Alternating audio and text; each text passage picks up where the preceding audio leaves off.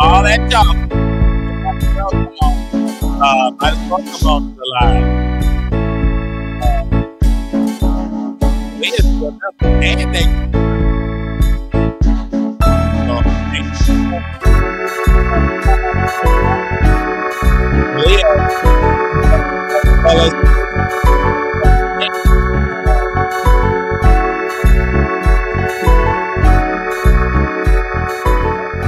Okay, what's up, y'all? Welcome back to another episode. Listen, we took yesterday off because, hold up, I want to know, is this, let me put on a new light.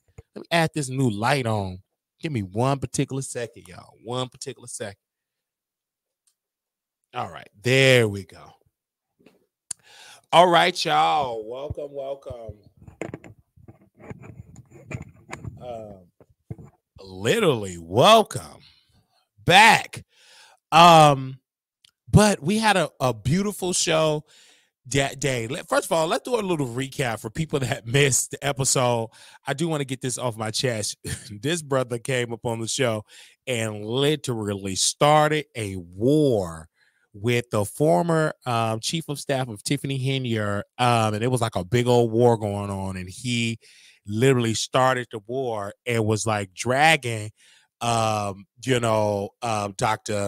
Nikita, and she came on saying that he wrote a text message about her daughter to do fellatio to a person, and he pretty much sent me documents, and then Jedediah, they people send me documents, and let me say shout out to Chicago, shout out to the entire city for representing us and having a good time. But for first and foremost, again, he have not been removed. Michael A. Smith have not been removed from the school. Neither have he been fired from Chicago Military Academy, Brownsville. Neither has he been, arrested or any of that. But I will say this, I don't know anybody, not even the great Tasha K, that was having a lawsuit, and she was one of the ones. Well, we can't say her name because she was one of the ones. She started talking and all that good stuff. But let me tell you something. If you got an open case and you send a cease and desist letter out, I don't mind you talking to me because it's my job to interview, get the tea, get the drama. But you got to be careful digging into people and then they clap back with some drama. Now, just a little update. She got, let me see if I can pull it up. And I got this on Jedediah page. And let me see if I can pull it up on Jedediah. I got this off of Jedediah page. And mind you, Dr. Nikita released this and sent it to Jedediah. Now, I don't have the full copy, but just for a point of reference, I am going to put this on the screen here. Now, I was able to take a screen grab. Now, mind you, when I get information from somebody, I do give what I get the information from. I'm not like you other bloggers that talk about our stuff and then don't get us credit for it and stuff like that. I'm talking about you other bloggers. Y'all know who y'all are. Y'all other YouTube bloggers that be using us saying, but don't want to drop a link. Don't want us to get the engagements. Child, it's crazy. I don't understand that. But let us first put this on here on this particular screen here. Give me one particular second. Now, this is, y'all see Dr. Nikita.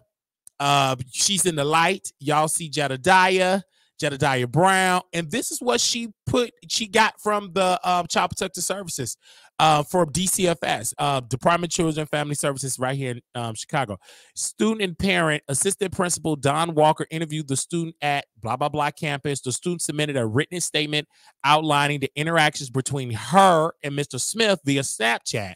The student statement included her interpretation of the interaction with Mr. Smith as she recalled him making inappropriate comments to her concerning watching X-rated videos and showing an interest in making her his girlfriend. According to the student, this communication occurred around 1 a.m. The student also recalled in-person conversation with Mr. Smith when he gave her relationship advice, suggesting she should dress sexy to gain the attention of a male student in her class. The student provided the district with Mr. Smith's Snapchat name, Trustee Smith, which represent his former status as a trustee of the village of Dixmoor.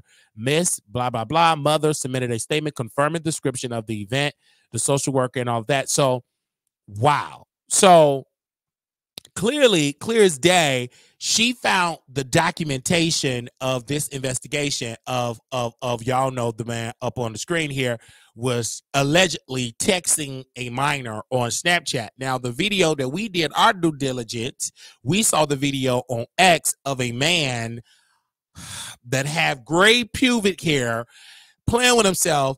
And in that particular video, it's like his ice cream music, like ice cream truck music. And in the beginning of Michael Smith Snapchat, because it says Michael Smith. I'm gonna say allegedly they're saying it's him.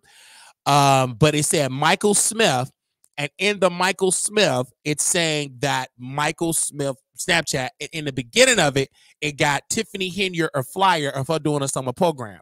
Again, I gotta say this for the parents. Please check your children's phones.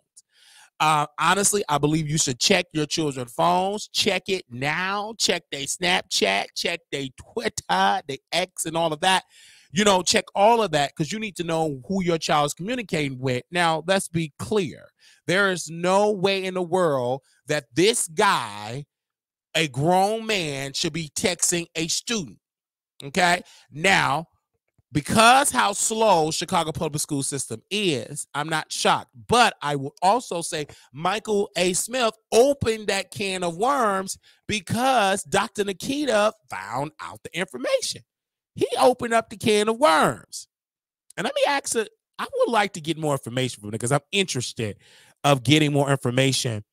And let me see if I could inbox her and see if she could email me those documents because I'm interested in seeing it, okay? Okay. I'm just interested, right? And so, because nobody ever got the investigation documents of it, and also to be fair, a fair platform that Michael A. Smith did send me this that it was unfounded, but this is the results. I mean, this is like the investigation. So again, you see names blurted out, et cetera, et cetera, et cetera. But I will also say again. This would have not been a story, you guys, but Michael A. Smith did come on our platform.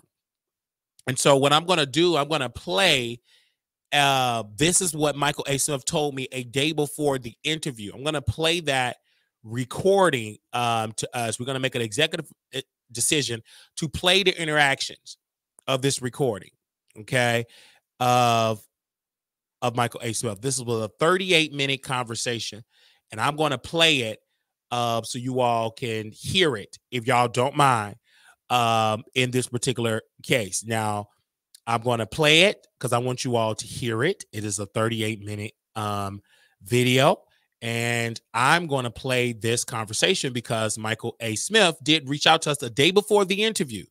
And I said, hey, you know what I'm saying? I love recording people because if you don't record, then it didn't happen, you know, because people going to say, well, I didn't say that and da, da, da, da, da. Here we go. This is the conversation that we had on. Okay, here we go. Hey, how you doing, man? Oh, hey, how you doing? How you doing? Okay. I wanted to reach out to you personally to say, number one, I thank you for covering that.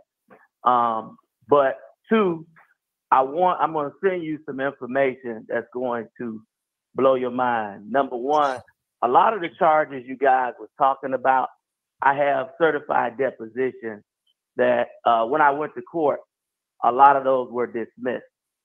The only thing that I have standing on my record is when I was a trustee, I received gas from the village. There was no policy. There was nothing guarding that.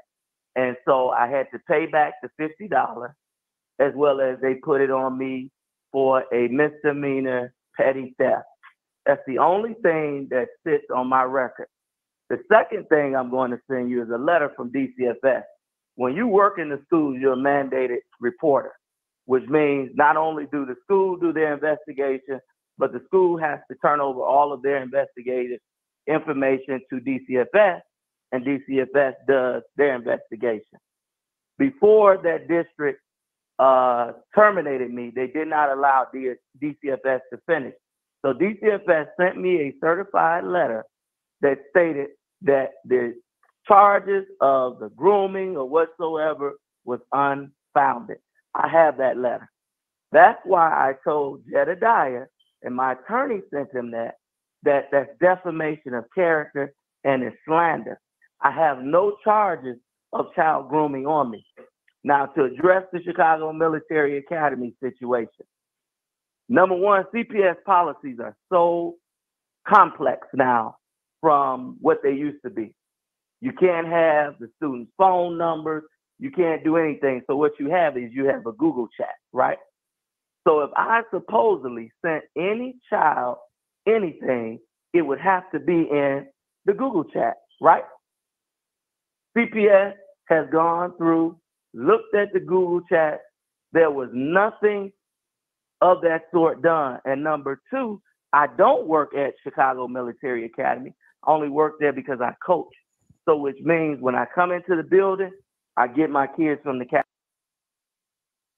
And I want to make clear of that. You do work there. You see, this is why I have to record people respectfully, Michael A. Smith, because when you put that, I don't work at, you do.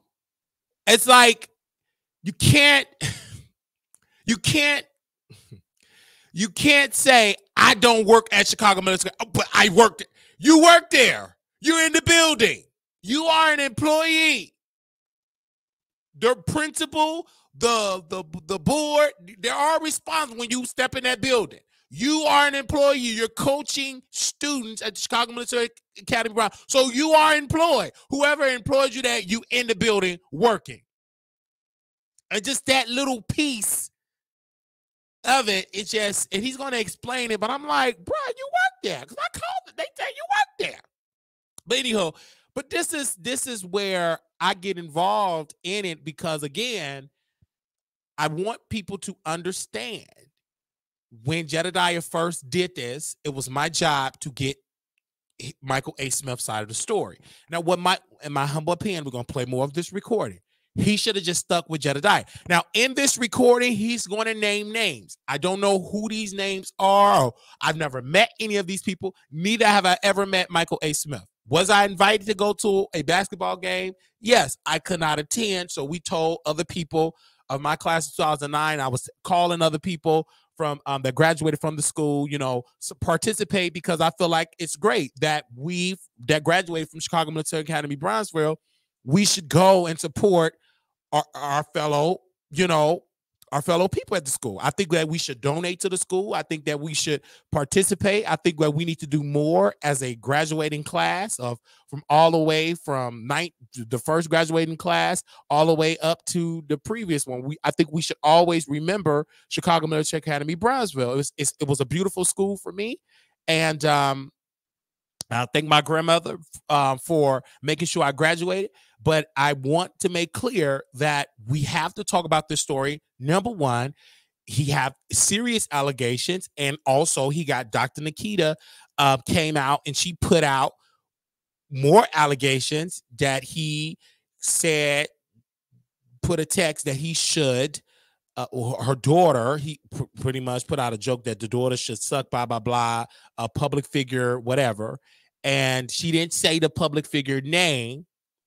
But judging by how he hate the Thornton Democratic Committee, give me one particular second. Let me go back to that Facebook thing here, because he do hate that party there, the Democrats of Thornton. He hate them. He hate their guts. He feel as though that they have participated and came after him. He pretty much put out there about the senator there and etc. And also, when you go to the board, the executive board of there, Dr. Nikita Cloud is on the executive board of the Thornton, the Democrats of Thornton Township. So again, the DOTT, and she put out that he was kicked out. Dr. Nikita put out that he was kicked out of the organization. So he put out this thing. Now he did communicate with me and sent me this link. But my thing is, I'm still doing my due diligence. This is why I didn't go live yesterday. I'm emailing, getting much information. I'm going to go back to Chicago, going to Thornton Township, because I'm interested to know what is going on. I'm very interested in this man. I'm interested in him more because now they say he's a child groomer, and I got to see more of his past. I'm interested now as a journalist. Like I'm doing digging and asking people about it. And some people did reach out to us regarding him again. And this is some very nasty allegations. But to this day, I checked the record, and proud of me, you can double check the courts. I'm trying to see where the lawsuit gonna happen with Jedediah, or where the lawsuit that's gonna happen with it. I personally, if I were him, I would have never said nothing about Dr. Nikita Cloud. I would have said nothing about her. But when he said that about her, I want to make it plain, I didn't reach out to her. I didn't even know who she was until we had a conversation on the show. Because, you know, anytime you mention some mess, it's going to get back to the source. And the source came on, and he refused to come back and defend himself. Now, let's continue to play that. Thank you, Proud of Me, because he did mention you. He said the young lady that was on the air, and that was Proud of Me. And that's what I love her dearly, because she participates, especially with serious topics. She participates in the conversation. This man is not going to sue Jedediah because all his team will come out doing discovery. And that's what Dr. Nikita said as well. Dr. Nikita said that as well. Make sure y'all like the video. Come on, y'all. We allow y'all to be in the chat today. So y'all might as well like. Okay, you see the trolling, stop. Because we ain't play. And you got to be a subscriber for about 30 minutes before you come up in this chat and want to troll. Okay? We allow y'all in the chat, so make sure y'all like the video. Come on out of light. Now, you can't sit here and do all the trolling. Now, the trolling might happen when we talk about Armon, Wiggins, and Cardi. But just buckle your seatbelt. Okay, let's play a little bit more of this video. And thank you, Tasha, for telling them to like the video. Cafeteria, my boys, and I take them to the gym. I don't have any interactions with the students whatsoever. The only interactions that I have is with the basketball players. That's it. The only time I see the student body is when we at the basketball game. Mm-hmm. So what time or interaction do I have to send a kid anything? That's all false accusations. Because I knew you was a basketball coach or something like that, but technically people would say you technically are employed. You're in the building around children. But no, I'm not in. I do not work. This is the other thing. People don't understand. I do not work for Chicago Military Academy. I work for the Chicago Sports Administration. Okay. Meaning there's a separate entity. And what people don't understand too, to get into CPS, their system is more complicated than getting a job in the suburbs. You have to go through extensive background checks. They go through the CANT system, which looks up to see if you are a sexual predator or had any sexual predator charges on you. But more importantly, they go through the DCFS system as well to see if you have any cases. So it's not a quick, done. The onboarding process for CPS is complicated. Okay. And with everything that I just told you, CPS approved for me to first start working at Walter Payton High School, okay? Because as I told you, the schools have no involvement with that. The only person that has involvement with that is the athletic director. Okay. That's who does the hiring. The school has no control over the athletic part. That's CPS. That's CPS. That's not Chicago Military Academy. Okay. Thank you for correct, because I'm like, you were very good with the graduates. They participated. Right. You was one of the coaches, I would say, that talked to people that graduate from to come back to participate, to really give the basketball program some publicity and support. And some of them did come and support it. So I never heard of these allegations. Never. I was shocked when I saw this come in, but I did see on your page. All of this is because I do support Tiffany Henyard. Okay. Now I'm gonna tell you why I support Tiffany.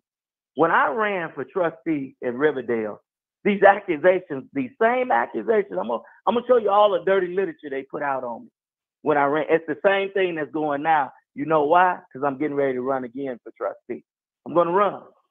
But the information that was put out is because I support Tiffany. And I support Tiffany because when I ran for Riverdale trustee, every politician that I helped, and I've helped judges, I've helped mayors, I helped a lot of people, they turned their backs on me and said, we don't want to support you. Tiffany put her name on me. She's knocked on doors for me. She asked the people, regardless on what they're saying, give this young brother another chance to serve your community. And because she stood with me through adversity, I'm going to stand with her through adversity. I've known Tiffany way before she was even the mayor. When she was a trustee, we both was trustees together. And one thing that I taught Tiffany, and you can look me up, is I understand the laws of government. 65 ILCS. That's the Illinois Compiled State Statutes for Municipalities. I told Tiffany, I said, the biggest thing, if you want to move up in local government, you got to know the statute. So I took her to Illinois Municipal League meetings. They used to happen downtown in the city of Chicago. And we would go to conferences and learn, So I know Tiffany as a person outside of politics that really has a desire to help people. And what hurts me the most is what you said on your show today, that blacks go against blacks. And the person that's leading the charge, who's hired Jedediah Brown to come out, is Stephanie Wiedemann. If I send you some stuff on. Okay, and he said Stephanie Wiedemann hired Jedediah. That's what he said. So now when he say these names, and I'm so glad that I recorded this conversation. You can do that in Texas. It's a one-party recorded state. When he put this out here regarding Miss Stephanie, and give me a second here. Let's put her picture on the screen here so you all can see this woman that he mentioned. Okay, so let's go and do a little screen share here because he mentioned a name. Now, mind you, I didn't know who the name was this until now I know. So now he said this woman, Stephanie, hired Jedediah. Are y'all following me? So now it makes sense of all the names he's been mentioning. And so he printed out, again, he didn't show me no proof and all of this. And he also had other allegations about this woman saying that she stole money. And I mean, well, she got money, it was illegal. She said she got bonuses, she deserved to get those bonuses, etc. And he put her out there, said that she hired Jedediah. Now, if you all don't know how Jedediah looked, let's go to his Facebook page here. Okay. And this is why I'm glad that I recorded, because again, people say one thing on the internet privately. They will say one thing privately, and then they will say another thing. They will not keep that same energy. And I'm going to make sure that we get a picture of Jedediah. Now, again, this is a picture of Jedediah here, right here, as you all can see. So, they will say one thing, that this man was hired by Stephanie. This is according to this brother that's on the screen here. And so we're going to play some more of here. I just want to make sure. So now it makes sense of the names that he mentioned. Now I know blah, blah, blah, blah, blah, blah, because he did the interview and now they were responding. So Let's do this for a second. Stephanie Weiderman. She's a white girl. Okay. No, she's not the trustee. Stephanie's a white girl. She used to be the former chief of staff for Zuccarelli when Zuccarelli was the supervisor. She was making over $90,000 a year. Had no high school diploma whatsoever, and then was getting $17,000 in bonuses. Wow. $17,000 in bonus. Where have you known the government to give anybody a bonus? Never. Not like that. No. Never. Just never. No greed. So you're saying, because when I was talking, okay, so now I didn't know again. So I'm just going by, I've never heard of it. Again, let me also say I never worked in government as a government employee. So I don't know. I'm ignorant of this. I don't know. But if they give you a bonus, that means she did not steal it. Because he was kind of alluding to that Stephanie is pretty much a thief. But if somebody give you a bonus, then take it up to, I'm assuming he said supervisor, so I'm assuming that she used to work with the former Thornton Township supervisor. I'm assuming. So he was alluding, and then in the interview, he said, I'm working on the document. I was like, well, did you report her? Well, I'm getting all the documents. Would that mean you don't have all the what? The proof.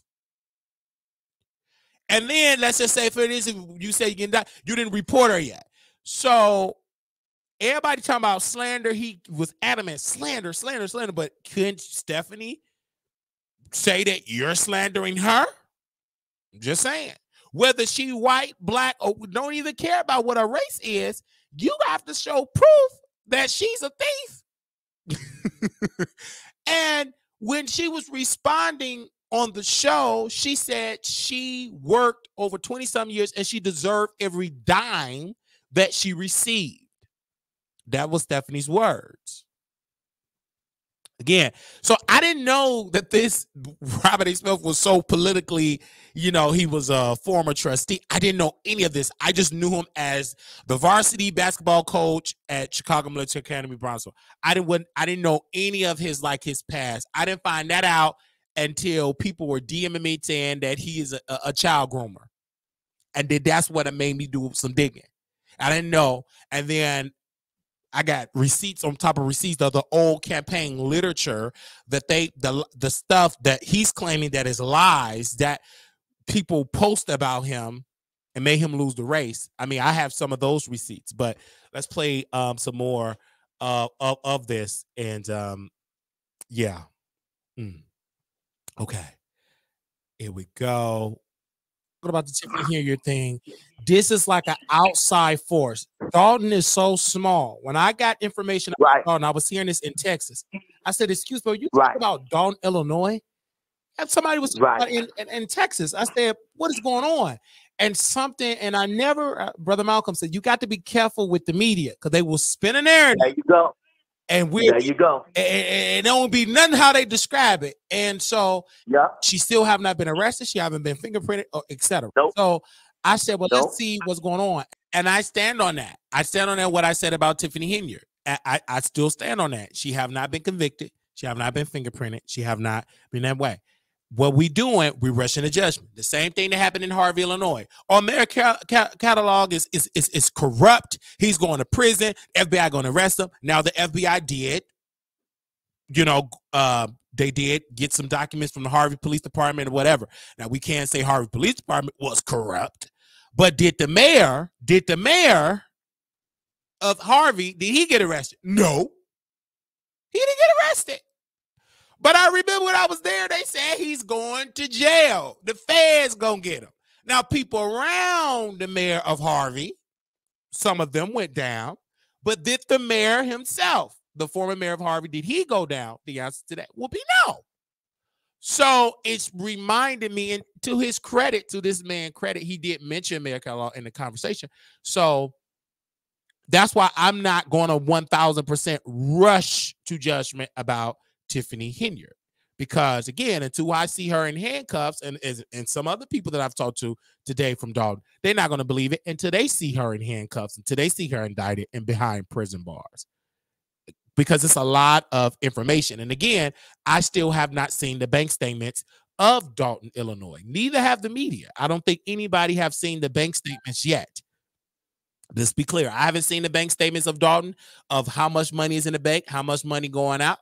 I have not seen it yet, and so I need to know: is there so much in the red? Is there so much in debt? If they're close to bankruptcy, I need to see the bank statements. I need to see that in order to say that. But as of right now, we can say that some subpoenas went out from the FBI and et cetera, but we don't know who they are investigating. And according to Dr. Nikita, the former chief of staff of Tiffany Henyard, she said that she heard that the FBI have been investigating Dalton for the last 2 years.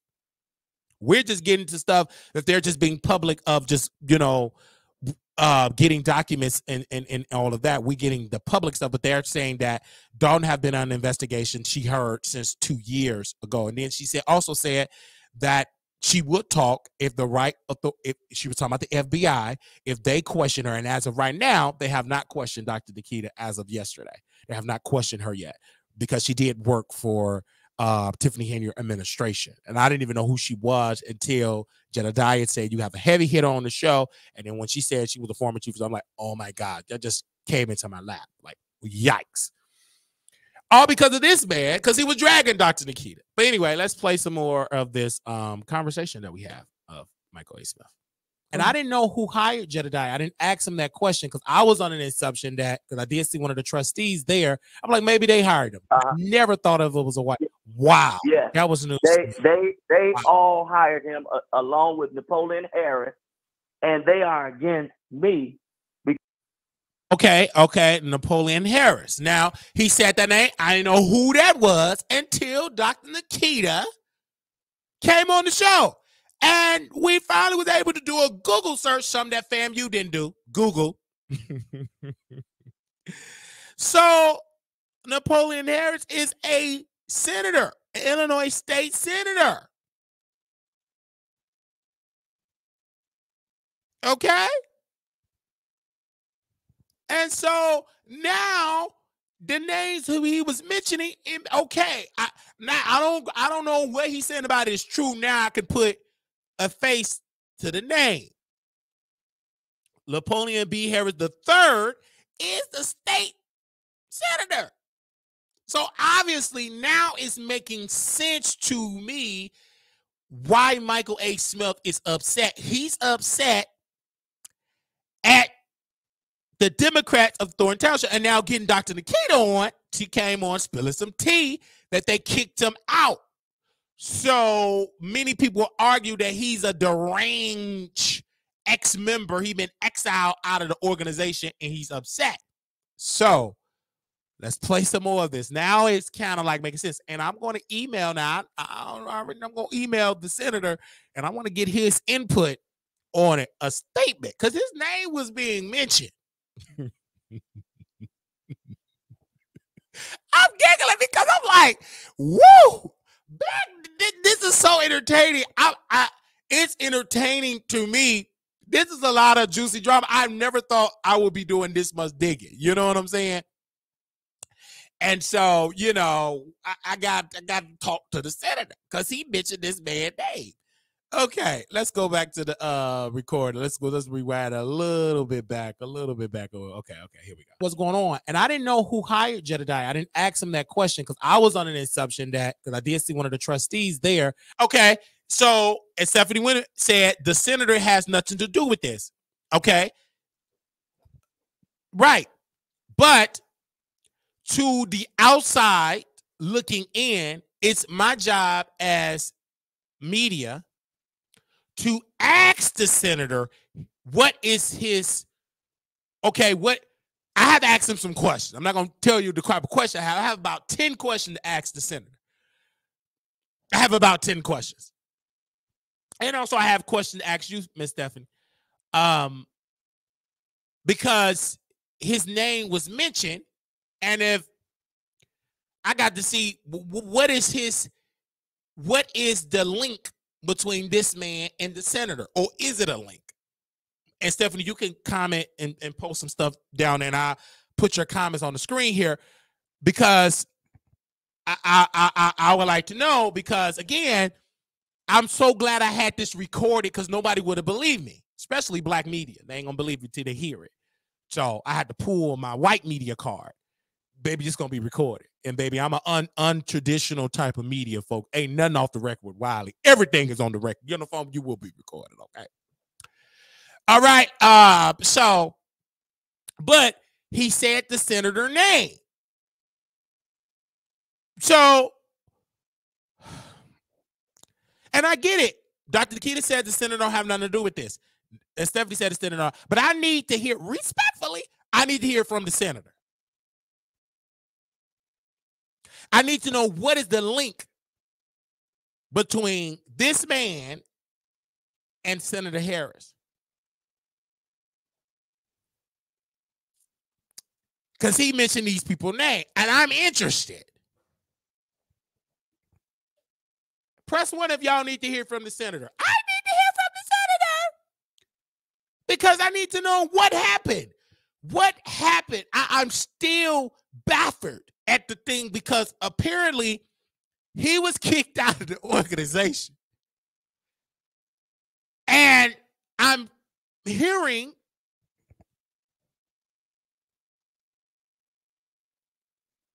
Okay. Thank you, Stephanie. Agree. I'm just stating my facts. He have no part in this. They just can't believe that a group of residents have done this. Okay. All right, I'll take that. Because I'm gonna play more of this. I'm so glad I had this recorded because press 1 if you need to hear from the senator. First of all, I love to see black people in power, but I need to get information. You know what I'm saying? We're reaching out. Prada and myself, we're reaching out to Tiffany Henyard as well. And part of me and people see, I got to go dig and see. For me, I come to the office. This me. I'm black, okay, and I'm a safe space for Tiffany Henyard. I'm a safe space for the Senator Harris because number 1, I'm black media, and I should be on the first of the call list because I love being black. Number 1, and number 2, this is a black issue. Yes, this is about race. Absolutely, it is.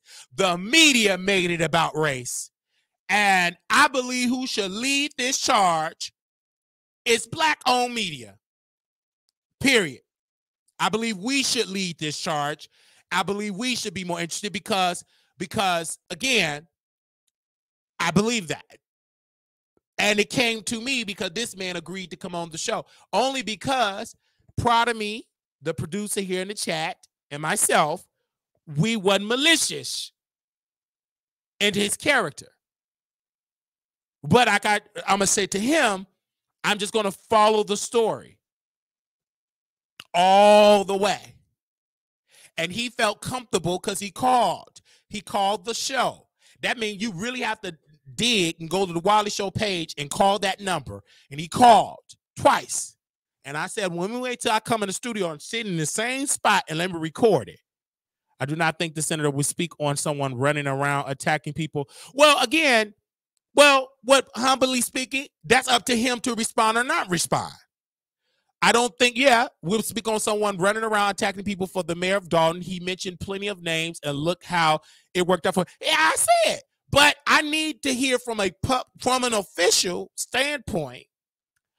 Because I know mainstream media have been reaching out to everybody. They reached out to Dr. Nikita. They reached out to the Senate. They reached out to everybody, especially white-owned media. They're going to reach out to anybody that's black, Democrat, in that town, in Dalton, in Thornton Township, in Harvey, Illinois, whatever dirt that they can find, they're doing digging. Now, I'm actually late to the party. Me and proud of me, we're late. We're late to the party, but guess what? We still at the party. We just got here late. But let's play a little bit more. And I hear what you're saying, Miss Sherry, and that's a good point. But again, I still need to hear from the senator. And I will be making some phone calls and some emails. I need to hear from the senator here. And then he attacked me. Something's wrong with. I just want to know, and maybe Sherry, you can come on and I can drop the link here. I need to know, why is he attacking y'all? What happened at the Thornton Township Democratic Committee? What happened? I need to know what happened. Let's play a little bit more of this, and I'm going to drop the link in here, if anybody want to come on and give their reasoning here, because again, hey, let's play some more of this. And he's watching now. He's watching now because my phone is, let me be quiet, but he is watching. I will say that. Because for me, if I'm going to talk about you, I'm going to tag you. He wants a job and or a political seat. Now, he did say he's going to run for office.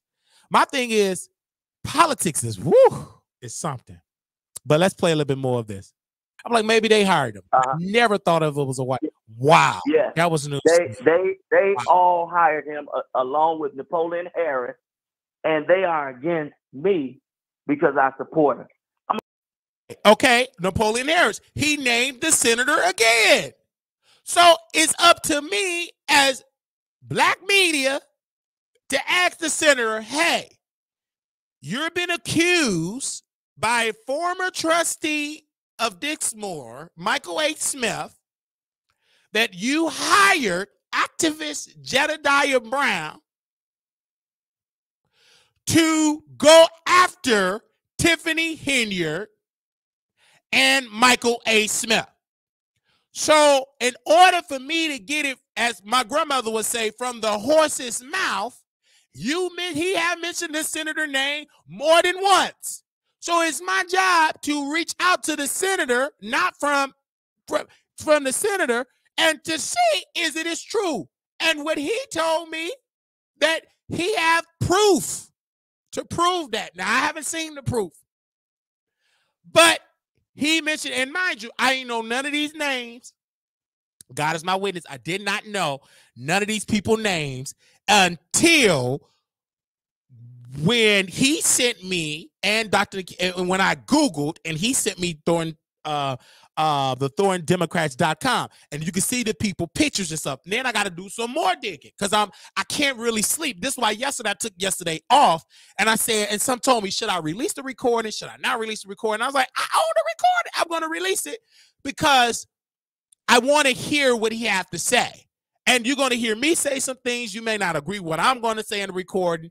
But again, I'm glad that it was recorded because now we can understand, because he mentioned these names on the day before our interview. See, we all got to know, why does the senator know okay, see, we got to know, why does the senator know this information? We have not seen the text messages, Snapchat, and y'all want us to not talk to the senator, but to listen to y'all. And I hear that point. I have to hear from the senator. I have to hear from the senator. My producers, y'all, we're going to call that senator office tomorrow, email, and please don't give me the runaround. I'm black media. Don't BS me. I'm a black man, and I want to speak to the man. I want to speak to the senator. Don't try to give me an answer. Give me an answer. That's all I want. I'm going to email before I get off this air. It will be an email, and we're going to be making some phone calls because I got to know, where does this man link to the senator, and what's the link with Tiffany Henyard too? Because, and then Dr. Nikita said they was in a relationship. Tiffany Henyard and then was screwing Michael A. Smith, Tiffany Henyard. And ain't no problem. He ain't no bad looking guy. Neither is Tiffany Henyard. So that's not a crime. But he didn't share that piece.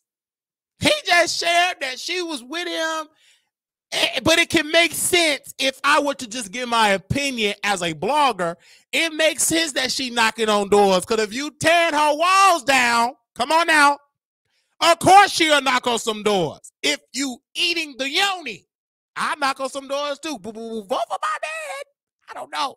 But Dr. Nikita put out that they screw, and it shocked the activist Jedediah Brown, a friend of the show, and we F with Jedediah Brown. Number one, that's a powerful young man, and I've been following him for a long time. He may not agree with half of what I do, but he gonna know how I talk about a story. He you know, all of that. He not no bad looking guy at all, especially back in the day. Pictures that I've seen of this man, he ain't no bad looking guy. But he said he's 30. Okay. People are disagreeing about his age. Someone said Hannibal knows we have been fighting the tyrant man for 3 years, so he has no clue, Mike, what is going on. Okay. And Miss Sherry, I would like to get your input of it because again, sis, I am late to the party. I am late to the party. I've heard about Tiffany Henyard. I've been watching the stuff. I've have so much information that I'm getting and digging back to. I am late to the party. So shout out to the YouTubers that have been on this story day one. I am late to the party, but I'm at the party now. Give me the information. And give me and proud of me the information because it's interesting. I told my producer, I said, let's pull back because we know about the celebrity stuff. That ain't hard when I'm about to drag these celebrities. But this story, I'm just interested. I'm late at the party, but me and Pardman, we here. Point us in the direction. All right, let's play some more of this conversation. I'm sorry. Here we go. I'll tell you what else. Why my attorney also sent Jedediah that letter. Back in December, my dog that I had taken into my home, me and my wife, had attacked me. Mm-hmm. I remember. Jedediah got on his live and put my wife saying that I beat my wife, and that's what happened to me. My wife had nothing to do with that. That was a dog. That we got off. Okay, now I am going to request to speak to Michael A. Smith's wife. I think she's deserving because she's being mentioned. They're saying that he is a wife beater. This is what his ops is saying. And so it's up to me as a journalist. I need to speak for Mrs. Smith and get her side of the story. Because if you're saying, okay, let's get her side. Okay. And again, we have called him and we're going to reach out for him for a statement. He's watching. He's watching. So hold on, let me. Okay, I'm live. Hold on. Give me a second because I'm going to reach out to you. And if I got your number, I'm going to call you. Don't worry, we're going to find Senator Harris' number. We're going to contact the senator. They say even a dog will protect black women. Do better. Oh, that's what they're saying. Okay, let's play some more of this. Oh, my gosh. Uh-oh. Michael A. Smith, they trying to drag you in the chat. Type of documentation to show that it was a dog. But he just has continued to attack my integrity, attack my character. I've coached kids for over probably over 9 to 10 years. I've never had any accusations from none of my players. As a matter of fact, I've helped get my players to college. I've gone above and beyond for my players. I don't do those type of things. Mm-hmm. And so when he posted that and tried to say that that was me, that was the lowest point you can go as an African American because now you're killing my livelihood. I work through education. I worked hard to get my degrees in education. I worked hard to get my certification in coaching. So for you to come at me like that was so out of order. That was out of and also too, accusation. We have seen black men, particularly do. Just look at oh my gosh, the black man Brian Banks that were accused by a black girl, and he lost everything. So went to prison for off a false accusation. So that's dangerous to accuse somebody dealing with a child grooming. You could lose your livelihood off an allegation. And before the fact, you done lost your house, you done lost your marriage, etc. And I asked Jedediah, to be fair, I asked him, he said, well, there was no child grooming charge. Because I looked. I was like, well, where's the child grooming? And first of all, to Chicago public schools, they will have to make a statement because that's making it look bad. They allow somebody with child grooming. Okay, and I do stand on that. I don't see that. But I also now, I don't see that on the record, but we also have a parent, and we also have this from, okay, I was going to show that.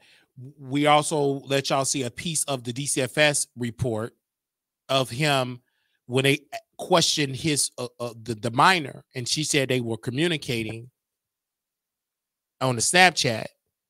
We did see that. And we got that from Dr. Nikita when she was on Jedediah Brown. Let me show people when y'all cover stuff, you give credit where you got the information from. Okay? Jedediah Brown. And she posted that. And we requested to get those documents from Dr. Nikita because I'm interested to seeing this. Because number one, we all want to see the documents. We want to see the doc because again, he have not showed me the documents. The only thing that we've gotten from Michael A. Smith here was the DCFS documentation that said it was unfounded. And what Dr. Nikita pulled was the investigation reports of the questioning and stuff like that. So she did pull that. So my thing is, Michael A. Smith and Jedediah brought up a point, and I think I'm going to repeat what he brought up. He said, Wiley, just because it is unfounded, that doesn't mean it didn't happen.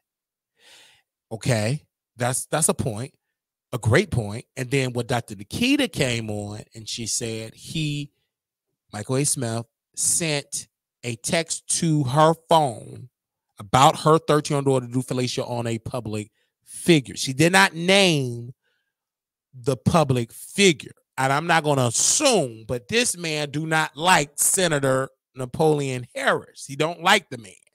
So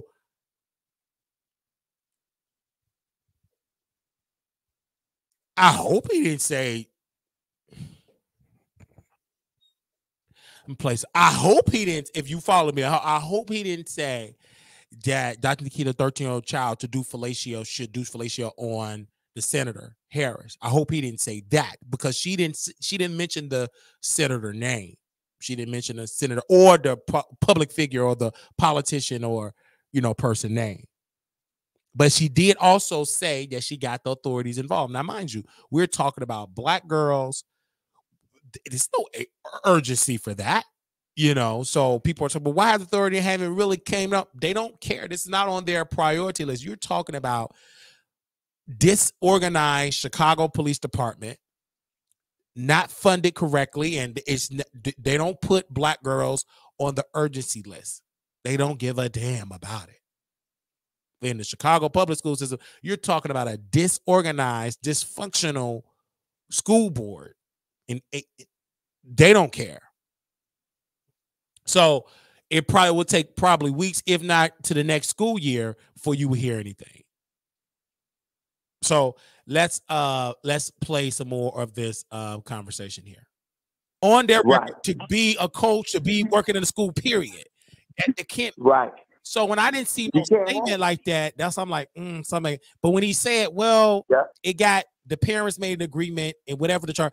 But hearing your side, that no, it was an investigation, and that the Department of Child Family Services said it was unfounded, meaning that there was no evidence to back up these allegations. And you have that letter to back up. You go.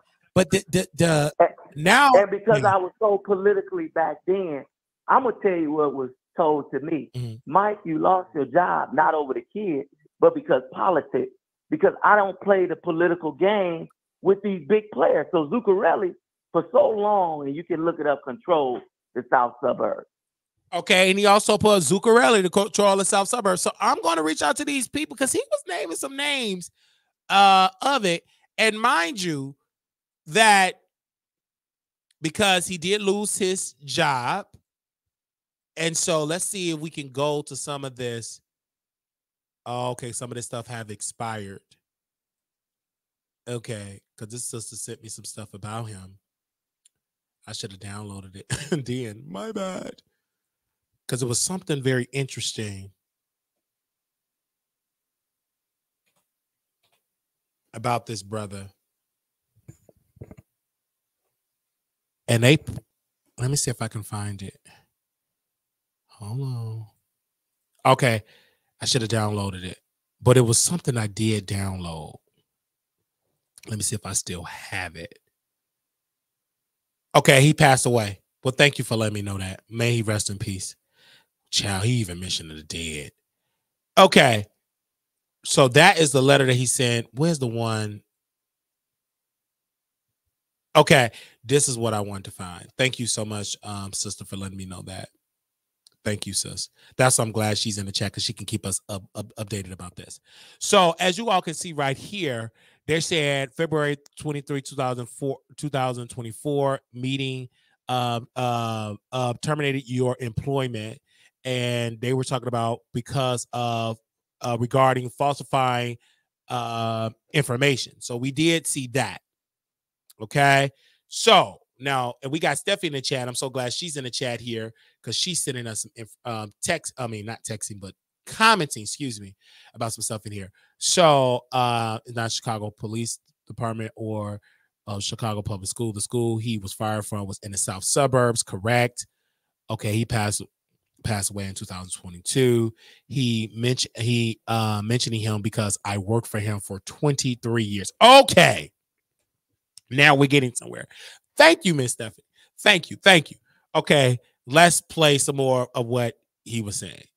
When I say if he didn't want you to have something because he got everybody elected, he'll make sure you didn't have it.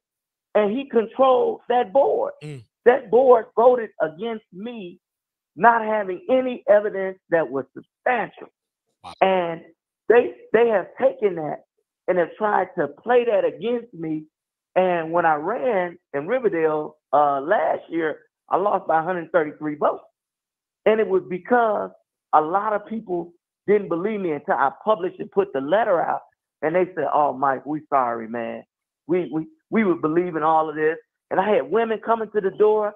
"I don't want you around my kids and this and that," until I gave them a copy of the letter. And I said, "You do the research." And they said, "We called the investigator." The investigator said they had nothing to show that you was a child predator. "We apologize to you." I had a lady that worked in DCFS office. She said, "I went to pull your file." And she said, "I got to apologize to you, Mr. Smith. I'm so sorry. I said the words that I said to you."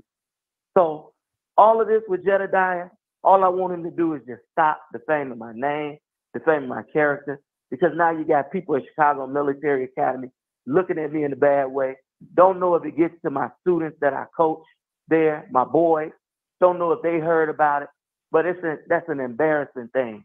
And as Black men, that's not the way we should do things. And as if you got a problem with me speaking out, you talk to me publicly, but don't get on the internet trying to get your views or your clicks up, putting out false information about me. Because I've never sent anything to those students there. Never. Because with the video that he posted, this is why me as a journalist, if I want to be a journalist, right? If I'm pretending to be Roland Martin, right? The first thing I'm going to see, okay, where's the student? Having you or whatever, that ain't no crime. The crime come in if you send it to a student, but where the evidence to show that? Right. And it was suspicious. He said, "I sent the unredacted copy." You can send a video all day, but if it ain't got no child in or send it to, it's no crime. Okay, so that's why I was under the exception. Now, mind you, we're talking about when Jedediah posted a redacted copy of it. You didn't see it, but when because Michael A. Smith again would drag it, and Jedediah said, "Well, I'm going to release the video without blurring out whatever." And so when he released it, what I saw on the video is a man, equipment, gray pubic hair, and it's a Snapchat say Michael Smith, and then and it's a flyer of Tiffany Henyard, and like a flyer that she doing something in Dalton for the youth or something like that. It happened like on last year. So that's what I saw on the video. I didn't see anything else other than that. But my thing is, someone sent that to Jedediah. Was it a parent of the person that allegedly he were stroking his chicken and sending it to school? And if that is the case, then you shouldn't be around the youth. If that is the case, should be around children, period. And that's sick. And I don't know why people, and this is a general statement, why people think it's okay to do that to children and then be so stupid to do it on Snapchat as though you cannot document that. Because obviously that parent or somebody recorded that Snapchat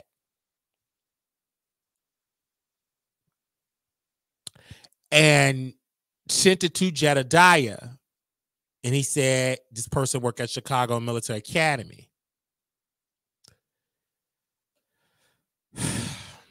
This is something. All right, let's play a little bit more of this. So that's what I'm saying. Where's the crime at? And when I asked him the question, Jedediah said, well, it was they downgraded charge. I mean, they wasn't no, so that means it's not on his record. That means he didn't get charged, but he was convicted of it. So it's no, even then he said, well, he didn't disclose at another school just because one of the allegations, he said, well, he can lose his job because he didn't disclose his past, but disclose what? A rumor, right? Hey, it was rumored, right? Okay. I don't think you can now. I understand that piece again because you have to disclose on the application that you were fired from another school. That you have to put that on the application because when we asked the question, he said, "Well, I don't know." This is what he said into an interview. Well, I feel that hundreds of applications, and then he said, "That's just a cop out. It wasn't because I put the wrong thing on there. They did it because of the Democrats." I guess he's talking about the Thornton Democrat, Senator Harris and his goons. They pretty much got him fired. That's pretty much what he was saying. But he did admit in the interview that he did lose the job and everything like that. And he kept saying he don't remember because he filled out hundreds of applications. But Jedediah was saying in the comments that you cannot lie on the application. Once you lose your job in the district, you have to disclose that information. Because I'm under the assumption that, because he have to put on there that he had rumors of him. No, he lost his job in another district, and you have to disclose that in the other district that he was applying for. And Stephanie or somebody that know if I'm saying something wrong, please, correct me. Okay, so here we go. Disclose that they only act right if you was convicted of a felony, correct? Or is it a new question that they have a rumor about you must disclose all rumors? That's the case. Well, nobody because everybody can say anything. So that's what I'm understanding. So now that you're explaining it to me, okay, because it didn't make sense. I knew it was something to deal with you taking off with Tiffany Henyard, but hearing that, I think she needs to hire you as a surrogate, to speak on her behalf, because a lot of people don't know that she had your side when you was dealing with people coming against you. And it's saying, oh man, she had my back. She was making phone calls. She publicly put a picture out to support me. And a person that do that is who I consider a friend, because not everybody is willing to take the heat for you and say, I support you. She took the heat for me. And she caused a lot of people to turn from what they were putting out against me. And so that's what Jedediah don't like. And he don't understand that because he was never here. He don't live here.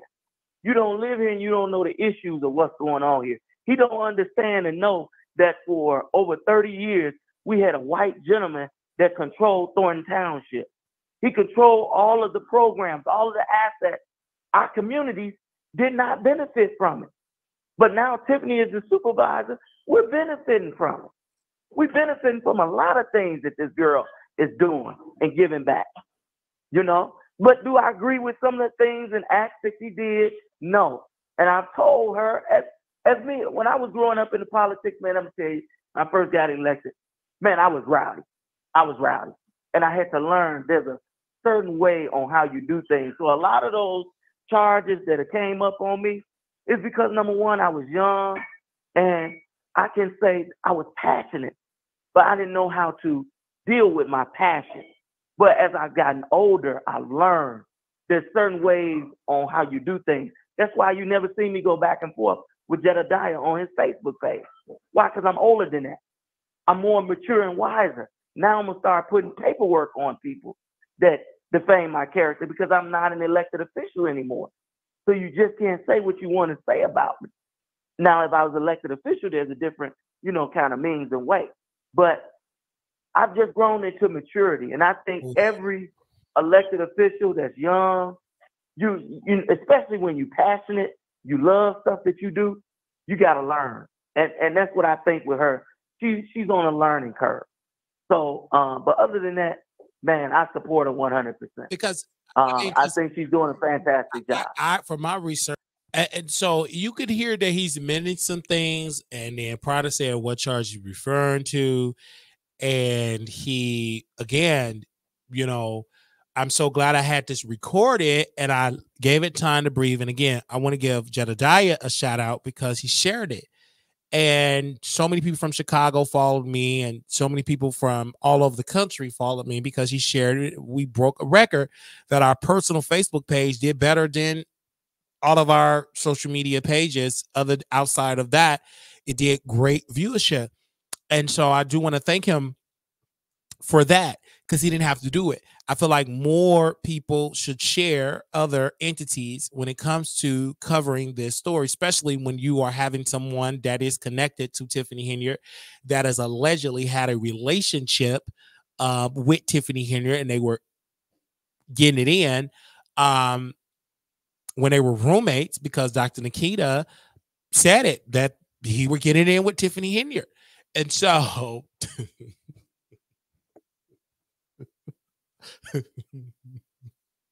there's nothing wrong with that. Ain't nothing wrong with it. First of all, it's nothing wrong with getting in with the mayor of Dalton. I mean, she's beautiful. She's good looking. So nothing wrong with that.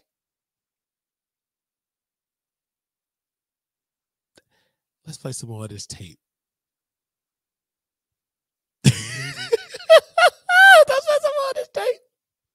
I don't know why I'm laughing, but why did I laugh? She found funding, and this is because of the trustees. I believe they're persuaded by outside forces. They are. This is, you can tell, the media is very powerful. It's boosting people's egos up, and it's making because obviously she's an effective mayor. She found funding that's in the bank. Yeah. They need to be dispersed, but the trustees using their power because they're being persuaded by outside forces, particularly white. Let's put a race. And there is a struggle. And white folks, they want control that back anyway. They want somebody white over it anyway. That's the plan. And they're using the blacks to go against. And before you know it, it's going to be somebody white coming in, the mayor, and they're going to win. There you go. And my case in point is the city of Harvey. I want you to take a look and do some research over there. Oh, yeah. Don't take what I'm just telling you. The city of Harvey had a mayor by the name of Mayor Eric J. Kellogg. Oh, he was corrupt. Who everybody said this black man was going to jail. Oh, the feds is okay, and that's a good point, Miss Stephanie. Again, and I stand corrected because I'm taking Tiffany. Okay, again, I'm taking Tiffany Henyard word that she got funding for the veterans, etc., and the trustees will not sign the checks to give it to the people. But I have not seen the bank statements. Neither have Tiffany seen the bank statements. Neither have according to the trustees, they haven't seen the bank statements either. So I took Tiffany Henyard's word. That's how I took her word. And so again, and to verify that, of course we need to see the receipts. Just for the record, the person I would like to see in the mayor's seat and supervisor seat is black. Okay, thank you. We're gonna play some more of this, and thank you so much for that, Miss Stephanie, and also thank you so much for clarifying that, because that's what the trustees are saying, that they have not seen a copy of the bank statement. This is really sad. They said, but I can if I had to stay and see what the money they're giving the village and township. Okay, thank you, because I need to do that too, and I need to see what's going on. They said 1 + 1 is 2. Smith plus Henyard equal dual corruption. He working for her. In return, she worked for him. My view of it. That is what John Q said in the chat on YouTube. Okay. Braden Harvey. He's going to jail. Yeah. Ain't nothing happened to Eric J. Kellogg. But what did happen is people around him began to go to jail and so forth. But his name was never cleared by the media. No. I believe Tiffany is going to be the same way. She's going to come out. That's a good point, because I remember when the FBI, they raided Harvey Police Department Yeah. They were Yeah. corrupt, but you got to understand, the police Uh-huh. was more powerful than the mayor. They didn't connect There you go. with the mayor. The mayor, you got to understand, the Yeah. police is their own organization. If you, unless you are a former Yeah. police officer as a mayor, you're on the outside. Unless you know what I'm saying. Unless Yeah. he didn't understand, he got the blame of it, and he didn't get it. Yeah. That's a very good point. That's a very good Yeah. point, because they took, Never got charged. never got charged, for never got anything. fingerprinted, never got But arrested. the media, nope. But the media never came back and cleared that up and said, we got to clear that man's name up. And that's the damage that takes effect. And that's what I was telling Jedediah. Wow. By you damaging my name, now what if, say I was to go to a higher school and try and get a job? Now for what you have said could cost me from getting that job. And dude, if you got a difference with who I align myself with, then let it be that. I've never said anything against you publicly. I've never went against you publicly. You do your thing. Yeah. That's your thing. You do your thing. But don't come in and try to hurt my livelihood of how I take care of my family. That's dangerous. Don't do that. That was some serious. That's dangerous. And because, like I said, great person. Like, you posted a group. Like, nobody was really posted from the group from Chicago Military Academy until you stepped up. And said, y'all participate, and you made us interested into the program, the basketball program, not only for the male, but also for the female team as well. Like, you made us that graduate from the school come back and come back to it. And I'm still getting texts from people. That's what people like, Wiley, do you believe this? I said, I don't believe it. This doesn't make sense. Right. Let me do a little bit digging because unless CPS just sleeping at the wheel, that's a very, like you said, it's a protocol. They don't just let anybody on the street get a position, because Chicago Military Academy. So what I can share with you that has happened, because he made a phone call to the school and he threatened to go up there. Oh my God. Of course, CPS has an office called OPS. OPS is investigating it and looking into it. From my understanding, I should be hearing something back real soon, because they don't take those allegations lightly. Yeah, and once I'm vindicated from it, I'm definitely going to share whatever documents that I can with you, because that's going to further make him look bad. And what I like that you did on your show is you asked him. You said, "Man, where's the charge? You saying this about this man? Where's the charge? You have none. Exactly. So why are you doing this?" And his answer that he said was, because he's a lynchman for Tiffany Henyard. He didn't say I did anything to him, right? No. So that would caution you to say, well, why are you bothering Mike? Yeah. Mike ain't bothering you. That don't make sense. That don't. You know? And then you attack this. You put his wife in something. She ain't got nothing to do with it. No. And I feel like, you know, it's very dangerous, because Chicago Military Academy, Brownsville, if you go back to May 26, 2017, it was a science teacher. I remember he had a case, and he had accused of having a 6-month sexual relationship with a student there. So we know about this because this school is not that many years, 1999, it opened its doors. So we hear stuff. But saying this about a black when no evidence is dangerous. This is so... And you can't do that, because we're in a different time. People losing their livelihood off an allegation. Yep. And then by the time the facts come up, you done lost everything. I mean, people being Brian Banks every other day.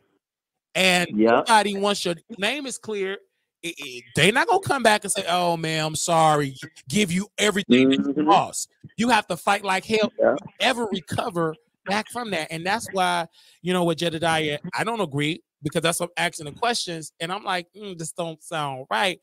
And now it's a baseless. Now they have to invest now. Okay. Cause we're all on that assumption. Now, this is before I received all of this, because again, when you just get that side and blah, blah, blah, and blah, blah, blah. Now, this is what people have been, what's going around.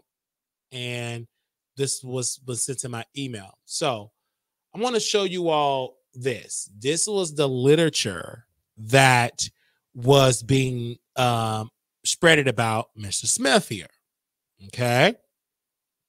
They said March 2011, Trustee Smith arrested by the Village of Dixmoor Police for reckless driving and resisting arrest. 2011, Trustee Smith arrested for disorderly conduct, obstruction, and resisting arrest. 2012, Trustee Smith pleaded guilty to theft after being charged with stealing gasoline for the Village of Dixmoor. Smith had to resign his trustee position as part of the plea agreement. 2012, Trustee Smith arrested by the Village of Dixmoor Police for domestic battery to his elderly aunt. Wow. March 2014, Trustee Smith arrested for aggravated assault for allegedly assaulting the Village of Dixmoor police chief. May 2014, Trustee Smith arrested for the Village of Dixmoor Police for criminal damage to government property. February 2015, Trustee Smith arrested by Village of Dixmoor Police for unlawful violation of an order of protection and resisting arrest. November 2015, Trustee Smith arrested by the Village of Riverdale Police for filing a false police report. Wow, that is a lot. That is a lot. Okay.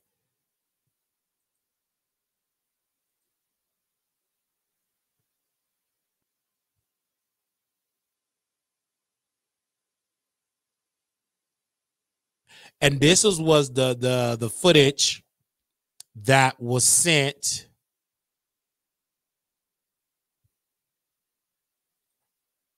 to to the people in Riverdale when he was trying to run for office there.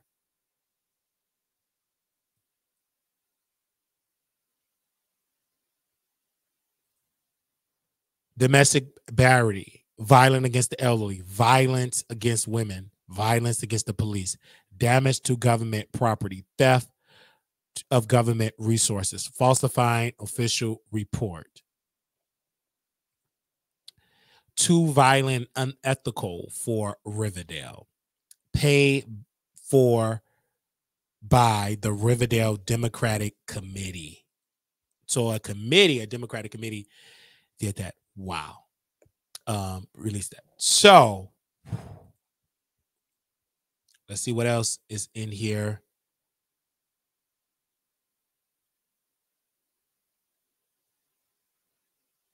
Okay.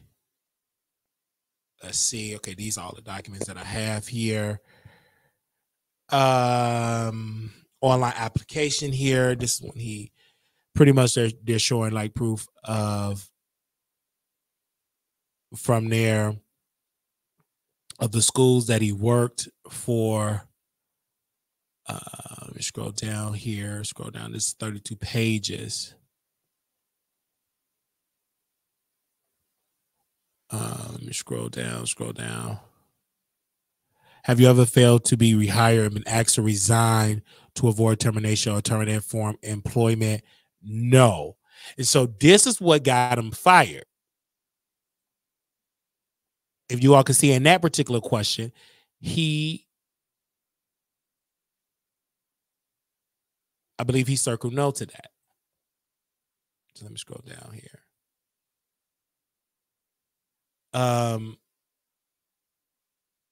He talked about his history of doing some stuff.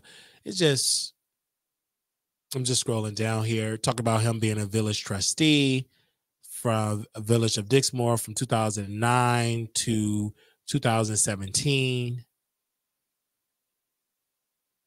He got his Southern New Hampshire University BA Sports Management in 2018.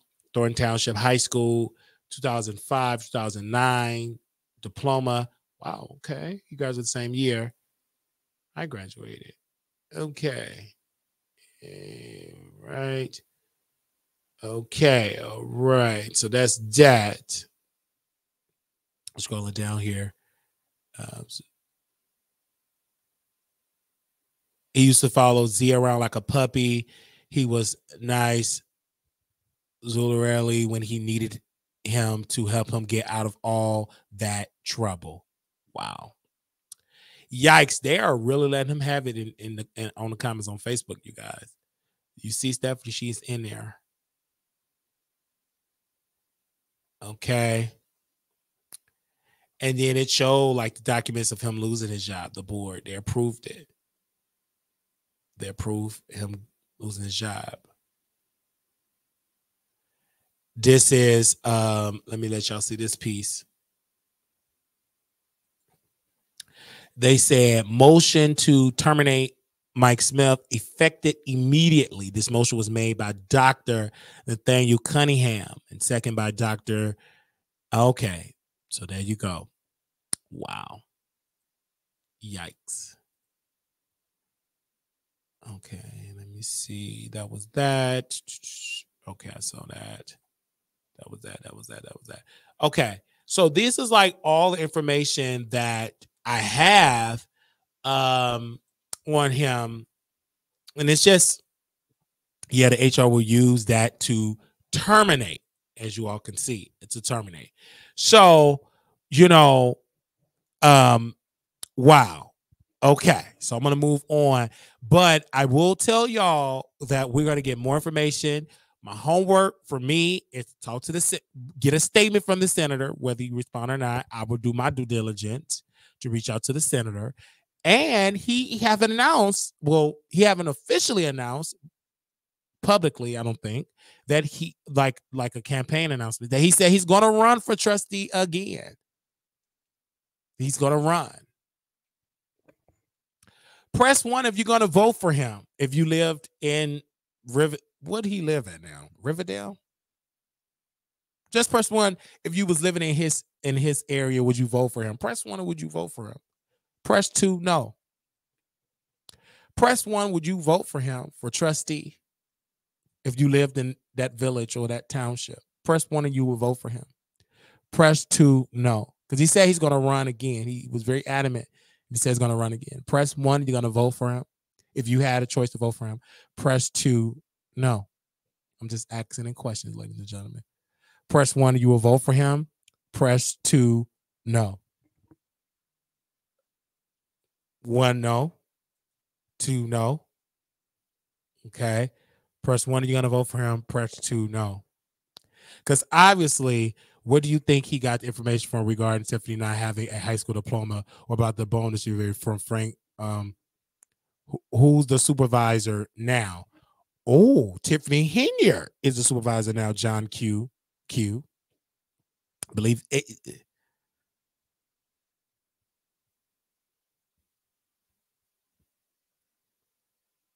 And is it like the Thornton Township? They're saying that was rumored that Senator Napoleon is going to run for that seat. I don't know how true that is. That's like a rumor.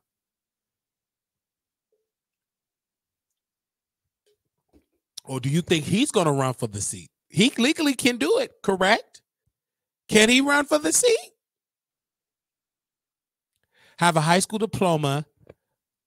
Okay, this is Stephanie. She said, quote, I have a high school diploma. He means I dropped out of regular high school and got my diploma in homeschooling because I moved to California. Okay, she have a high school diploma. That's what that's Stephanie. That comes from Stephanie. Did y'all hear that? All right.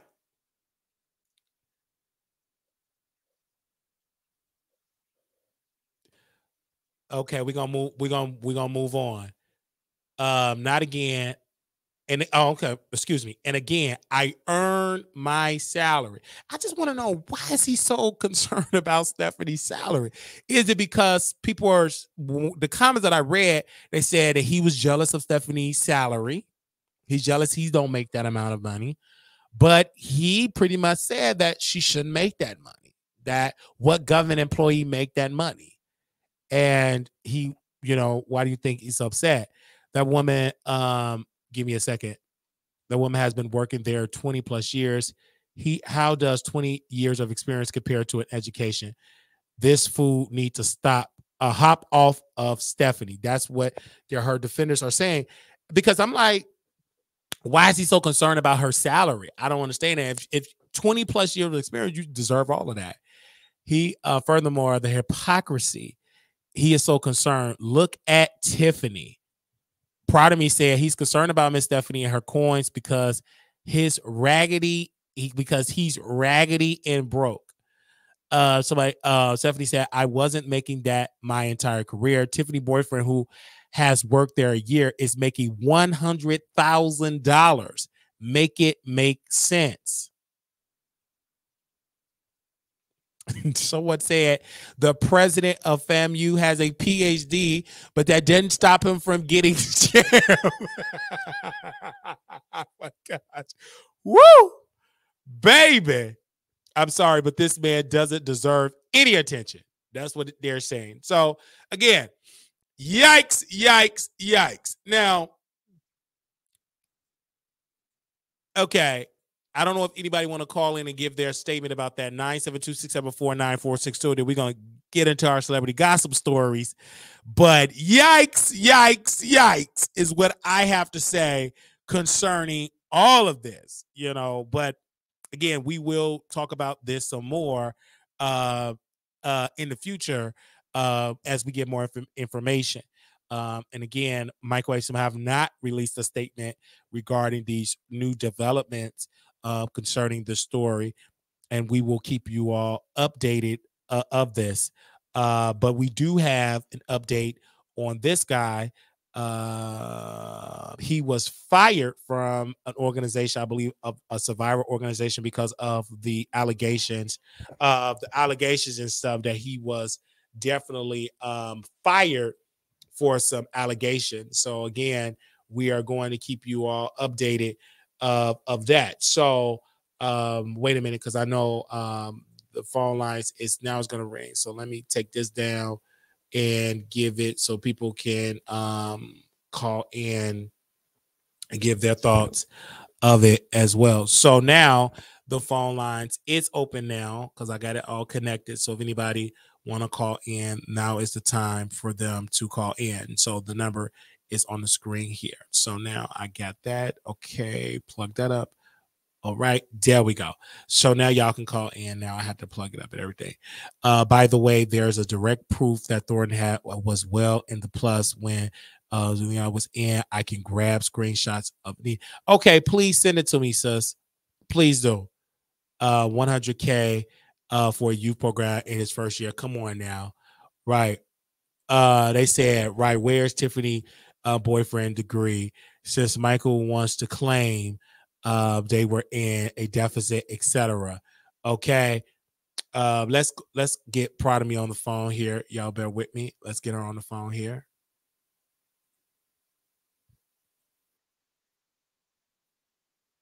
Okay, Prod of Me there.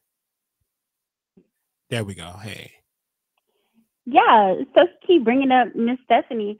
Kyle, are you jealous of Miss Stephanie? Because you keep talking. First, you said this woman didn't have a high school diploma. She just said she does. So you're upset that she's making the amount of money that you want to make? Maybe he feels some type of way because she only has a high school diploma and is making all this money, but he's supposed to have a degree or something.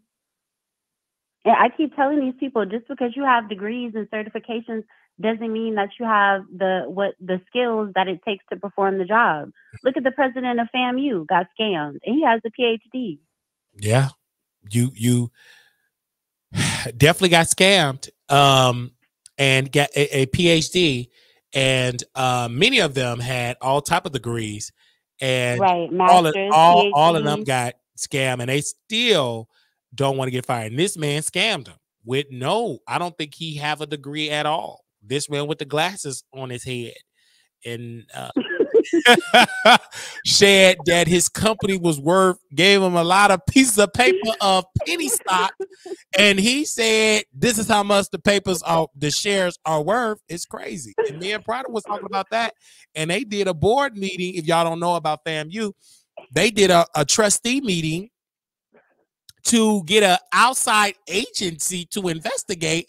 Baby, there's no need to waste no money. To investigate what? And y'all have literally signed a non-disclosure agreement. So you can't even go on record to discuss this man Well, the or president this can't. sham don't. Exactly. Yeah. Exactly. And so they don't want to fire the president because they don't want to be proven that they got scammed, but you have to fire him. He doesn't need to be fired. He needs to step down. Sir, you should be embarrassed with your PhD. Yeah, he was on the call too. You should have seen that. And I'm like, why are you on the call, bro? You are the reason for it. This is your fault. and the one that's over the trustee, honestly, because she said, I didn't know, but you took a picture. So you're just guilty by perception. So you need to be let go. Because ain't nowhere in the world you in charge of over the trustee board, right? And you take a picture.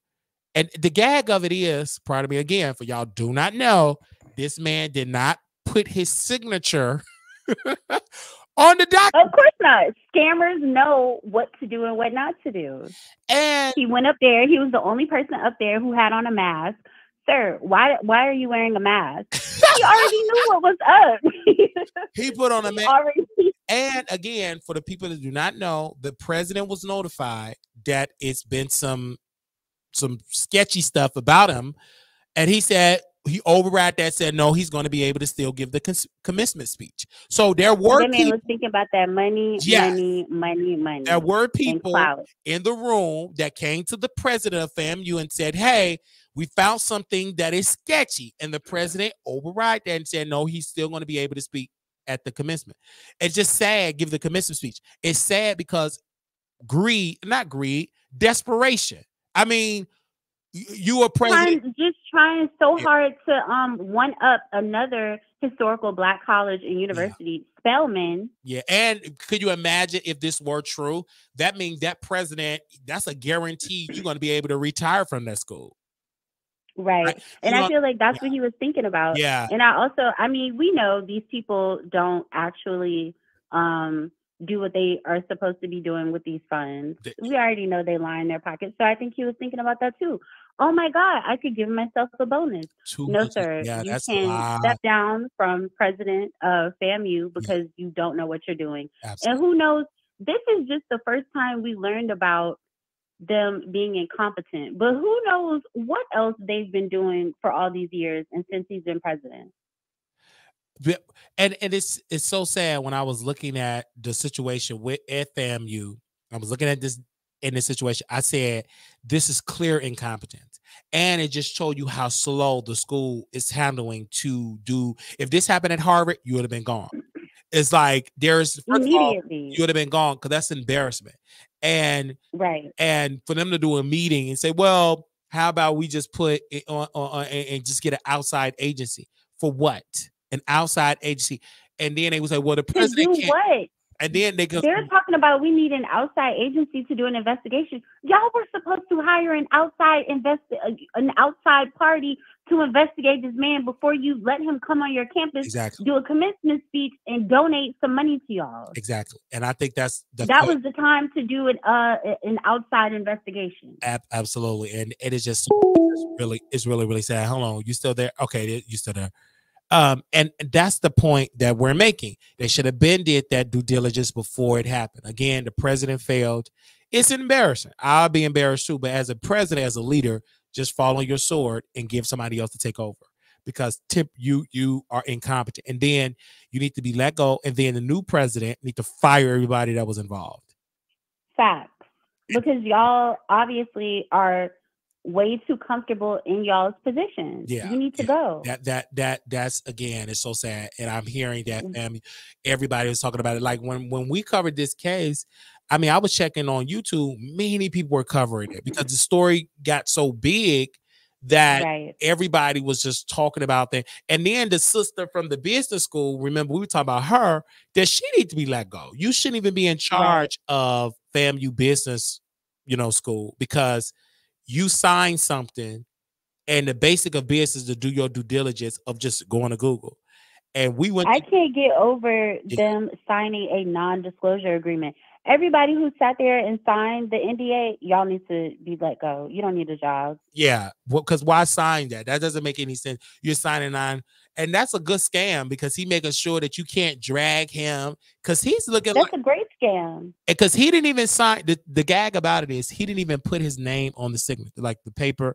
When they pulled all the paper, the president signed another line was blanked, and he didn't sign, the man that gave this supposedly gift, which is a number of pieces of paper, a lot of paper. Blank ain't built for nothing. And it's so sad because you was talking about, well, we already have the money in the account. What money? Yeah, they keep saying about money. Now they're saying we're putting it on hold. It was never on. There was never any money in the first place. Exactly. What are you putting on hold? Because you couldn't put the non-disclosure agreement on hold. So what are you talking about? So now, yeah, because what's going to happen? They're going to wait till that out. Okay, the president, he's gone.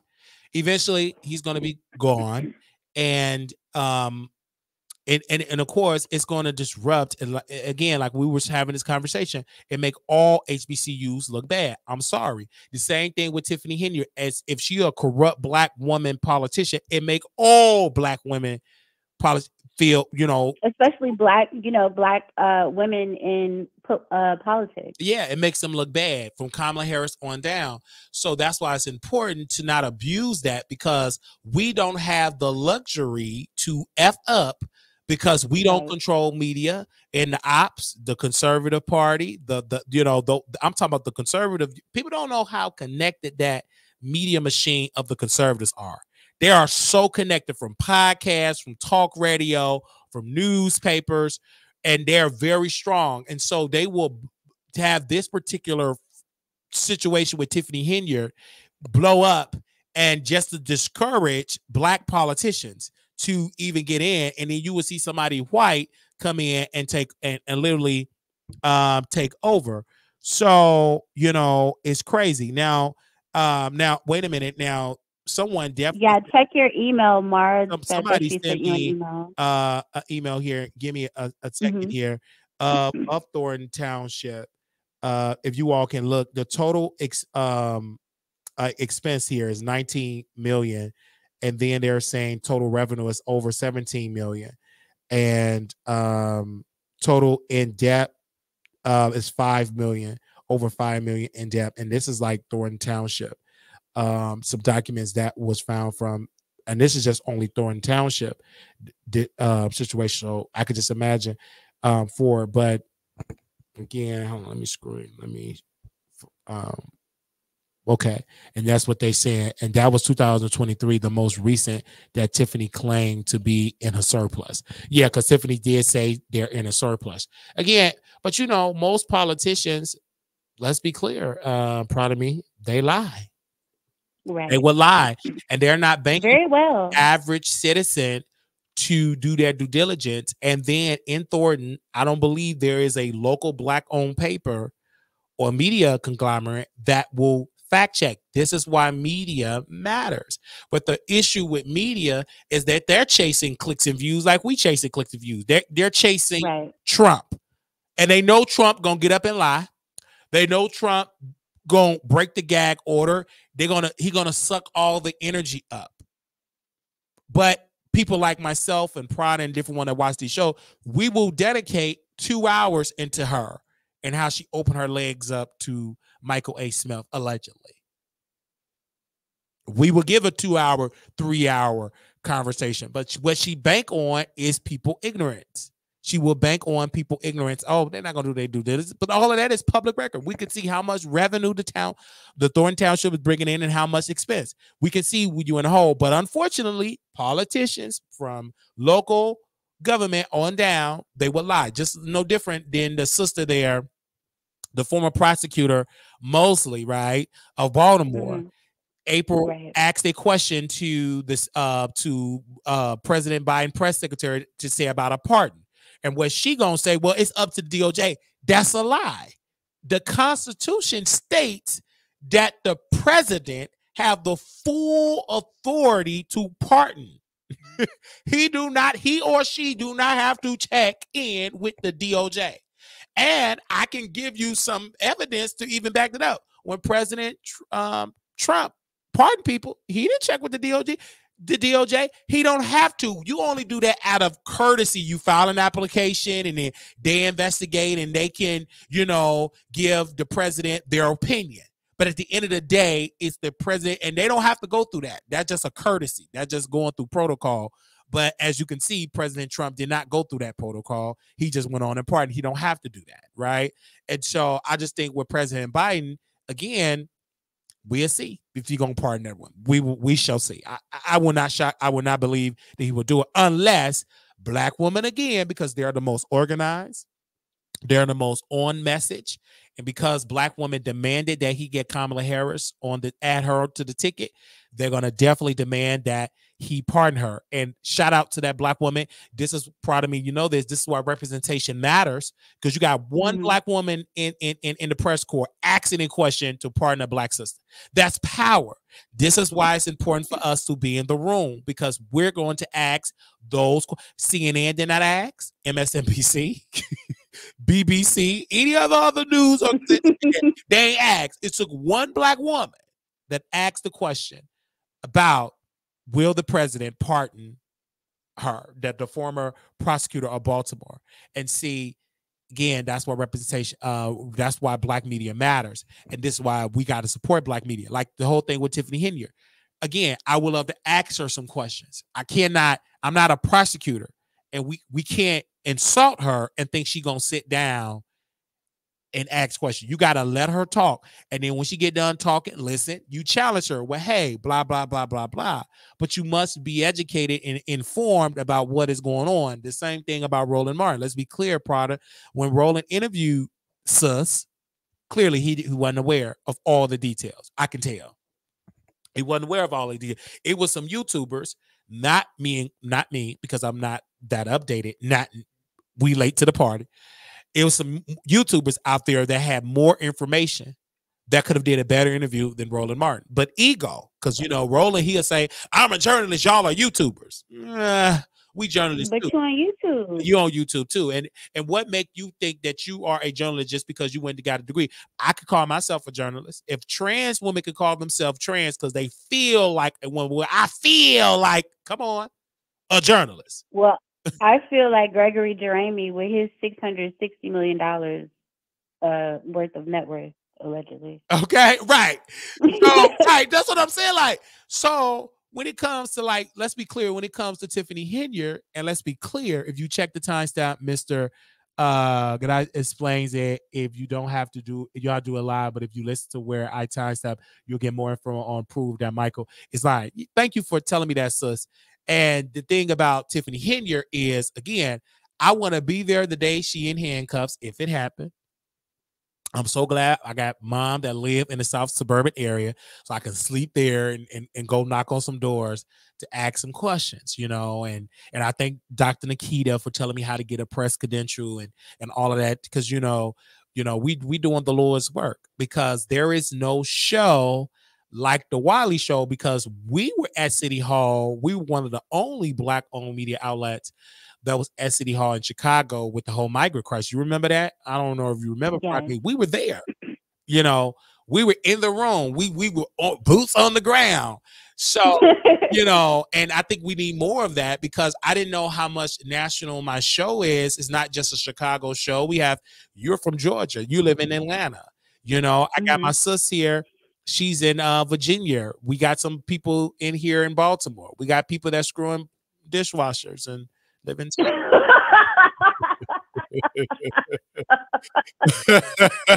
we got drunks that watch us in Houston. Okay. That's a little inside joke. So we got, my point is, we got people that watch this program all over the United States and also the world. We have people across the world here. Immigrants too. Yeah. So this is going to help her and to boost her ego, because bad publicity is publicity. You understand what I'm saying, Prada? So this is not bad for a political figure, because whoever, let's just say for her, she don't get any charges, right? When she runs, she still got a national profile about her. Mm-hmm. And people usually vote by name recognition, by name and all of that. And if you think she's going to give up power easily, I got a bridge in Baltimore to sell to you. So, and it's still dry. You can go there right now, and it's still strong.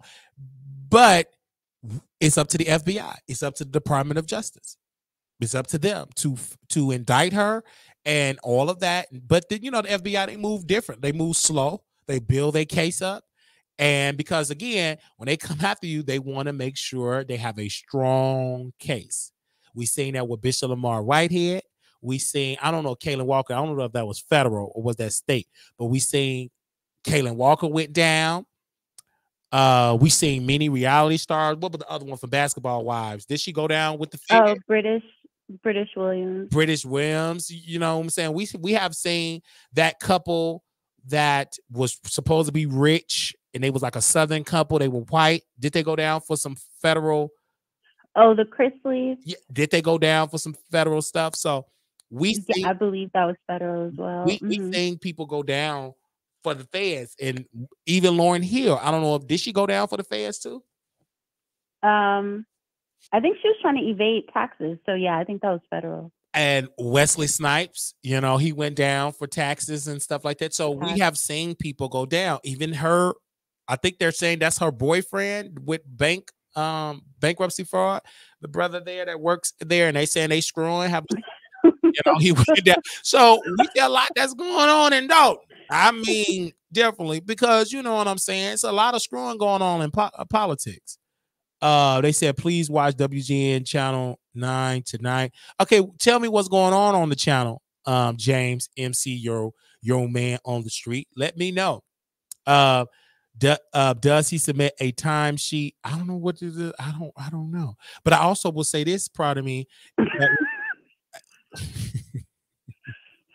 I'm sorry, I just read a comment.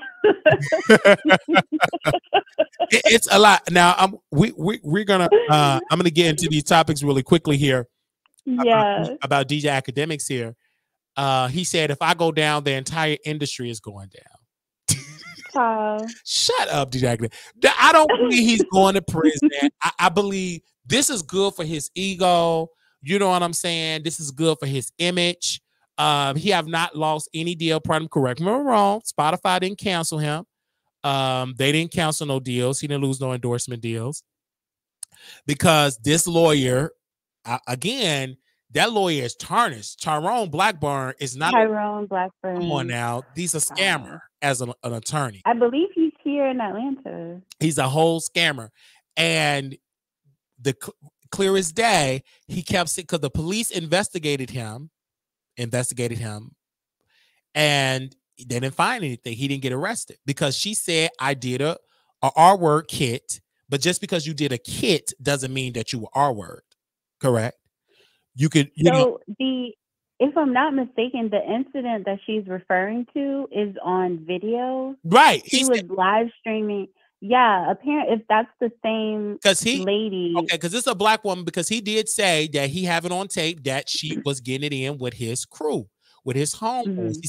He kept saying, I have cameras all through the house. Of course, him being a streamer, cameras is all through your house. That's I'm not shocked. Cameras in your house and cameras are on and stuff like that. I have cameras on in my home. So I think anybody of that magnitude should have cameras on everywhere in my house, because people will spin a narrative and will say all the stuff. He brought the girl to his home and screwed and fell asleep and found out the next day she screwed the friends. Now let's go back, part of me. If you remember that Kai Cenat story, right? And that ugly, excuse my language, the ugly friend. I mean, he was ugly. He was oozle ugliness. And when he was oozle ugliness, what happened? She said that Kai Cenat friend R-word her, right? And Kai Cenat got dragged. Fast forward, it came out that she screwed the friend. I think she had regrets because she really wanted Kai Cenat and she screwed the ugly friend. You know, people gonna brag like, I got the blah, blah, blah. But she put out a lie that she was R-word. So you do have that. Now corporations now are not dropping people so quickly now, because most of the time they got it wrong. Now, if it ain't got no conviction, they're not so quick to drop you now. That's like the word now, because they're finding out people are just being accused just to lose stuff, and people missing out on money and then find out the person was innocent. So unless you being convicted, unless you being all that and all that type of stuff, just like what was the guy that the one that he said he wanted Coretta Scott King, and the white woman got her finger hurt and he got a little Jonathan Majors. Yeah, Jonathan Majors. Then they let him go because he was convicted, right? And then it wasn't even no big thing. So I think he will get his career back if not be in Tubi. I think he will still be able to eat, but it will be a while before he goes back mainstream. Like, you know what I'm saying? He was back on top. But go ahead. He was found guilty. And so after he was found guilty in court, Miss Grace Jabari sued him. And so I believe she's going to win her civil suit because she has the conviction to say, of course, okay, well, yeah, he did actually do this. But this is, again, you have to be careful as a person who is, just got to be careful, man. And that's what I'm saying, because, like, okay, in the Kai Cenat situation, although it turned out his friend didn't actually R-word the girl, it's like, Kai, you have, like, what is going on? Because I believe he was having a party. He was having a party. And it's like you have all these people that you don't know in your house, like around your stuff, around you and your friends. Like, it still looks bad on him. And then I don't know if you heard recently, maybe like a month or two ago, he got into another situation with a porn star. Yeah. And so, you know what I'm saying? But that comes from him, like, as a young man with wealth, because I think as he looking, oh, I'm young, but you don't know you are a multi-million-dollar brand with bread. And so you got to move differently. And this is why it need to be a class to teach young black all entertainers with money.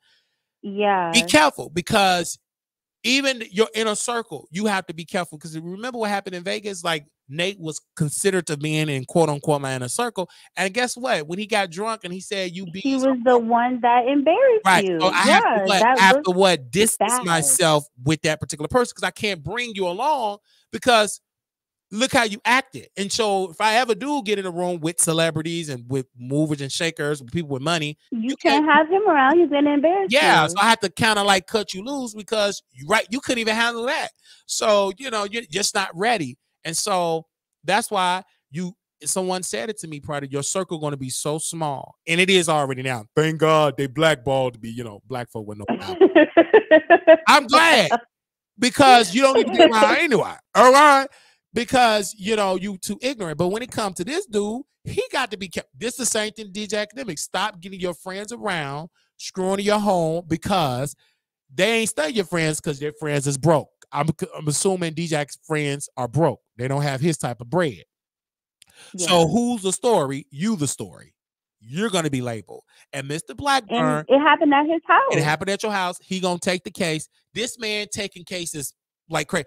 I just want to know, Prada, anybody in the chat, did he ever get a win, Mr. Blackburn, yet? Did he get a win yet from the Diddy cases? I have no idea. Did he get a win yet? Because I'm seeing all these cases, and most of the cases, they're getting thrown out. Let's go back to Tyrone Blackburn, even at that with the label there, and he have to drop them from the Diddy lawsuit. The record that was just straight negligence. Because there was no evidence to prove that lawyer, to prove that label had anything to do with Diddy, with any of those allegations. So they said Lil Rod was forced to drop. Give me a second here. I'm gonna take him down. Let me see if I can find a picture of Lil Rod. Give me a second, because we're gonna take our time there. A picture of Lil Rod. What kind of name is that? The man ain't little at all. But I'm gonna make sure I get a picture of him, y'all, if y'all don't mind. He called himself Mr. Blackburn, the hitman Lil Rod. Well, that's what his Instagram page is. The hitman Lil Rod. That's what his Instagram page is. So this man, hold on, I want to make sure we get a picture of him so y'all can see, because he had to drop that. I'm gonna read it. Okay, I want to make sure, because I like the pictures, because people that's on here. So okay, so That's the man on the screen here. Okay, woo, he got a face that a mama can love. Now, Tyrone Blackburn and Lil Rod changed their lawsuit again. Now remove UMG from the filings. This is according to Billboard. They said a sworn declaration filed in court Monday, May 13. Blackburn said that after reading the UMG objection, he had concluded that there is no legal basis for the claims and allegations that was made against UMG defendants. That's what he said. He asked that it be dismissed immediately with prejudice. So it's dismissed. So with prejudice means that they cannot refile. They cannot refile it. UMG. Mm-hmm. It's just, but my thing is, should he have already? But he knew it. He just do this stuff. You're proving the opposition right. That you're now. It looks bad that you had to drop someone from your lawsuit due to incompetence. That you're filing. When you go to sue someone, you should already have all of your evidence already together. Right. I'm suing this person because such and such. I'm suing this company because such and such. Right. I think you're so right. It's like he filing these lawsuits just to get media attention. And it's sad. It is so freaking sad that that's what you're filing these lawsuits for. It's crazy. Lil Rod should have went and tried to get Cassie's attorneys. Now, those attorneys are very expensive, so I don't know if he had that type of bread to put up. But then again, he can't. If you even reach out to them, first of all, they're gonna do what? Their due diligence, because they don't want to put a disdain on their law firm that they're just picking up cases they can't win, right? Or getting embarrassed by the courts that is getting dropped, or being accused of filing fraudulent cases with no basics of evidence to back up and it's just like Mr. Blackburn's strategy is file this complaint, the blog's going to pick it up and read it. The reason why the Cassie one hit so well, because obviously she had strong evidence, and she had people that Diddy settled with her friend when he whooped her. So he had security. Everybody was confirming Cassie allegations. Boom, boom, boom. Right. Boom, boom, everybody. Boom. Nobody confirmed Lil Rod. And I personally believe, and this is going to be controversial, except the young lady who was on the yacht. Okay. That that Lil Rod has an audio recording of. Okay, it's the one Lil Rod, the one that said about the son. I know. Okay. Yeah. But that's it. But it wasn't nobody hardly confirmed. And then the stuff in the complaint, even when you watch the Surviving Diddy on Tubi, the TMZ produced this.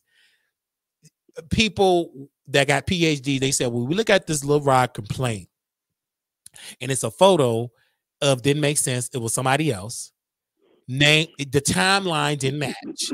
It's like it was rushed because Tyrone Black is so thirsty for media attention. I don't even think he really want to win. I just think he just want to just take on clients just for media attention.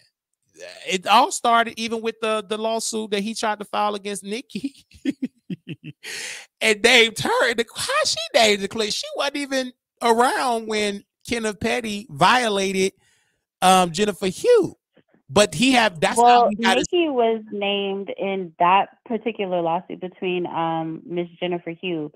Nicki was named in the lawsuit because apparently she was trying to pay off Jennifer, and when Jennifer didn't accept the money, she said Nicki was trying to threaten her and some other stuff.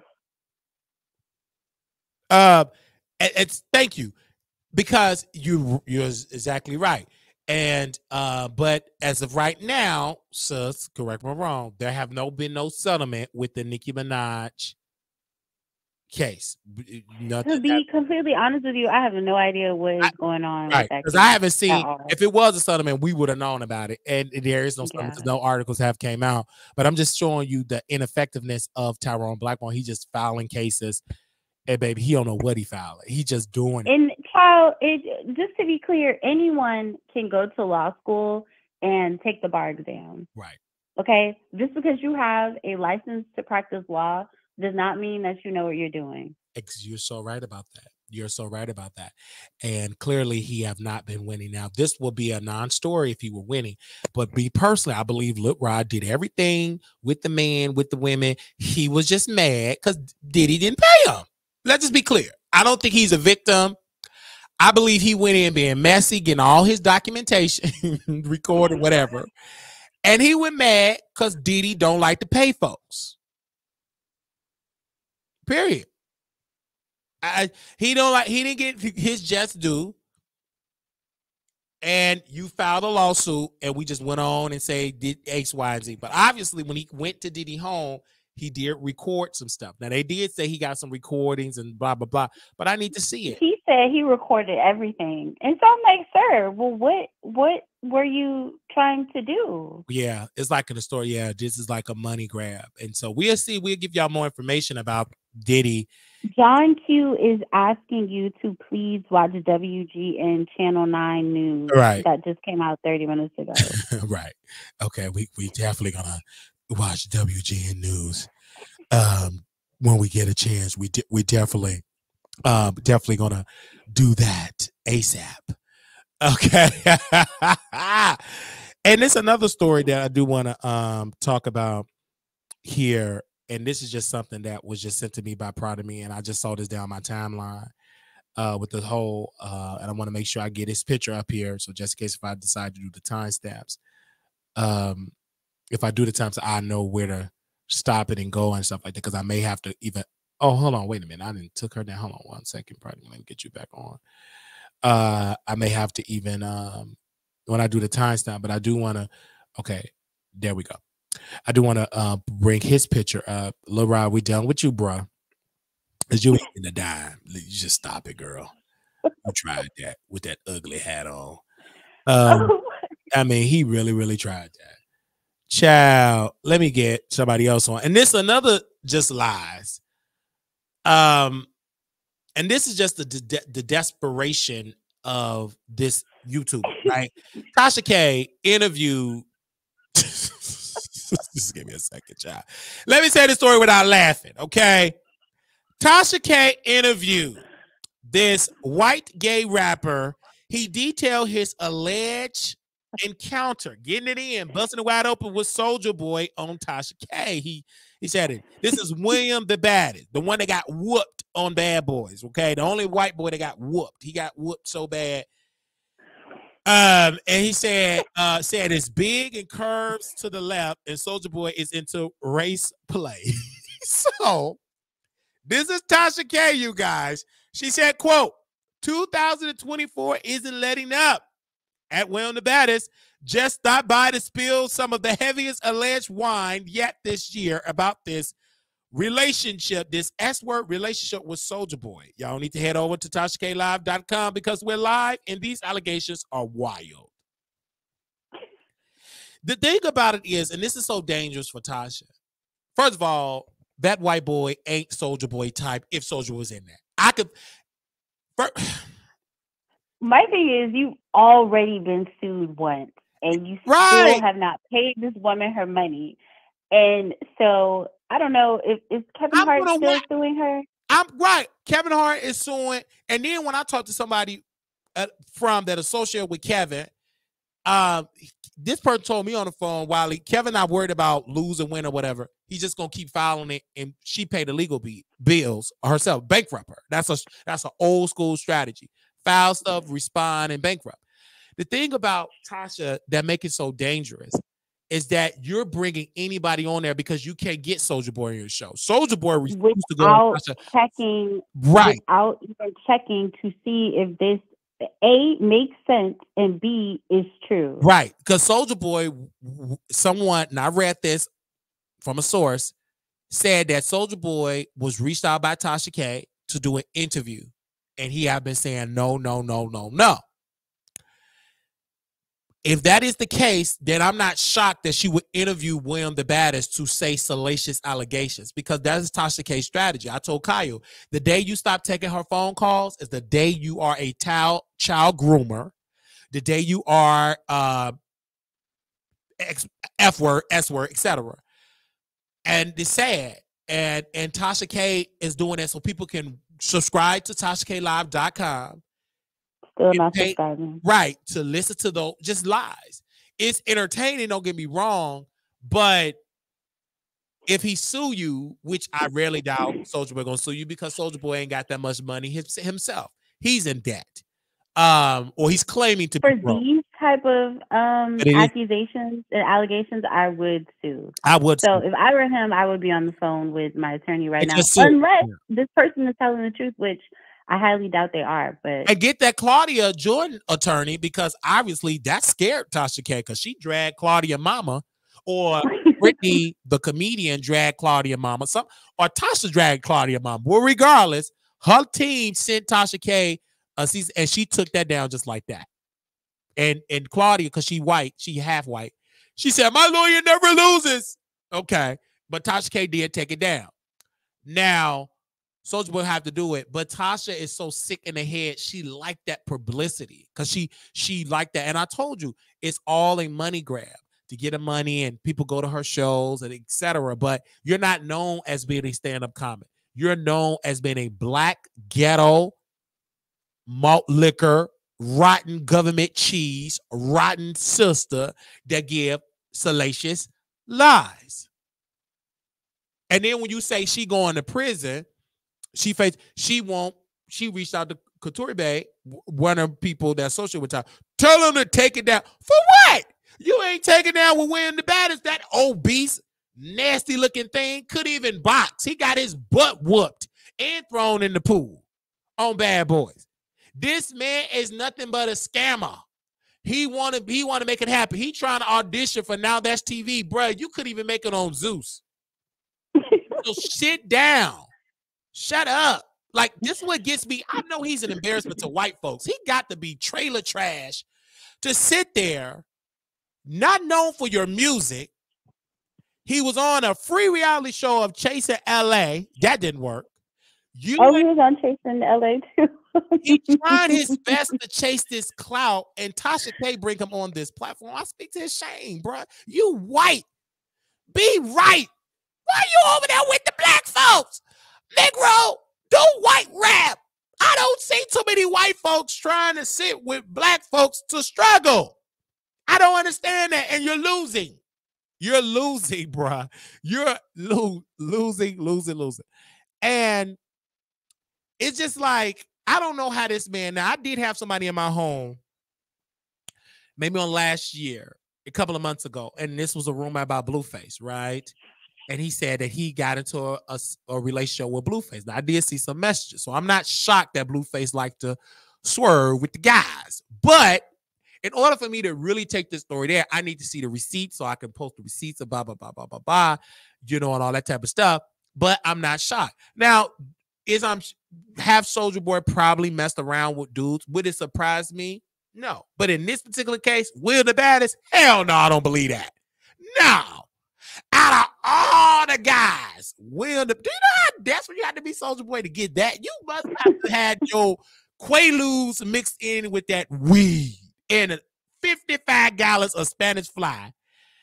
If you screw William the Baddest, do you know how desperate you had to be for William the what? This dude is full of boo-boo. Right. He's unattractive. White folks don't want to screw him. So say amen and say ouch. Say amen or say ouch. So the thing about Tasha, she put that out there so people could subscribe. Now I ain't got to worry about it because I got 5 people to subscribe to, and I'm gonna go watch it and go back. Because that's what people like to watch. Proud of me. They love the mess. They love the drama. When they get mad when I drag these folks, stick to politics and be positive. They don't want me positive. Shut up. You like boo-boo. Just admit it. But when I talk about they fade, because we gonna come down they road with Cardi and all that, watch how they gonna come in the chat. You're jealous. You ain't gonna never happen. You gonna shut up. You like boo-boo. Just admit it. Just admit it. They get here. I want him to be positive. I like the old Wiley with 2 people in the chat. You want me to what? Struggle. Shut up. They want you to work at a better facility. And they want me to work at a better. Why don't you work at a better facility? That's what they said. They didn't care nothing about my standing up for people that was abused that others. Go work. What? Shut up. You ain't making no sense. And I had to get the people away from me because then they want to moderate. I had to get them stinky folks, especially people that screwing dishwashers. If you ain't screwing on this, get away from me. Drunks, bye. Now they over there with Auntie Hammy. That's a downgrade. Going over there. Are you serious? You ain't going over I'm there weak. Auntie Hammy drinking and doing all that type of stuff. You gonna get a rebuke. You ain't because you know they can't go to other channels. They ain't gonna be welcome. We got pictures together. You can't be done. We got all pictures, videos of you forcing drinks down my throat. So you ain't gonna be welcome over there. That's why the dishwasher. There's no type of loyalty at all. Right. That's why the dishwasher lady, to her credit, she still want to be welcome because Wiley, she got some sense. I'm gonna stick with Wiley, even though I'm a double agent. You might as well stick with. You can't go over there, storm my bro. He ain't gonna accept it. Stick He right doesn't over even here. post anymore. Who cares if you screw the dishwasher? Who cares? Long as he clean your dishwashers, your dishes. So who screwed him? Who cares? And she still listens to Wiley. She still sending me stories. You know, stories. She don't go deep like Prada me. No offense. She just sent me stuff that the neighborhood talk. Prada sent me stuff before the neighborhood talk about it. Say amen or ouch. Because that's where the blogs get all their information from. The blogs get all information. So this is what makes so I just think that, and I tell her to call in, but she just don't have that, that Prada me voice that because some people mad. She just don't have it. Like when she talk, she's very soft spoken, like a whisper, like a Janet Jackson. She talk so innocent, like she's a virgin. But if you meet her, baby, that box is hot. And it's okay. It's okay. And I'm not judging. I just like to talk about it because it's funny. No offense. And then I told her, won't you contribute for my Vegas trend, do it. But don't worry. You gave it to your man. Don't make no different. You give it to him. You should have screwed Soulja Boy. Dressed up like a man. Thank you for the donations. Anna sent a $10 donation. But back to the Soulja Boy piece. Do I believe it? Whether it's true or a lie, gay or trans will not stop outing their lovers. Meanwhile, if you out there, then you could be convicted of a crime and look like an ugly-faced liar for clout.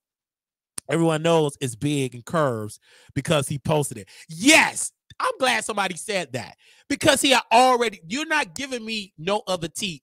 And where's the receipt? And Tasha K is so desperate. She is so desperate for engagement because don't nobody go over there when she talking about Dr. CB and drinking olive oil and you know what I'm saying, drinking fresh water from the Congo. And embrace Pangea. They over there for what? Mess. Because when them numbers drop, and she been interviewed this man, and what Tasha K do, she look at the numbers. When it drop, baby, you got to say some more lies. Is that simple? Them winos like you to lie. Come on now, say amen, ouch. They like you to lie. They don't want truth. They don't want to know about politics. They don't want to know what's going on out there in the Congo. They want mess. They don't want to see Hollywood Nigerian movies. They want mess and gossip. Who's screwing who? That's what she posts. And then she lied. Talk about this is the most greatest tea ever. No, the most hottest tea on your website was when the dude said he was screwing the dude with the baby leg. Remember Will Smith? That was the hottest tea that Tasha K had this year. Oh, Brother Bilal. Brother Bilal. And I can take his word for it because they had a relationship. And Jada responded to the baby leg allegation. Say amen or ouch. And then they questioned her, not black media, because we too busy arguing among ourselves, eating fried chicken and watermelon. They outside posted in New York. Hey, Jada, what you gonna do? And I told Rico, he got a free apartment paid by the government. Ain't nothing you can do but be outside by the Breakfast Club getting the tea. But your dirty behind, catch snatching, beating up cats. You supposed to be out there with your camera recording the people. You in New York City. Ain't nowhere in the world I could be in Vegas. Some going down. Unless I'm at somebody better facility. I'm going to be out there boots on the ground. And I'm already making connections in Vegas. Already getting the news, talking to bloggers, stuff like that. When you see me in Vegas, you should see an upgrade. Amen or ouch. Proud of me. Should you see something new? Like this a brand new season of Wiley. I shouldn't be doing the same thing I was doing in Dallas. I might as well stay in Dallas and work at a better facility. So you should see something you've never seen before. I should be outside. How you not outside in Vegas? How you not around celebrities when it's easy, accessible, and all of that? Like, come on, brothers and sisters. I don't understand. Just like when we get to Armon Wiggins, we gonna drag these people. I'm taking my time. I'm all watching. Baby, I slept real good yesterday. Baby, yes, I did. And Soulja Boy is attractive. He's dirty, but attractive. You know what I'm saying? He like to whoop on women. That's no cap. He have done it. Did he have charges of whooping on women? He is on probation. And it's really good. But what Tasha K is trying to bait him into coming on the show. But that's Tasha K's strategy. She did mess it up for us black YouTubers. No shade. She messed it up for us. Now you got the immigrant, Casanat. He comes in. He get to interview all these celebrities. Why? Because it's a safe space. You get on that pissy carpet with them dirty stains. He get up that dance, that filthy chair with that raggedy arm thing. He make it seem like make it seem comfortable. Women can be assaulted. I don't use the word assaulted, but they could be harassed and flirted with, and they gonna take it. Why? Because you got 100,000 people watching. None of us, including myself, in this sector, Prada, you can correct me, have reached 100,000 people watching us live. Have any of us had those type of numbers, Prada? You're negative. Never. Not even Tasha. Not even Storm. But Casanat and that dirty carpet got 100,000 people watching. Give me a second. This is a homosexual calling me. 1 second, you guys. Hello? Hello? Nothing. Just sitting here being beautiful. Sitting here being beautiful. What are you doing? Nothing. Oh, okay. So what's up? From a good ass nap, but it's combobulated shit still. Oh, you said you had a good ass nap? So your girl must got on your nerves? I was taking a good ass nap. I was just not waking up. Are you still in a relationship with your girlfriend? Oh. So what's up? Hold on. Hello? Okay. So what's up?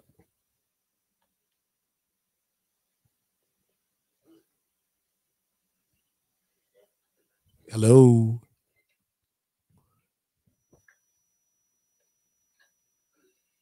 Yeah, what you said? So what's up? What's on your mind?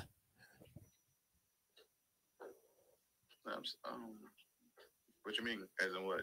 Oh, because you call. I'm just saying, what's up? Oh, I don't know what you was doing. Nothing, just sitting down, writing in my journal. Okay. What are you doing tomorrow? Nothing. I'm gonna just sit down and write in my journal. I have an interview tomorrow, but I should be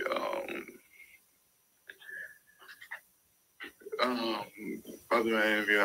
Before my interview, I'm gonna bring myself over there. If that's okay. Oh, okay. I'm down for it, and I pray that you get the job. I'm gonna get it. Of course, I'm happy for you. You need it. Yeah. What are you cooking tomorrow? You help cooking? Oh yeah, I'm cooking some baked chicken, some vegetables, dinner rolls, some other stuff. Is that okay? Facts. Let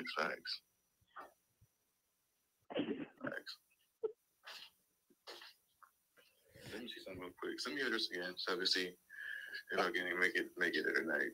Okay, I'll send it to you. You want me to send it to you right now? Yeah. Okay, I'll send it to you. Yeah, because I could definitely put it in the oven, so and all that type of good stuff. All right. So I'm gonna text you right now. All right.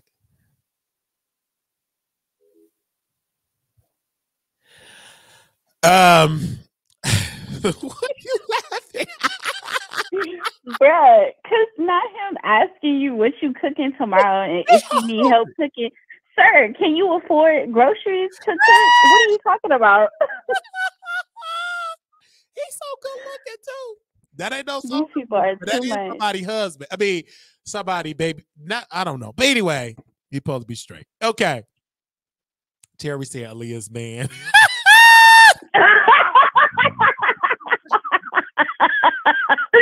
Terry. Wow. Baby, if you hungry, you ain't gonna have no person. He hungry. He hungry. Okay. So Lord, please help him. Please, Lord. We done with Soulja Boy. We love Soulja Boy. We done with Soulja Boy. But I will also say again, that's Tasha K's strategy. Back to her strategy. It's a very effective strategy because her base love the lies. They love the lies. They love the lies. They love the lies. But Tasha K will be a story in a couple of weeks or months when she's arrested and indicted by the feds. So then she gonna be on the other end. It's gonna be like a downfall of Wendy Williams. Her husband gonna leave her. She gonna drink herself to early dementia. Her daughter gonna be hitting the streets. Just to, I guess she's gonna be in the books or somebody's street corner. We do not know. Because again, we know the statistics will show. I mean, if you ain't got no degree, the main things the daughter may hit the corner of America. And hopefully she go to Mali or to the Congo and be one of the soldiers' wives. I'm just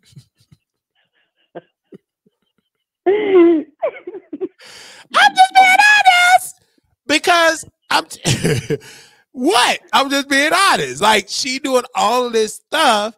And she's going to be the topic. Look what happened to Wendy Williams. Like, she talked a lot of mess with a lot of people. But that when that karma came for Wendy Williams, did it hit Wendy hard? It hit her hard. It hit her hard. And many of her people said, well, now Wendy Williams is the topic and she can't handle it. Of course not. You know? So, Soulja Boy, we're going to keep y'all updated with this story. I'm going to watch this tonight with Boo after I get through making his chicken and dinner roll. I'm weak. And I met this man on the bus. He's trying to come to your house with trash bags like the employees. Yeah. And I'm like, if you can hear I feed, but you know what he have to do with that, you know. But I'm not gonna. I'm weak. I like that, but you already know what you got to do. So I can't. And I told him to get a job. I don't understand people that attractive want to be broke. I just don't get it. There is way. I don't think he wants to be broke. I think he wants to live off of other people. And it's like, you're an adult. You cannot just live off of somebody else. Like, and these are people, baby daddies. These are people. These are your husbands. These are the men, and that's out and all that type of stuff. And I'm gonna use this for content. I'm gonna bring them on the show. Okay, I brought plenty homosexuals on the show, and then Nate will jump in the bushes. Nate will jump out of the bushes and get jealous. Anyway, okay, now we talked about Soulja Boy. And this story was just sent to me by Proud of Me. And again, I saw that down my timeline. All this stuff, but give me a second. Also, Soulja Boy apologized to Metro Boomin for disrespecting him and his deceased mother. I apologize for overreacting of an old tweet. Condolences to his mom. I'm going to seek therapy and anger management. I'm done responding to hate, new or old.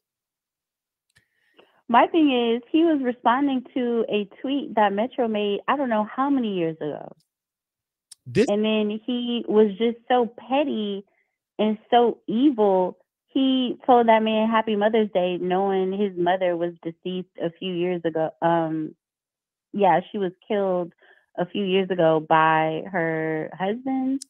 It was a murder-suicide situation. Oh my gosh. It's and then also too, it just showed you that this man ain't got much going for himself. Because we found out that the deals that he made weren't worth nothing. Remember, he came out and said he got a game console. It's more than Sony PlayStation. And he owned it. Then it was like a Chinese. Wait a minute. The game console wasn't worth nothing. It was bootleg. And he put all these lies out. And these celebrities, man, they will finesse you out your draws and every dollar out of there. And the house that he in now, he don't even own it. He's renting it. Yikes. And it's so sad. It's really, really sad. Like, that Soulja Boy. If they say he don't even smell like he smell good. Like, look at his mouth. Can you see? You know, I don't think his odor. But then they're going to stop women. They'll still rat his face. They'll still screw him because he still comes with clout. He still comes with things. I believe he's from Chicago. He did argue. Who was he going against? He was going against 21 Savage. He always arguing with people. I mean, go back to your music. Go back to you. Go back to just doing. Go back to making great music. When did the rappers become just arguing in beefs? And it's just crazy. Because, you know, go back to that. I would love to interview Soulja because I have so many questions for this man. And that will make Tasha K be heated up if Soulja Boy were to call into my show. Send him an email or leave him a voice note and ask definitely him if he will come on your show to Yeah. give a response. I would love to interview. Yes, definitely. I'll have to leave him a voice note. Let me see if I can go to his page to leave him a Soulja Boy and stuff like that. Okay. Hey, Big Draco, this Big Wiley. I would love to interview you on the Wiley Show if you can, because William the Baddest said your sausage got a curve in it. And so, again, I'm just doing my due diligence because I don't know if it got a curve or a V shape or whatever. But I would love to interview you on the Wiley Show because you're just a great guy. But please don't go to Tasha K Show. She's a known liar. She shipped her son out to Africa, to the Congo, to be a child soldier.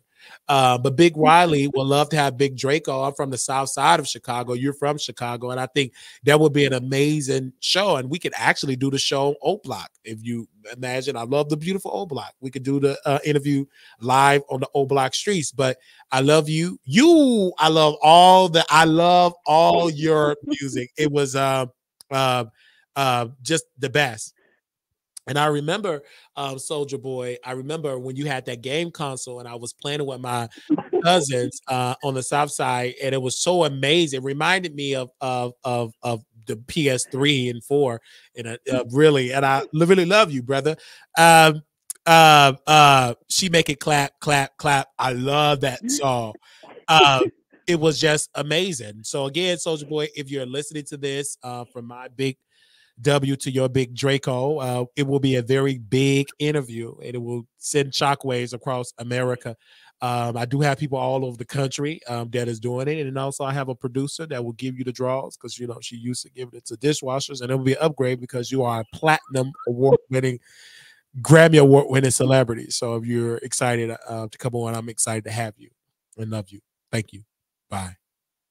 So I reached out to him. We shall see. We shall see. Sound like those whites that try to attract black talent. I really love him. Anyway, let's move on. So we talked about that, and I want to make sure that I get it to all, like, not to all the story that Prada sent me, because some of the stuff going to have to last until tomorrow. Tomorrow and stuff like that, but I will. Oh my God, this other story I do want to talk about. Ooh, okay. Let me get his picture up here. Y'all bear with me, you guys, because I got to get these people pictures up here. Because it's another story that she sent me regarding someone that we have been talking about for a long time. Let me see if I can find a picture of him. Okay. All right. This is a good looking picture of this man. Okay. So let's talk about Diddy. So this story here, a video of Diddy collecting everyone's phone before one of his yacht parties resurfaced online. So there's a video, shout out to the Daily Lao, that show that Diddy is collecting phones of the people that's going to his yacht parties and all of that. He's collecting all the phones and stuff, and people are saying that the reason why he's collecting phones is to cover up of getting things happen at the party and all of that. They said this was like 2 years ago. He was filming a show for Hulu and all of that. But let's also say this: like, anybody that know them type of parties, you can't have your phones. That's why it was no video footage of anything going on in them parties, because in them type of parties, you do take your phones, if I'm not mistaken. And especially that goes on in them rooms. But Diddy, I've heard he got the videotapes of Bishop T.D. Jakes and Peach Cobbler running around with a G-string. So have you ever been swallowed? Follow up. So they do have some pictures of Lil Rod getting it in with 50 Cent, Baby Mama, and so there is some footages of all of these white executives getting in with their wrinkled up peens and wrinkled up bodies, and he had everything recorded. I mean, this is why you probably won't see this man in handcuffs, because he got politicians, especially that old bodyguard, and there was some preachers in there too. So don't do Gene Deal. Right. So this is why you won't see him, because I'm hearing he got DEA agents, FBI agents, because you gotta understand there are some people powering government that was in Diddy homes too. So until they get all the footages, and which they would never get it, because he got all that stuff in secret storage, and he probably got it implanted in his body. He probably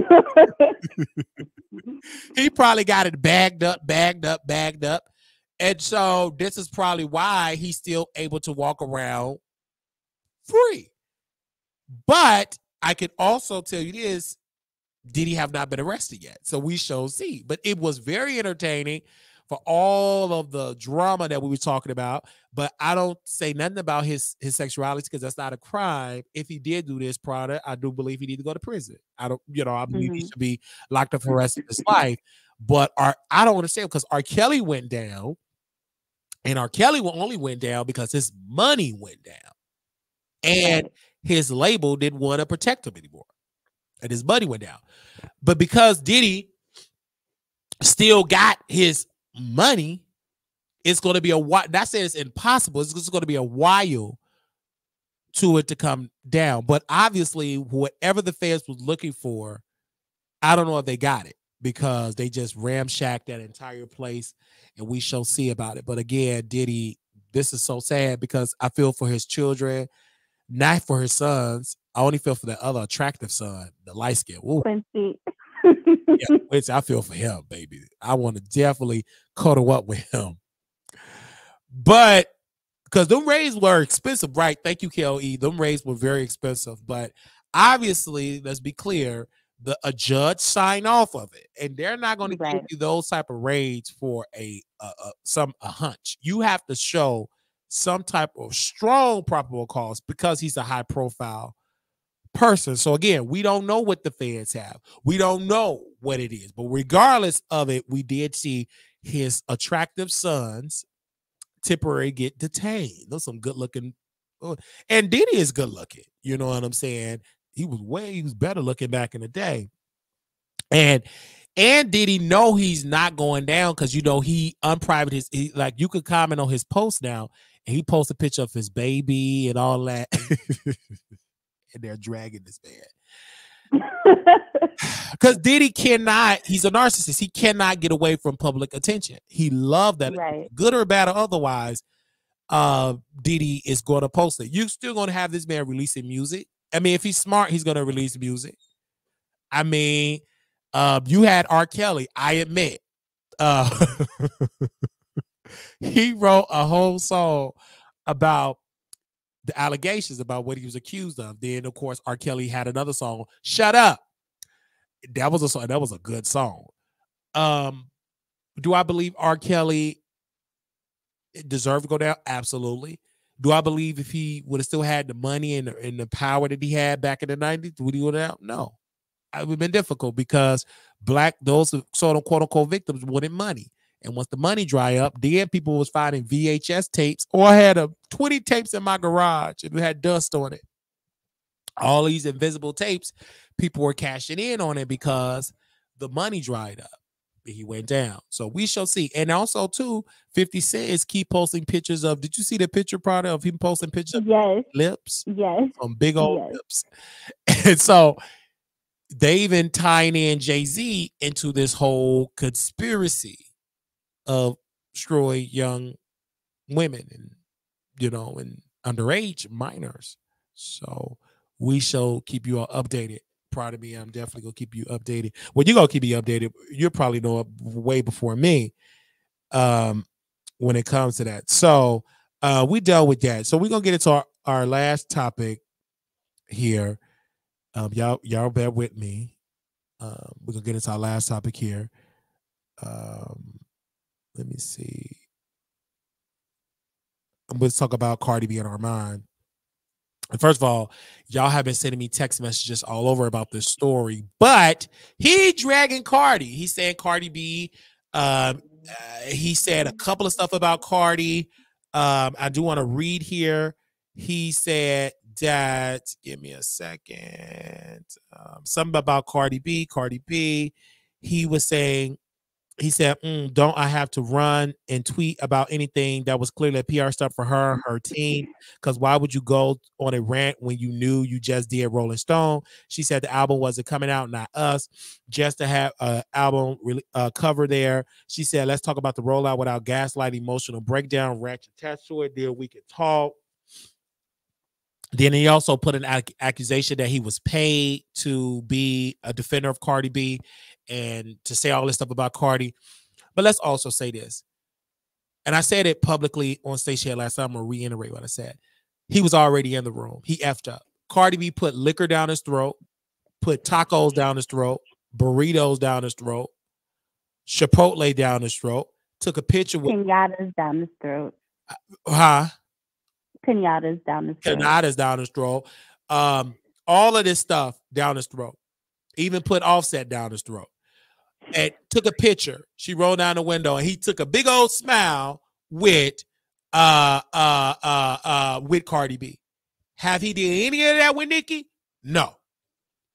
The thing with Armon is you try to play those artists against each other and you got played. Right. You're not that smart. You don't know Hollywood politics like the great Jason Lee. I'm sorry.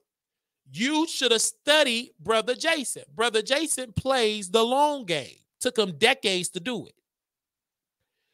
You, sir, have played a Tubi version, not even a good Tubi version. You just got outsmarted. Then when I go back to your YouTube channel, literally judging by your numbers, you went right back into covering female rap. You're not an expert in female rap. You just talk about female rap. You're not an expert because you don't even know nothing about a source. You didn't know that the label is playing you. You knew that now once it all came out. I've been said this day before that the label ain't dropping. It's all promo. Cardi B says no album. Let's have an honest conversation. It's all promo and you helping her with the promo.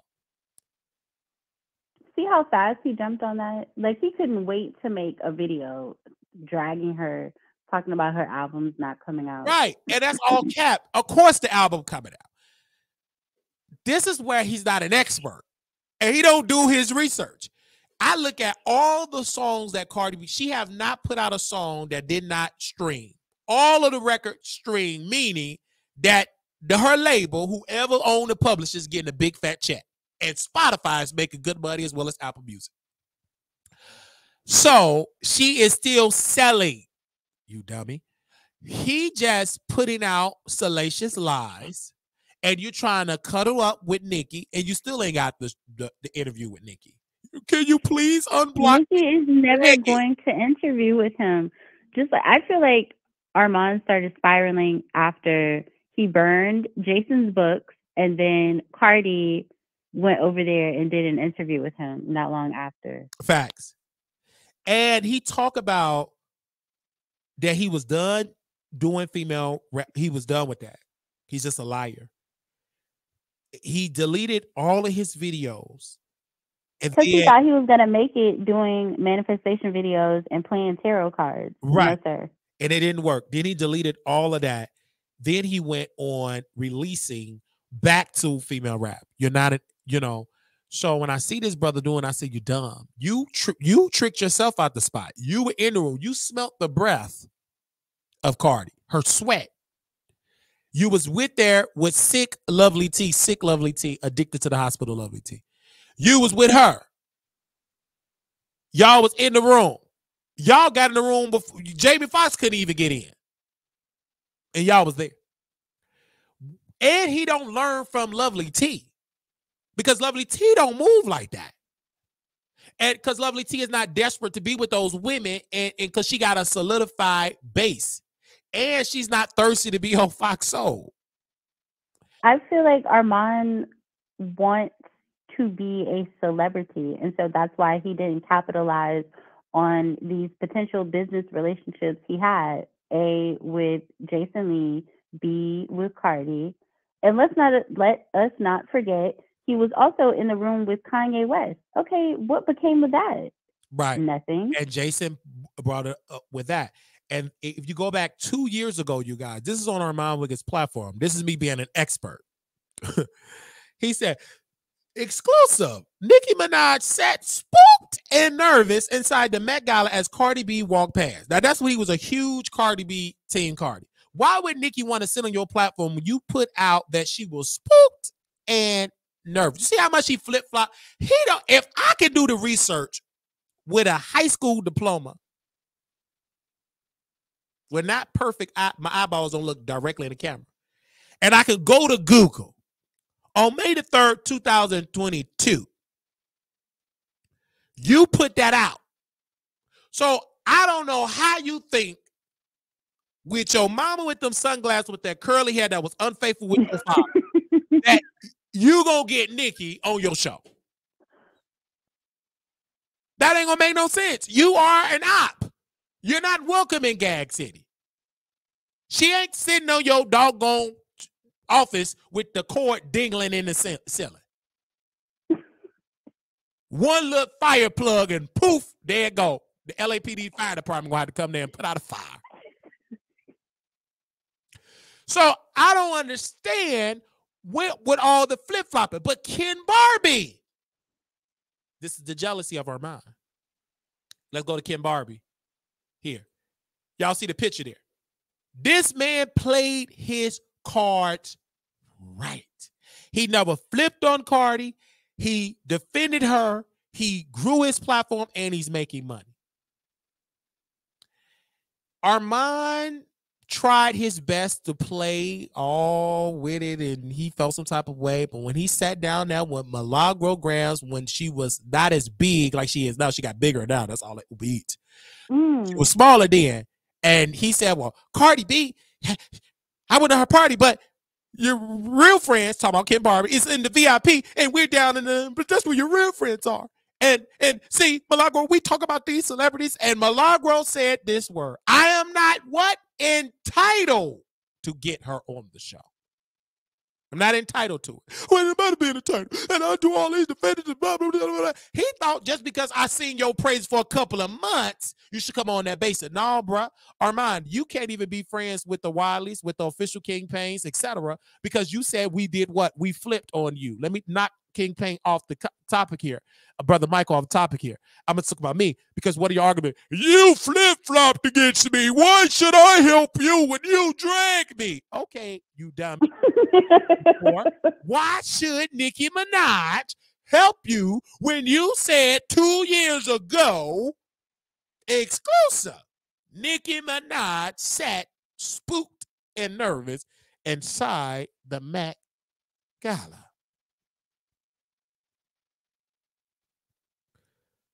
Why should she do it? Why?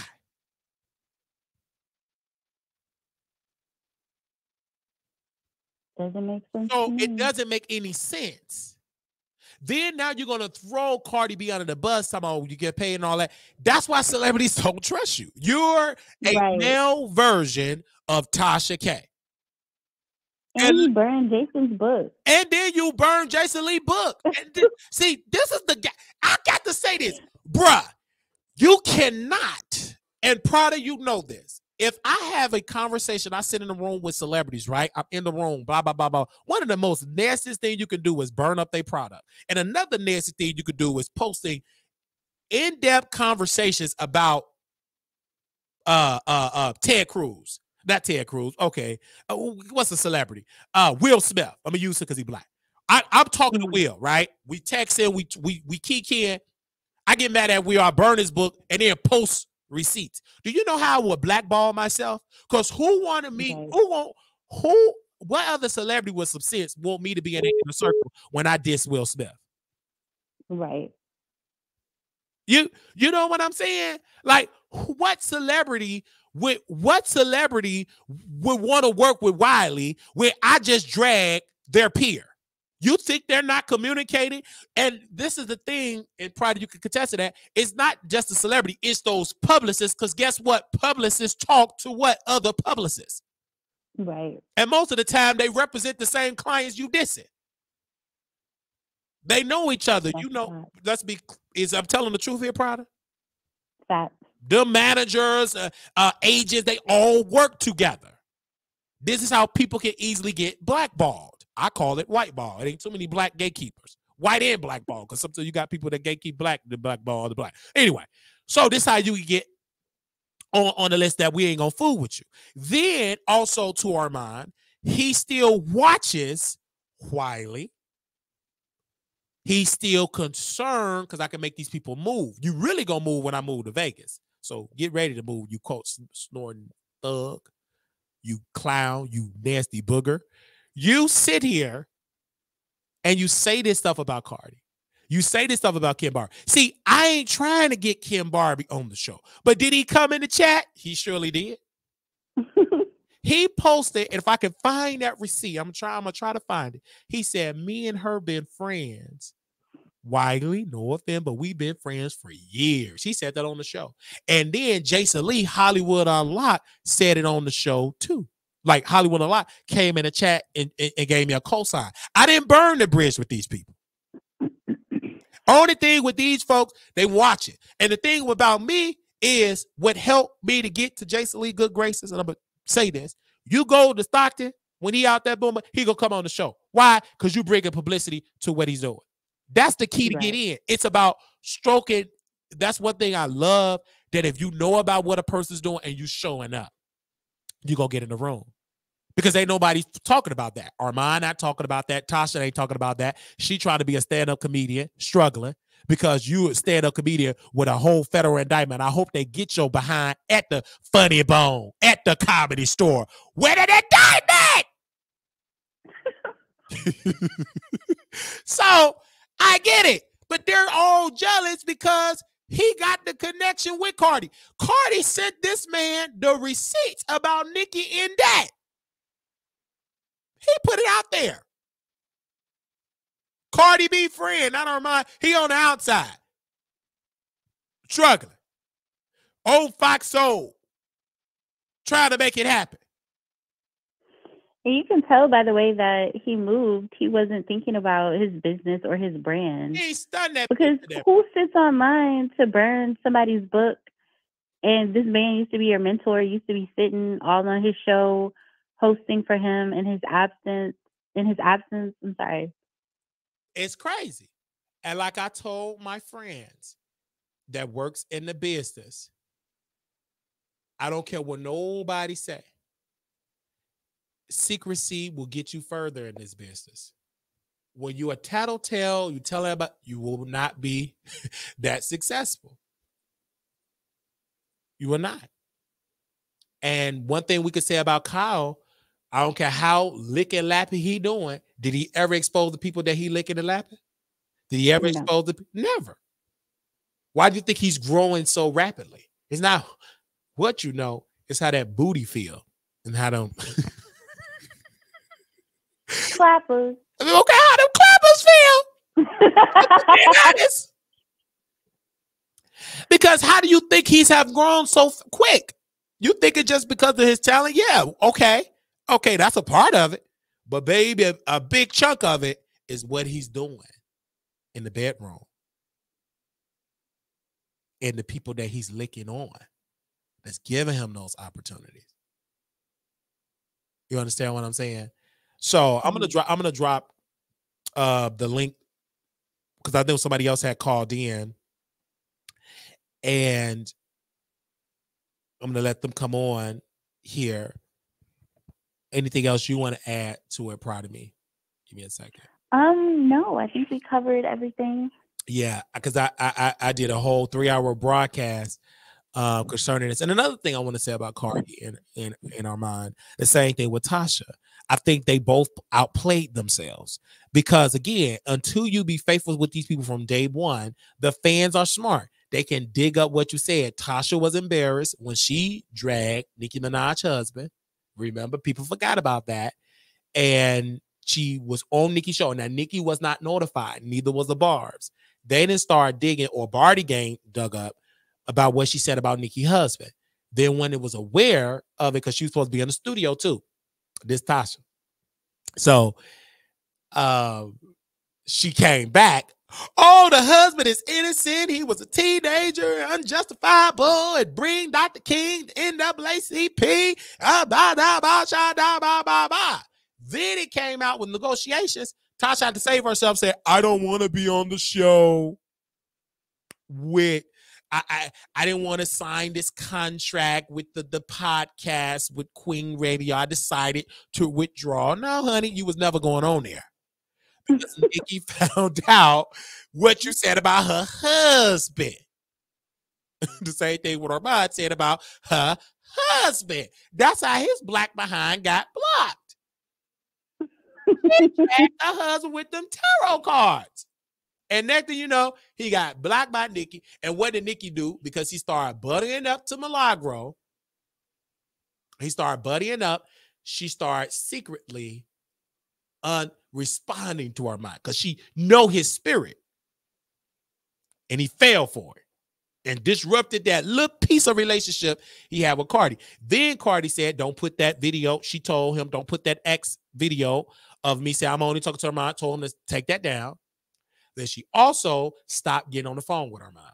And if you know by the history of this, and Nicki and T.S. Madison will know this, and Miss Mary in that wheelchair, she would know if you stop talking about her, it's war.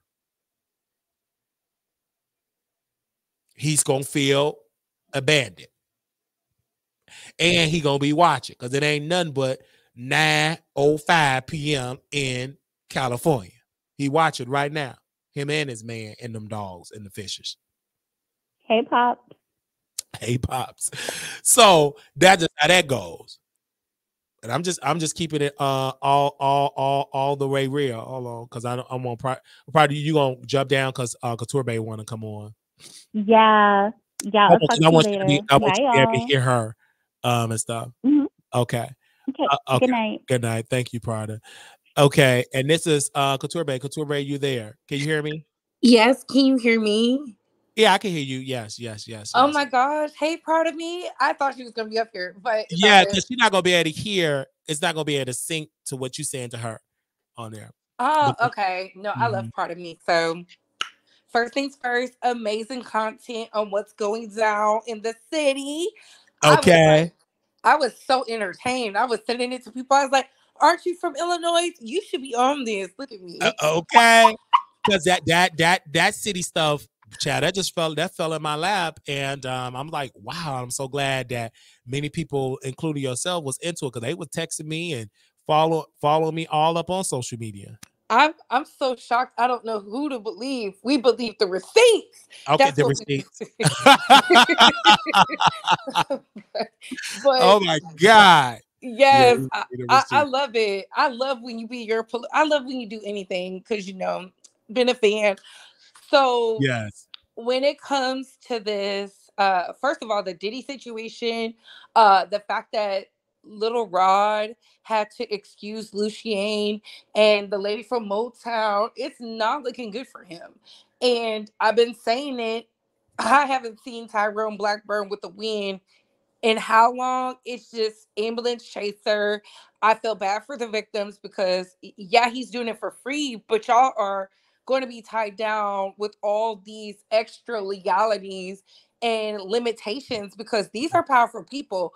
We're not just talking about a black billionaire. We're talking about a man who's tied to multi-billionaires. Okay, you got to look at the lineage. He was tied to the royals. He's tied to the movers and the shakers, people who put legislature in place that are changing the law as we speak, like actively, so that they homeboy or somebody who's protecting their secrets can get off. And I don't care what nobody feels and says. If you are a victim, you need to go to the police. Nobody's going to believe you anyway, so you might as well go immediately and stop hiring these clout chasing people who claim they can get you justice or some money, because all it is they're putting their name in the forefront and they're using abusing you. Look at Jennifer Hugh. Y'all cared so much about her to the point where Nikki done made all this money and is still making money, and she got off. And that's who she needed in the case. She did not need the husband. Now let's get into Armon. Armon was so mad yesterday for no reason. I have we have that type of relationship, Wiley. At the end of the day, I do not care for Armon, but I don't want to see him not able to eat because he lacks emotional intelligence. The biggest thing you've ever told me to do, Wiley, was to never address the peons, focus on the celebrity, and he got caught up. There's no reason it's no reason he shouldn't be making millions of dollars like Jason and like Ken Barbie and the rest of the people. Everybody around Cardi is eating except for him, and you can tell, because if he was truly eating, he would have fixed his cavities. I said it. Secondly, I mean, it's the truth. How you got half veneers? You got veneers on the first set of 8 teeth and cavities in the back of your teeth after your parents struggled to put braces on them with their hard-earned checks. Like, talk about karma. And let's also, I want to let you all see this, because this is what one of the tweets that he put out. And everybody kept saying, okay, this must be a tweet that he's putting out to drag Miss Cardi B here. Give me a second. I want to make sure I let you all see this tweet here. All right. And there we go. He said, keep it cute, mama, because you definitely don't want me to let the girls know why you've been pressed. They saying that this was a direct response to Armon responding to Cardi. Because she said something he hates. Those bloggers. Are you not a blogger? Like, what is the problem? I never understand why people get so upset by these titles. I don't care if somebody calls me a blogger, content creator, it doesn't matter. Because the blue checks be in my chat, the celebs be in my chat, your faves be in my chat. So yes, I am. I'm whatever you want me to be because I'm your fave, pop culture phenom. To me, he doesn't know how to win. Like, it's crazy to me. You didn't want to be over there because you thought she was a sinking ship. And then she came back in the top 10, still hot, booked and busy, cover Rolling Stone, all the number 7 on Vogue's list. And he's missing out on all that just exclusive pitter patter. It's crazy. And then you admitted to her team paying you. Like, how dumb can you be? Like, even we wouldn't have fumbled that bag. We can't be bought. Well, we can. You got to pay the price. Wiley said 53 million. I said 87 million. Okay. That is the cost to be out here swinging and banging. The problem is Armon pushed her into celebrity culture. And I'm not talking about amongst the white people. I'm talking about in Black culture. He solidified her because when he said Nicki Minaj was spooked and nervous, hiding behind Raw Ali, scared, baby, remember Wiley? He had thousands of people in his chat. He had he did. It was one of his most viral videos. I remember it because I said, oh my God, what? That's when I knew it was getting bad out here, because he was the lead in the Cardi versus Nicki Minaj comparisons. He was comparing them down. Now you want to call Cardi, say she has grandmama hair and she don't look young. You calling her abuela and all this other stuff. But just 6 months ago, you was saying body was tea, body snatched. These hoes can't keep up. They can't relate. They wish they had whatever Bel Kanana had going on. So it's like now he doesn't even go viral. He does not go viral. And then he always sick because he said, I better not get sick before my vacation. He always get these sicknesses. I don't know if it's the type of sickness to get a free apartment. Say amen or ouch. I'm gonna say ouch. Oh my goodness. Because he always gets sick. Either that tooth is eating him up, a stomach virus. He always getting sick. Oh my goodness. I mean, what are you alluding to? Do you think? Well, I will say this. When you don't get, I don't know what his you said say amen or say ouch. I said ouch. Listen, I'm gonna just say when you don't get your teeth fixed, cavities your teeth are connected to your heart. Yeah, that's just true. FYI for the girls who don't understand. He is making enough money to where he can lay away his dental plan, and he refuses not to. You know why? Because he's doing something he ain't got no business doing. That's all it is. That's so true. And this is another reason why, you know, he lost the relationship with Cardi is because he got into bed with Milagro Grounds. And remember, Dennis Byron told him to disassociate from Milagro. That's bad for your brain. I don't even like Dennis Byron, but has Mock Radio? Mock Radio has not been hot since this Megan Thee Stallion case and Tory Lanez was found guilty. Oh, true. Look what happened to Lawyers for Workers. Obsolete. Okay, I think he covers white celebs now because right. But he already knew. But you knew he was gonna do that temporary just to get his brand to get people in New York with employment. He don't even go viral no more. You see what happens when you choose the wrong team. Yeah, they go to their own team. Megan Cunha, after all of that, we have to judge who gained from that financially was Megan Cunha. Megan Cunha. Yeah. Megan Cunha. She got coverage. She did. You know, and the news called her first. They call her Megan Megan the reporter. The news, none of the blacks. And it's so sad. Because we was leading the charge. Yeah. That's what I said. We was leading the charge. And Mob Radio couldn't put aside her own personal indifferences to just literally just report it right. She said, I did report it right. This is my lens point.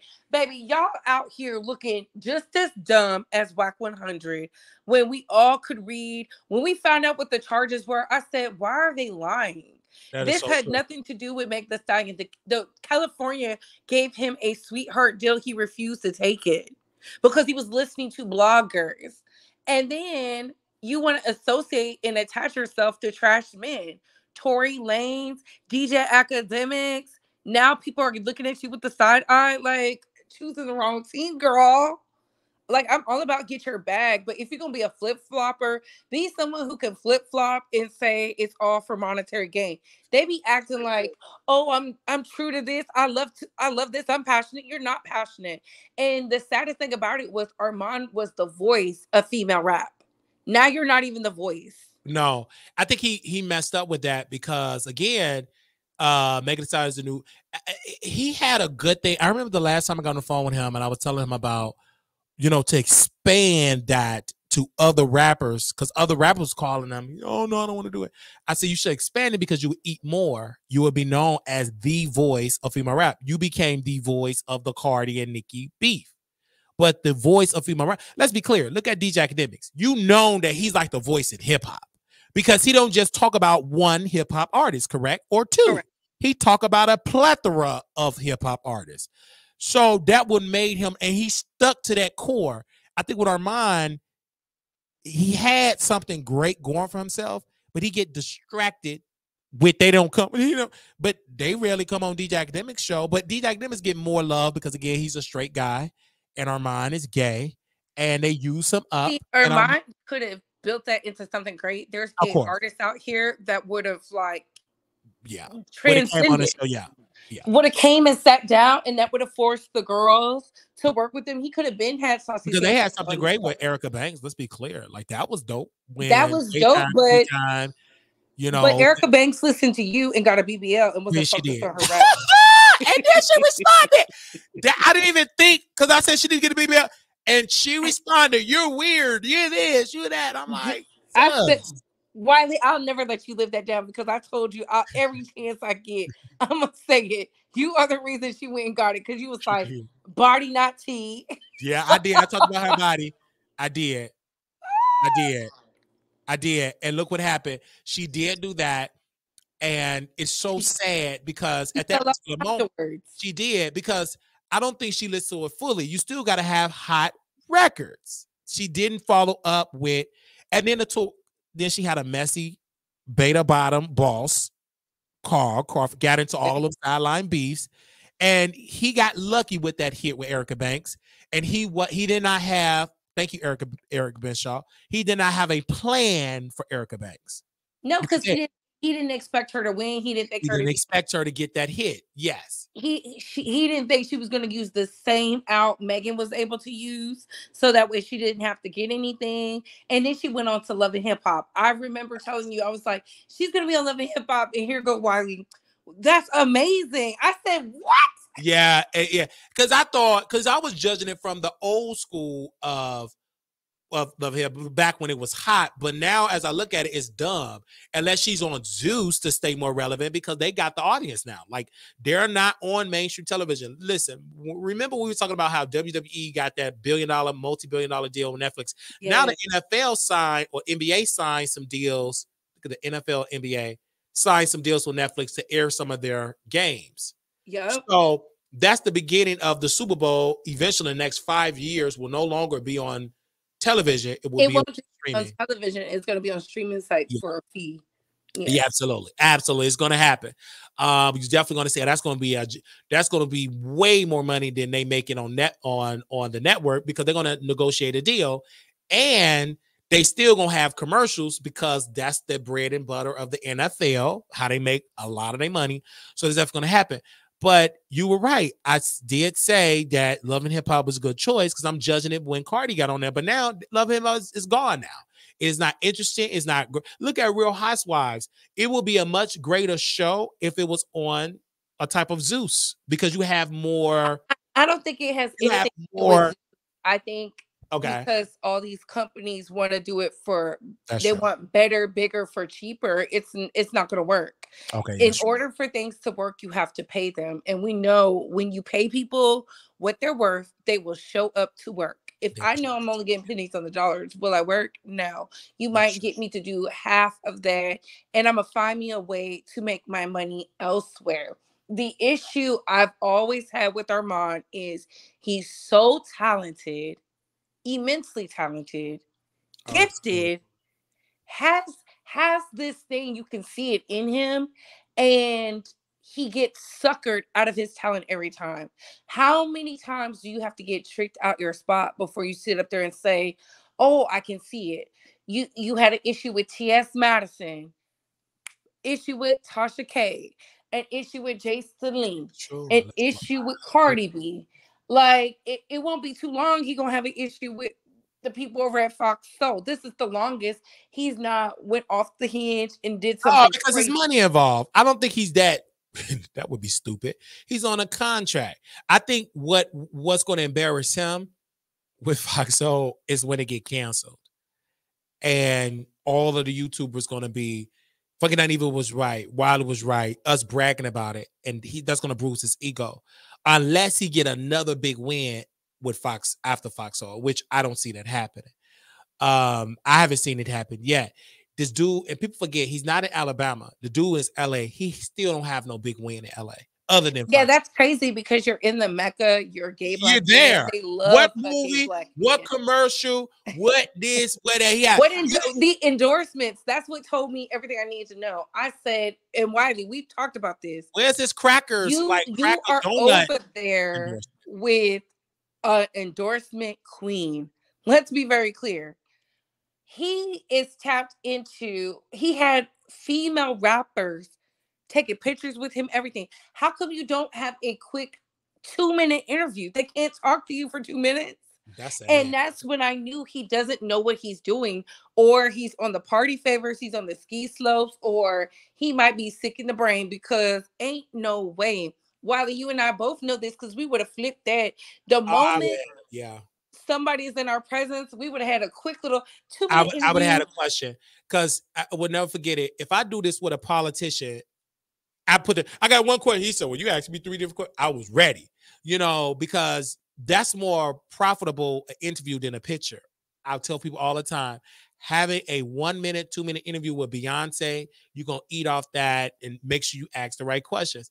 I think he been in the room with Cardi, no questions with Cardi. He was so desperate to get a picture. Well, where are your questions?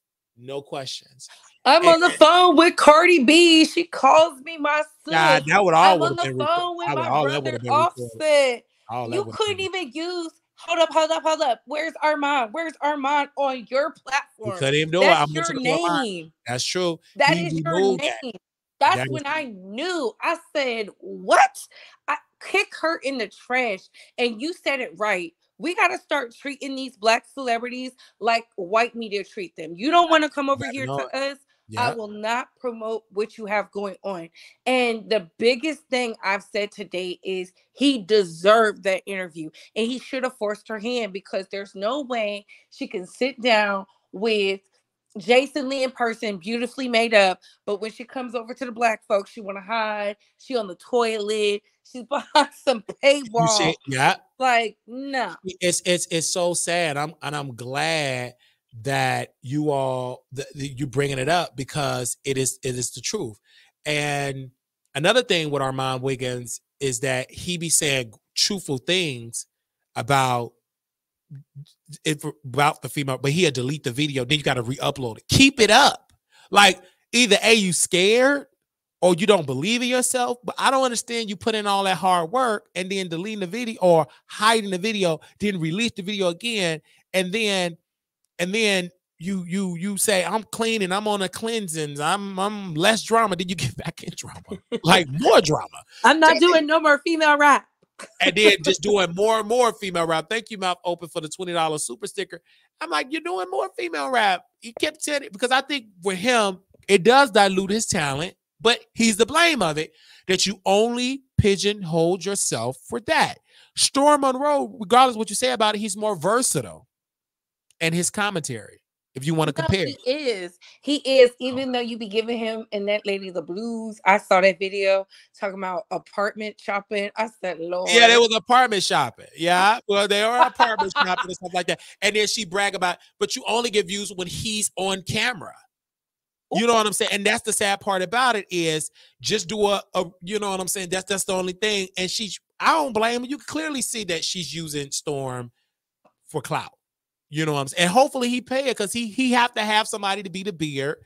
People stop talking about download allegations, but when they meet up, it's cringy. It's not authentic, is what I want to say. It's cringy. And she's a crybaby. And Storm, don't I smell good? Yeah, it smells fishy. No, baby, you don't. Because you did say she smelled like fish. And just like if you don't smell like fish, ignore me. Don't say, wait, what? Don't respond. You know what, Wiley? Because when you insult the girls, baby, you cover their neck. I'm not in there. I'm in the fish. Just stop responding. It's gonna make me talk about it more. I don't know how you smell. Purge, cap. I don't know. You could be clean as a whistle, but just don't respond to Wiley. That woman, she couldn't. She had to respond. And then Storm unblocked me. I'm in the chat being so nice. And right, Storm, I smell good. No, Storm saying, and you don't smell like fish. You smell good. You're cringy. Who cares? I wish a man would feed in today because what? It's just like, and then when she called on her birthday, I said, baby, you ain't ready for this sector. Just retire. You know what? Because she never been dragged for real. See, we've been dragged. Okay. Yeah, so she never been dragged. You have to lose some real subscribers to keep up, baby. You got to be dragged. They got to talk about you ugly and you actually beautiful. You not a like come on. She's a good. What was saying? Raccoon eyes. I was like, wait, what? They didn't say all that. I just said down the walls, wig fish. It was like, oh my God, that down the road. That thing you said on beautiful. And she was so irritated. And then when you found out she got beat up, oh my God. Oh, that was just, oh my God. That was embarrassing. Like, what? And we talked about it. I didn't know who she was, and I was like, oh my gosh, why did she get beat up? Her mouth. She talking all that big bad stuff, and then Storm said, well, I asked, does she need a lift? That's your woman. Put boots on the ground. I'm telling you, these people, listen, you think that we get hundreds of thousands of viewership. I can just imagine when we get there. Oh, they really gonna hate. They be responding to people. There won't be that much engagement for us. Well, you saw what happened when we was in Vegas. When we was in Vegas, it was silent. Okay, silence. Everybody on mute. Yeah, they was on mute. Nobody went live. Nobody went live because they was too busy watching. Oh, what's they doing? What is it? They was being nosy. It was so much freaking fun, and it was no mess. They had to wait until we leave and talk about mess if it was mess. But they blackballed themselves. They could have came. They could have had our name in the topic. They could have called us to call in. But they put us out of the gate. Who cares? We still having more fun. Who want to be at that gate with down low people, fish, down the roast, beards, screwing people, other men going on secret Bahama trips, going to the Congo with their secret lovers. Not the Congo, baby. So that's what they're doing. And Storm Armon made his money, so you might not see Storm until about a good 3-4 weeks because he made his coin, so he got his friends and stuff like. I would love to have a private eye. See, I wish I had Tasha K type of money. I couldn't, baby. Black if I would blog, because didn't you say Black Tea blog? Yeah, the Black Tea blog. I F with her. Now I'm sorry that she had to be with Jose or Jose hitting against the washer and the dry. But she had a great idea because she the one that recorded Armon, took his pictures and stuff like that. And Tasha do have private eyes too. Like I think everybody, once you get famous and have money, everybody will have private eye to stay. Other business they do it. It's like a whole business into that, like the corporate private eye to get information on the opposition to see what they're doing, etc. But I didn't have to get a private eye. I just knew she looked like Donna Ross wig fish. I said she had beard. It wasn't even that. She's a good looking woman. Her breast is huge. Do it smell like fish? I don't know. I said, can I stick my fingers to do a sniff test? Not do it. It was just pure ghetto ratchet entertainment. She called into the show. Then they said Mrs. Wiley Fish. Then there was a YouTube change they named. It's just like Storm just let her come out here looking bad. And they the one that said we going on a date. It was cringy. It was a cringy date. You see none but her big breasts all in the camera. Storm looking like, I don't want to do this. You're not that. He was more in love with Von Ray and Giggly. Ooh, that was their bro romance. Remember when they went to the trans club by accident? And you think that's on accident. They went there on purpose. Two light-skinned men pop. What was it called? Two light-skinned brother pop. Yeah, the light-skinned niggas paid. Like, what? He walking on Storm, getting his back, walking all on Von way back. I tell people YouTube was so lit, Becky. It was so ratchet. They was in love. He moved that man in that house. He was so giggly in love. It was so much peace. But when that woman, she disrupted the system because they didn't want her there. She was an outsider with them garbage bags. She wasn't welcome. Oh my God. You know what? It's crazy because YouTube was so fun. I tell people, see, the girls be coming in on chapter 56. Baby, you got to go back to the beginning. You got to go back to the beginning. Prelude for the girls who can actually read, okay? You need to go back to the prelude when Armon used to get drunk and twerk. He would twerk for a good 15 minutes, depending on money. Yes, how much money be in the check. I'm telling y'all, that was the days they would argue. It was really that way. Everybody, it's new characters now. Make it make sense. It's coming.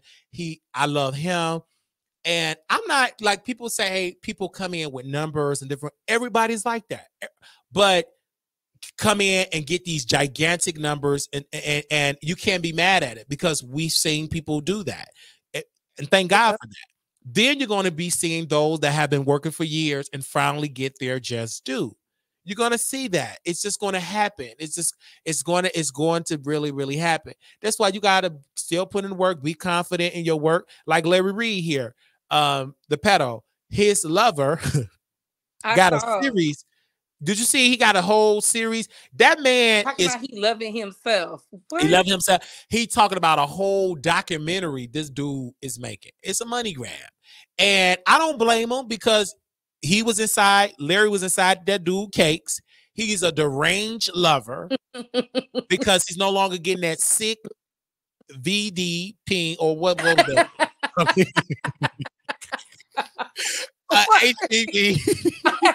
Are you keeping up with Daryl Moore on them because they went to the court on Monday? So I gotta talk about it's so much. Now, what is the update with Daryl Moore? Because I know he's doing prayer. so correct me wrong. So Larry is because he got him on paper. So is they still fighting? Is that Larry and Daryl going back and forth? Yes, they still going to court because the cousin. I didn't know she was a lesbian. Where was I at? I found that out on Daryl Moore. I said I have not been paying attention because a lesbian. He said when I filed immigration fraud on y'all, you was still married, and I said that is the truth. That is the truth. Listen, wow. I love when people get their justice. He did ask for prayers because he was sick. He did get the skin off his body. I think he had the gastro bypass or something because he used to be like 600 pounds or something. Yeah, he used to be big, and he was like the big guy in Lottery Ticket. Yeah, played in that movie. He was like the big dude. He played in the movie, and mind you, we interviewed Daryl Moore on the show this before he got in the lawsuit with Larry. It's so sad, but Larry, which is so suspicious, the cousin, they got an annulment right before the case, but you still, baby, you still did. Yeah, can get caught up. That's why I say when you do crime, you can only do crime for so long, and if you're gonna be doing crime, you cannot have dummies around you. That's true. If you are the only one making the money, they're gonna flip on you. And it brings me back to the Diddy case. Diddy was not the only one making money. Yeah, there were some people who wasn't making money, but they were fools because how you not read the contract and see what it say in the fine print? People just in the new millennia, they want to blame everybody because they cannot read, and it's just like, child, please. That's why our mom's having a hard time because you didn't read in your contract. It's certain secrecies you're supposed to do. You out here exposing you, Jason, and Belcanana's text messages, and you expect people to come on your platform? No, you talk too much. Absolutely. And then what Jason going to do, and this going to eat Armon up. Like I feel like I'm going to interview Jason. We're going to be in Stockton, California, and I'm going to interview him close around the election because we had Kim Wormsley on, and that's going to eat Armon up because he watches everything I do, Couture Bay does, because again, nobody else talking about Armon Wicks. Okay, Google Armon now. Who else talking about? I'll wait. Look, his views went down. I literally said it yesterday. His views have went down. Yeah. Because he did that himself. But why would you build something up and then delete everything? That doesn't make any sense. It's like you building a house, then destroying it, then go right back to rebuild. That doesn't make sense. Put it in your members only. Make them pay for it. If they really want to see it, make them pay for it. But he doesn't want that because he's afraid people are going to record it and put it out there. That's the name of the game. You used to do that. That's true. And I think he's upset that he's still not winning like Tasha with the Fox Soul situation. Tasha is getting the most publicity ever, and she's independent. Because Tasha owns who she is. Tasha owns who she is. The same thing with Storm. With them big old rosy cheek, he got them baby cheek. Goo gaga. He is so adorable.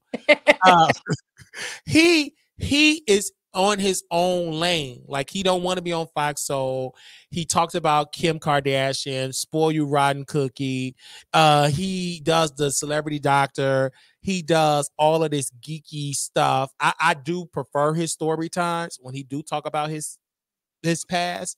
It's so entertaining. The white folks, how he loved the white folks, how he praises them. This man was in a white fraternity. And what will make his channel so different if he would get some of his white fraternity brothers? Oh my God, the John. No, because he knows how nosy y'all are. Y'all gonna go digging into yeah, the I'm still side. interested in digging into his past. I'm gonna find it because he's so secretive. And when you hide, that make me more interested into him. But yeah, he doing great.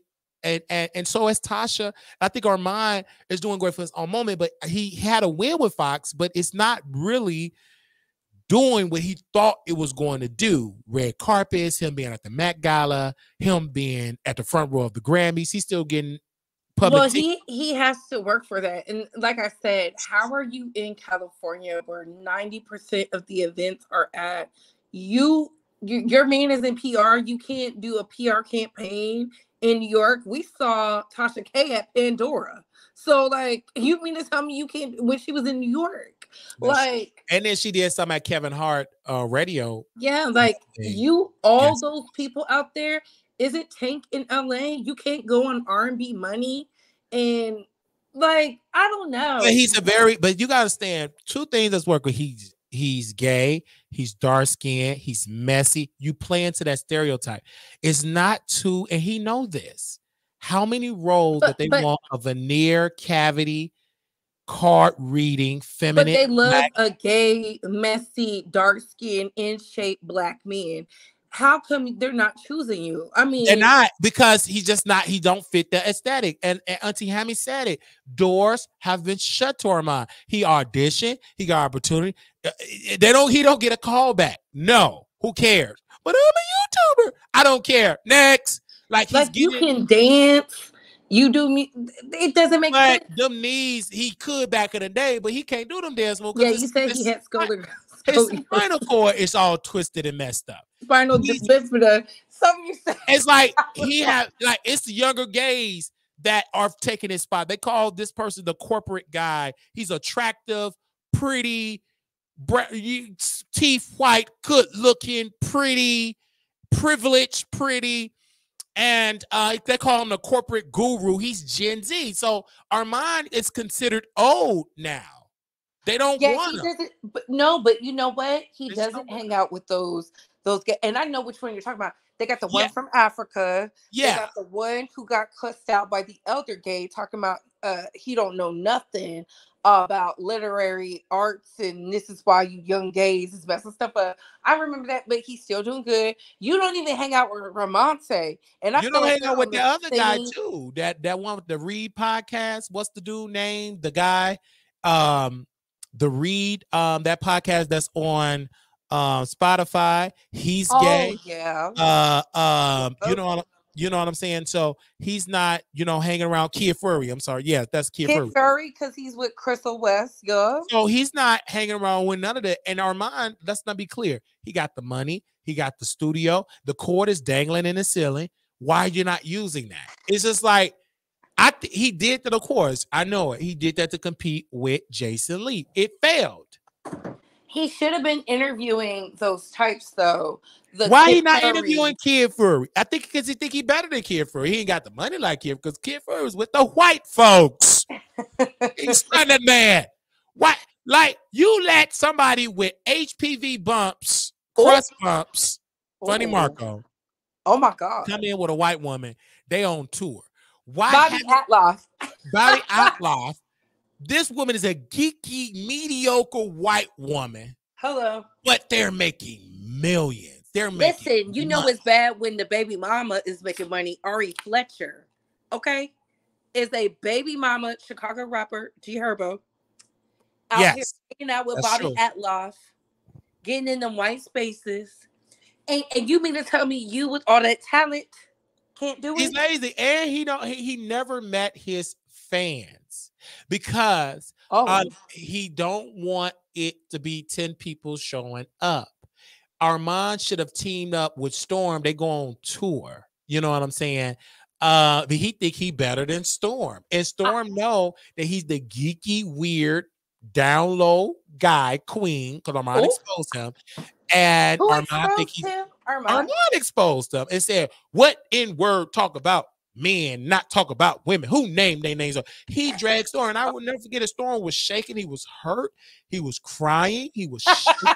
He was nervous. And I told Storm this one I was I can't believe I'm laughing. That's and I said, I can write you some jokes. You know what I'm saying? But he was hurt. Like Storm was he hurt for real? He really was. He was hurt. Yeah. Why was he hurt? Because he can't believe a gay man called him gay? Because he got exposed being gay and his name and all, and he really, really dragged him. He was really shaking. But he was over there with Larry Reed when they was talking about the smelling all good and he was all hurt and twerks and exactly talking about let me see that pussy on that bread basket and all that. And it's just like it was so good. It's crazy. That's what it was. And so, it's so sad, but we have to be honest that Armon also had an opportunity to interview Jaguar Wright. Yeah. Remember? He dragged him. And I posted what Jag said about Armon. He didn't know it. Because I heard it. She was in front of a big screen TV. This was she stayed in Dallas. This before she got in a car accident to do a State Farm scam. Before she rubbed all the ashes of her son, dead ashes all on her body. Oh my goodness. This for Officer Ramirez and all that. And he had an opportunity to interview a Jag. And what happened? He dragged her, and Jag Wright is not that crazy. So she went on opposition and she went on Storm. And Storm told her, do not say Armon Wiggins' name. So I remember all of this. And this is why I said they're not friends. Armon made up with Storm because Storm showed loyalty and said, I regret talking about his daddy Wiggins. You know what I'm saying? I could talk about that man, but he's a great guy. When I was on the phone with a great guy, couldn't keep Mama Wiggins satisfied, cheating on him, but he's still a good guy. He worked very hard for another man to get inside his wife. Oh my God, there's somebody mad in the chat. That must be Armon. Why would we want the opportunities Armon has? He's nowhere. He's on the same platform as us. Yes, I don't. What other? This is the thing I'm not understanding. We're not mad. What opportunities? I'm not upset about it. We can do a show, get on Zoom, get some graphics in the back. We can do the same damn show. I can have horrible Wi-Fi. Okay. So what is the big thing? He's not on Jason Lee's level. He's not. He tried, but failed. You know what? And Jason bragged, because Armon. Okay, go ahead. I'm sorry. Don't make me go get a political leader to come on YouTube so Wiley can interview. Don't force my hand. Okay? Because and Armon don't know anything about politics. The dude don't know. Jason Lee should be studied because this dude built, I'm gonna say his story, I don't know if it's true or not, a Fortune 500 company. And he got into politics. It should be studied. But I'm not. That's smart. That's very smart that how Jason expand his brand. And Jason is not known as just a messy blogger. Hollywood Unlocked is known as a company, and then Jason Lee is known as a separate entity, if that makes sense. I just feel like, again, and I'm gonna keep saying it, Armon was over there with people who are doing numbers, okay? Whether we like them or not, whether we feel them or not, I believe I had to apologize to Sherelle's World because she did say something to him that, sometimes you got to listen to the elders when they're speaking because sometimes they be making sense. He told him he has horrible work ethic. I remember when she said that. And it's the truth. And what she said about the whole Jason Lee piece, it makes a lot of sense because he learned, and this is the thing with Armon, which I don't understand how you have money and can't find a person with the same license as Jason Lee. He put out a rumor that Jason Lee was gatekeeping the lights. And then he bragged, I finally found the lights. But there was nothing wrong with his lights that he already had. Anyhow.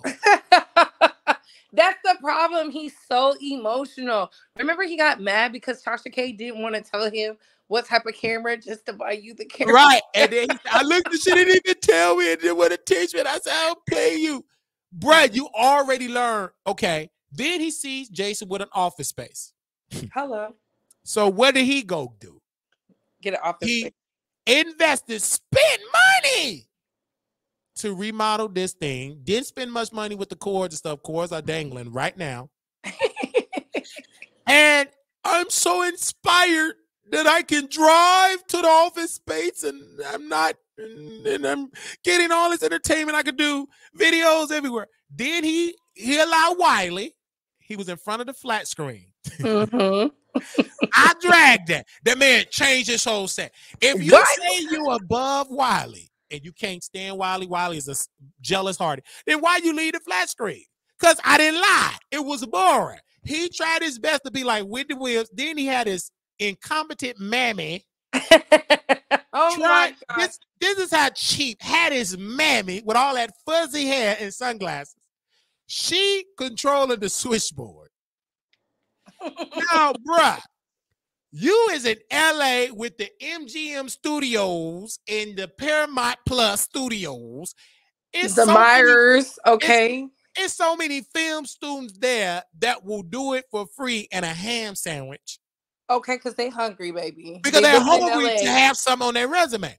They're living in LA with 8 people in a 2-bedroom apartment where they only make $160 a week. Yeah, and you got your mammy with all that fuzzy hair and them thick black sunglasses. She in there controlling and effing up. He talking, the camera looking right, it panning right, it's shaking. Then it goes to commercial. Then it go right back to Nikki. Then it's just everywhere. I just don't understand that. It was a great idea, but you did that to compete with Jason, and you failed. And prove that you better than Tasha. Listen. And to prove that you better than Tasha. But they invest in the right people, though. Behind the scenes, Tasha K got a great team that make whatever she's doing look A1. The same thing with Jason Lee. And he got somebody white. One of his producers that was on, he was white. I heard his voice, white. But Armon, why you ain't got you a team of people? You buying bracelets, Gucci, Prada, looking all zesty, taking ugly pictures with that doodoo shirt and them ugly 1992 pants. Oh, trying to become this fashion model, which is a flop. Too old to be a model. Not gonna happen. Your mammy can become a model, neither can you. Oh my goodness. And so they drag the pictures. Then you get a studio. Then you bring Jalen, your lover, screwing him. Got him showing up. He just happened to be excited to the party. And then you get mad because I'm showing the video. You posted the video. Why can I not show the world? Your lover, Pops. Why you in that popping popcorn and putting Febreze spray and Fabuloso cleaning and putting the pink sauce and cleaning up the toilets and the tubs? He getting his back blown out by Jason. I mean, Jalen. Say amen or say ouch. Amen or say ouch. And I didn't even pay attention. I just took a break from his platform because he gets so offended me going on his platform, checking his tweets. So I took a break and I saw the video. I said, oh, look at the nice studio. Then you see the cord dangling. Then you see cords all up on the floor. Filthy couch, that nasty, filthy couch. Then you see his lover come in with a key. He know how to come in. He know all the little spots of the lights. He know how to duck and weave. That's what he's screwing his lover. Oh, man. Jayla coming and looking like a whole snack, smiling. I seen it all on video. So, and I downloaded it to play it over and over and over. Yes, you did. You did play it for us, and I was laughing because you was like, oh, this is a fine man. That's a good-looking man. He was on the boys chat. Now he clapping them, chatting them cheeks of Armon Wiggins. You know what I'm saying? Because that show didn't work because it was boring. That boys chat and Jayla, he's an attractive guy. He's an upgraded A-list guy, but all he does is smile and turn that head to the side. He don't make no sense. He don't have no personality. You know what? Armon needs to go to the gay clubs and just scope the scene to see what they're really into. You know how we was at Piranha and that nice, rich, old man was holding my hand for dear life. And then he could have had him on there. But Armon think he's better. He can't go to Piranha unless he got security. For what? Who's coming out there? Somebody with nappy head with a free apartment, blood, and all that type of stuff. Get the CDC to protect you for that. I don't understand. Because he have security because Jason Lee got security. What does he need? But Jason Lee is tied to Cardi B, one. Kanye. Tiffany Henyard. Yeah. Kim Kardashian and them. That's who he really have it for. Yeah. He and Armon literally said, I got security and he got security. Like, bruh. Well, obviously your security was sleeping at the wheel at the Zeus thing when that nappy-headed stalker invaded that space and tried to throw a drink, and Pops thought quick on his feet to do it.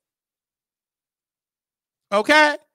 So I just don't understand. Look, that's one of the first or second videos that always pop up when you type in his name because I'm blocked on all social media. Yeah. But when I tell you that video, they just put it up there. I started laughing. I said, yeah, got the like even look at the pretty girl ID. Look at them in the chat. These are all Armon Wiggins people. That's Armon Wiggins himself. That's his boyfriend, the one that talked like he got autism. Shut up, you big fat tongue queen.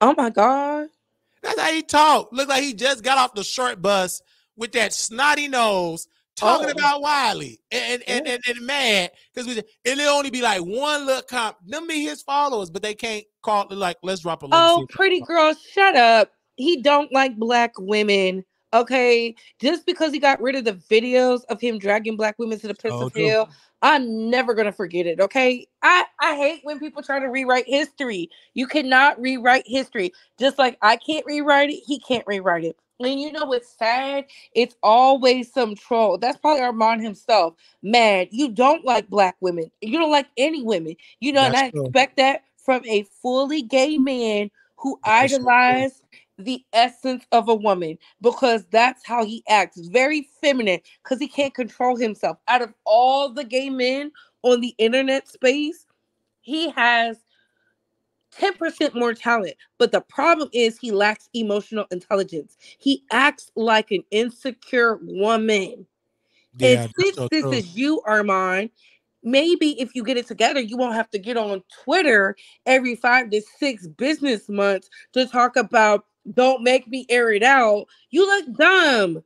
You're not going to mess up her rollout. Talk about she's not selling. You call her an old woman, and we have videos of you praising her and saying her body was tea, and you hoes need to get like Cardi. Like, what are we discussing? You can't get mad. He went on a Twitter rant. He must have been riding the ski slopes because it came out of nowhere. All because she said those bloggers, and he was offended as if he's not a blogger.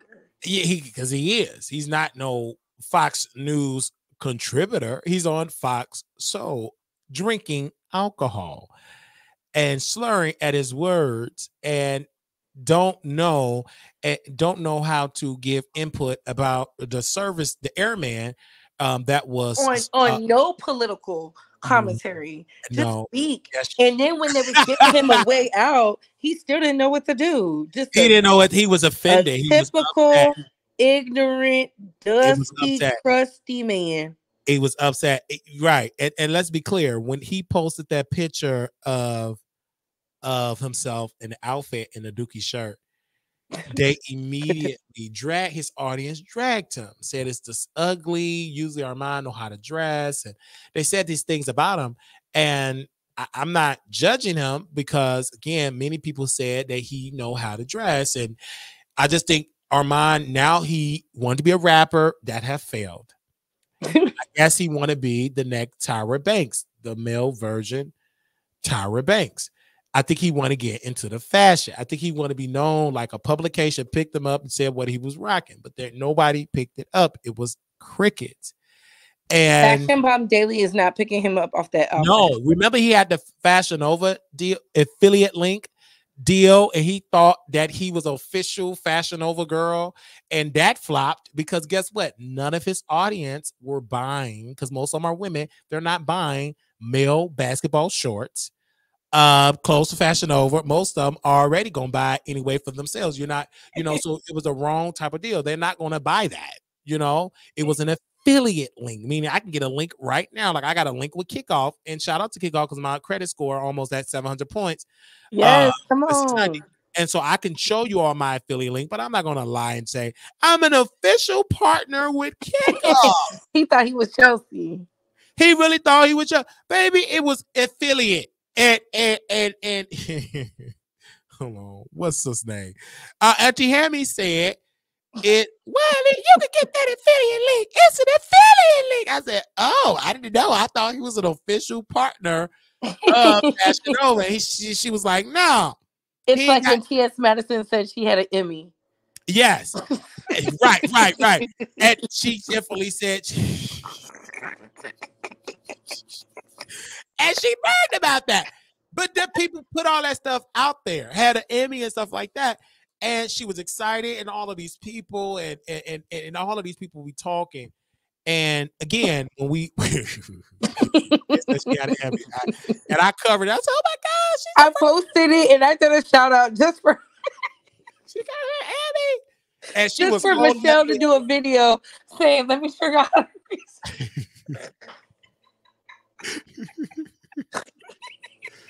Michelle, I'm a Grammy Award winning."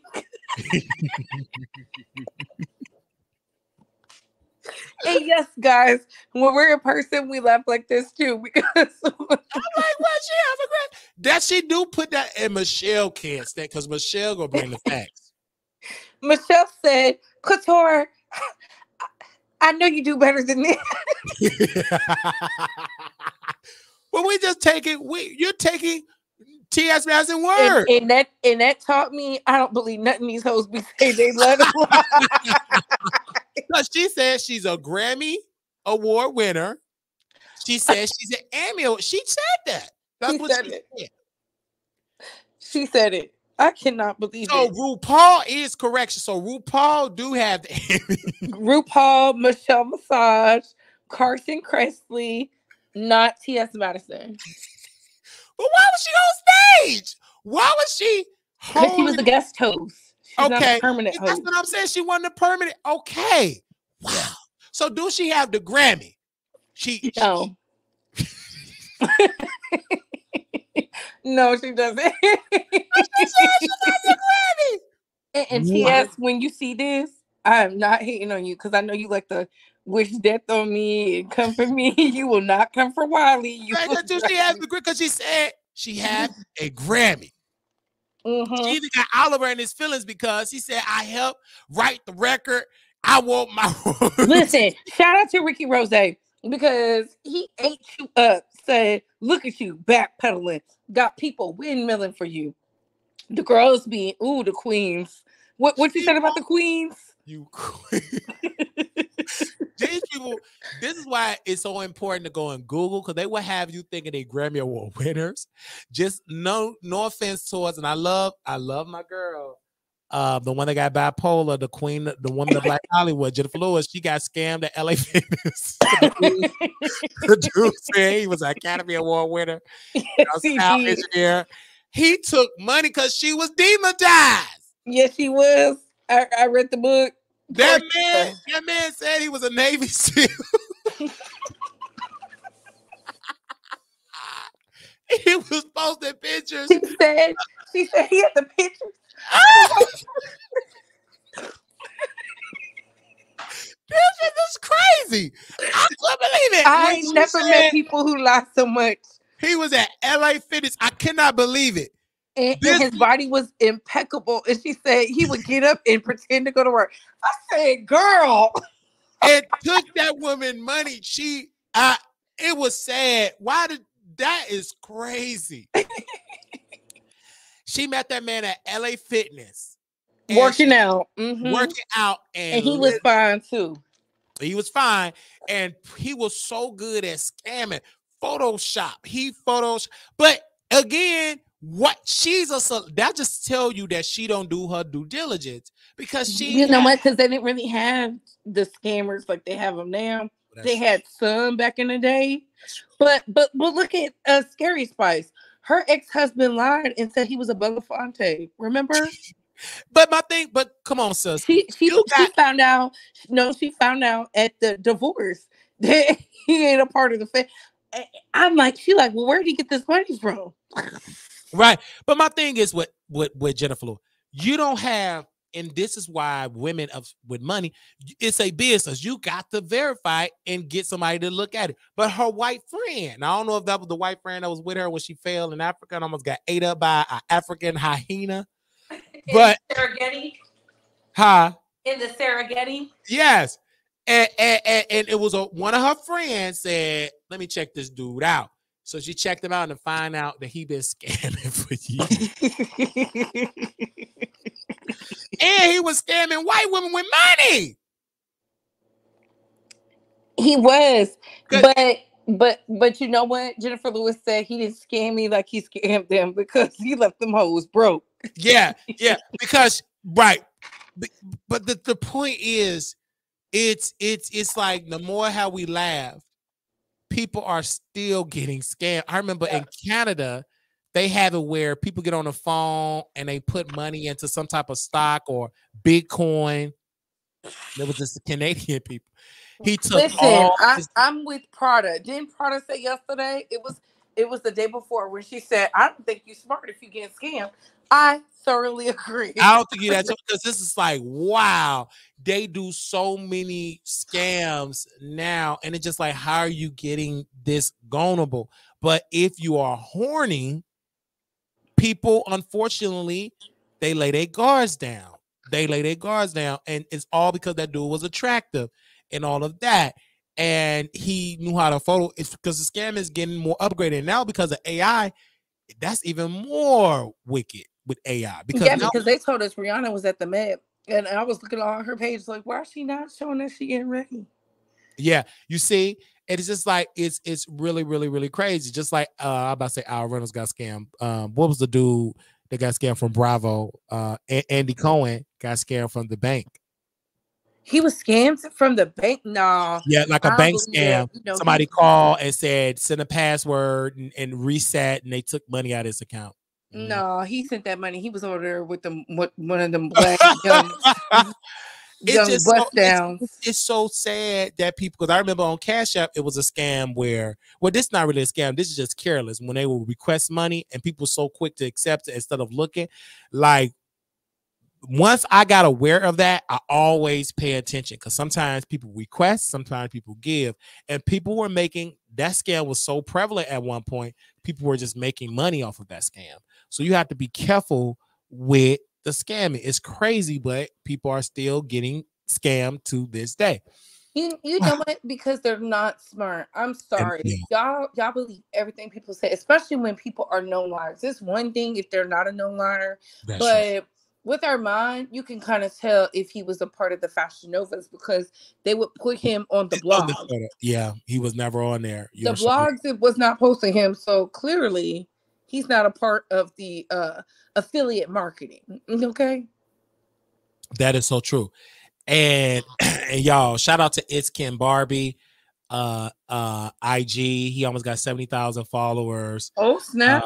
Many people is jealous of him, but you know, that's his friend. And when he posted on my YouTube channel, said they've been friends for years. This is the gag for Armon is that he don't even fucking Aniva plays his cards right and having better relationships with, because he do coke with a lot of people. Because did he admit did coke with Stevie J? Yes, he did. He said Stevie J and Benzino in the bathroom. Yep, that's why Jocelyn was able to eat him up. But you have to have, Wiley, remember when I was telling you and you was like, you would never tell. It's something about keeping people's secrets that make them feel comfortable. It's not the fact that they can pay you. It's the fact that when they lay their head down, you're not going to, when you get upset, blast them to the world. That's true. Armon has showed us he's that type of person. Hence why he gets treated the way he do. Look at Lotto. She gets treated like that. She's in the industry and they treat her like an outsider. Yes. Is she pretty? Yes. Can she actually rap better than a lot of these girls? Yes. But guess what? You went through all these steps to upload a recording of one of the top female rappers. Granted, it got you some publicity, but look at you now. Nobody wants and to then talk she went to the game. She went to the game But that didn't go viral. You know what I'm saying? No, it didn't go viral. And then they said she only went to Texas because 21 Savage or somebody was performing, and they still linking her as screwing 21 Savage. Well, I mean, she wants to be linked to a married man. But what thing with Lotto is she is so beautiful and so gifted. Mind you, I'm so critical of female rappers, but I cannot be critical of Lotto. Not yet, because her future is bright. I just don't want her to just make good music, because all of her songs, like, I like her music, like I like her vibe. It's fun. She do have a fun vibe, but she forgot that your fan base is women, black women at that. Yeah, and I think that like a lot of these artists, they need to just focus on building their fans, their fan base, and stop trying to compete to get the barbs, and just build your fan base up, and they will come. That's one thing I love about Megan Thee Stallion, is that she have her fan base, and she looked good too, man. And it's because she made great music. She made great decisions. She had great wins. Many people thought she was going to be a has-been after Tory Lanez. Yes, they did. I didn't think that, because I knew. I said, once that ninja go to prison, it's up. It's up. And now people don't even mention Tory Lanez anymore. But Tory Lanez could have been out. He would have been out by next year if he would have plea bargain, but he wanted to be Brother Malcolm, and he wanted to go against the system and listen to his pro-black daddy with that invisible line. not Brother Malcolm. He didn't want to listen to his attorney who gave him a sweetheart deal. Baby, 2 years of probation in America, that's a walk through the park. That would have been done, like, because we would have been done with it. We would have been done with it. He would have been done. Boom, boom, boom. But he fought it, and it was a loss. Then he got embarrassed because the lawyers thought he was gonna get out. I don't know why they thought he was going to get out. He was falling asleep in court. Shout out to the OKP, because he was reporting it right. Official KP, yeah, he was, and it's so sad because how he looked. They treated him like an outsider, and he came in a room like a weak, bullied man. You got to demand respect, because if you don't, they'll run over you. There is no way in the world me and you could have been there. They would have treated us like an outsider, but we kings and queens. We would have dominated. And Armon wouldn't have pulled that one. They would have been afraid. Every little gossip, they would have been afraid, because I would confront them outside the courtroom. Okay. And, real fast. And all that type of stuff. The way how they let Neek, and she got emotional. Then what did she do? She wanted to be a pick-me. She went on over there. They all eat French fries. Couldn't afford the French fries. One of them couldn't afford it. They all at the table. Neek, this why I don't respect her, because she weak and a pick-me. She supposed to be a gang member. They probably pushed her out of the gang too weak. She weak. And this is what I'm saying. She's just a weak woman. They dog Neek. Just for her to say, no, that didn't happen. We get along. We get along. They all taking pictures. I can go back. I will never forget that episode. Megan was the smart one. Megan was the smart one. And I'm telling you, when I go over there, they supposed to be quote unquote the popular kids. I'm supposed to be about that life. I go over there. I'm on the live with Neek. But you I don't care. And he blinking off the screen.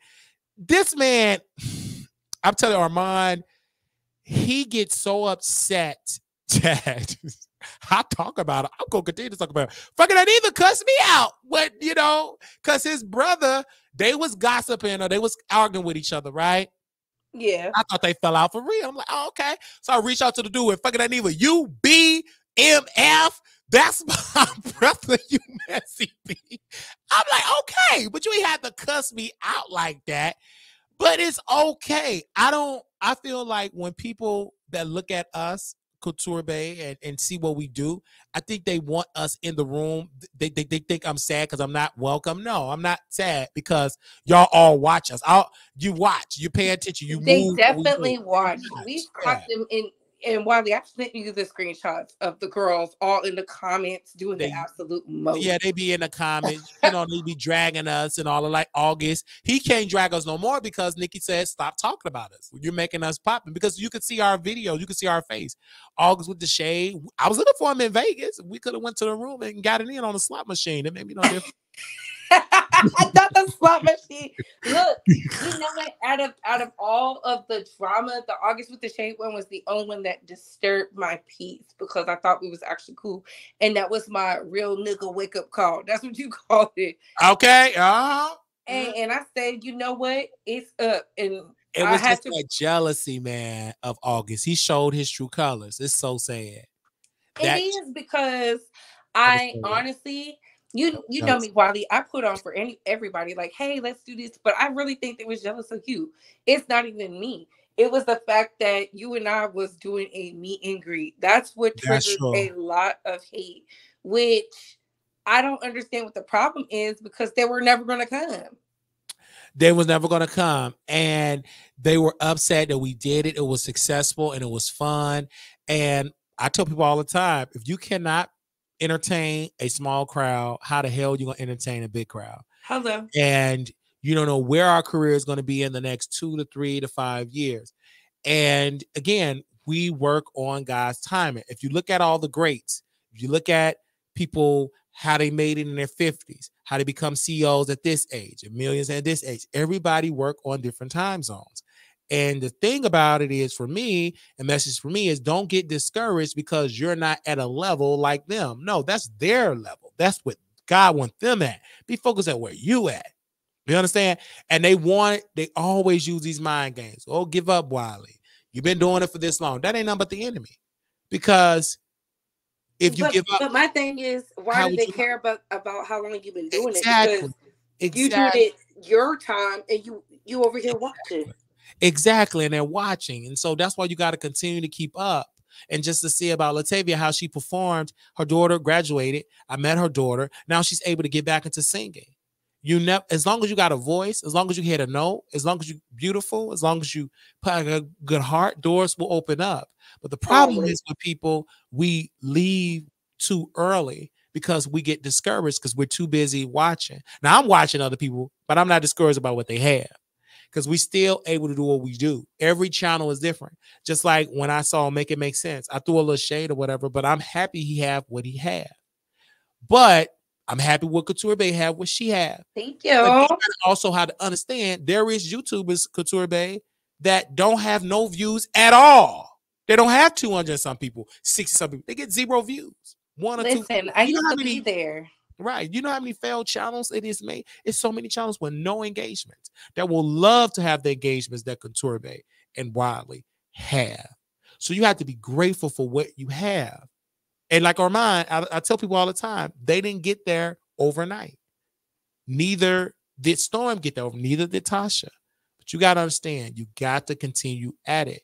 And because at the end of the day, Armon watching, Tasha watching, all the people that we talking about, they watching right now. They ain't live, but they on YouTube because they are YouTubers. A YouTuber know how another YouTuber think, especially if you've been in this game long enough. Baby, they watch. Almost definitely. They watch because I told you. I was like, Wiley. I said, Wiley, nobody went live, but they wanted to cause mass. Yeah. And that's cool. But I also said it comes with the territory. I can't pray for something and then get mad that I'm getting what I pray for. Exactly. Because it's more. It's just like the higher you go up, the more people are going to talk about you. And I think Armon have to understand you're going to be talked about. But the problem is, I just want people to talk about good stuff.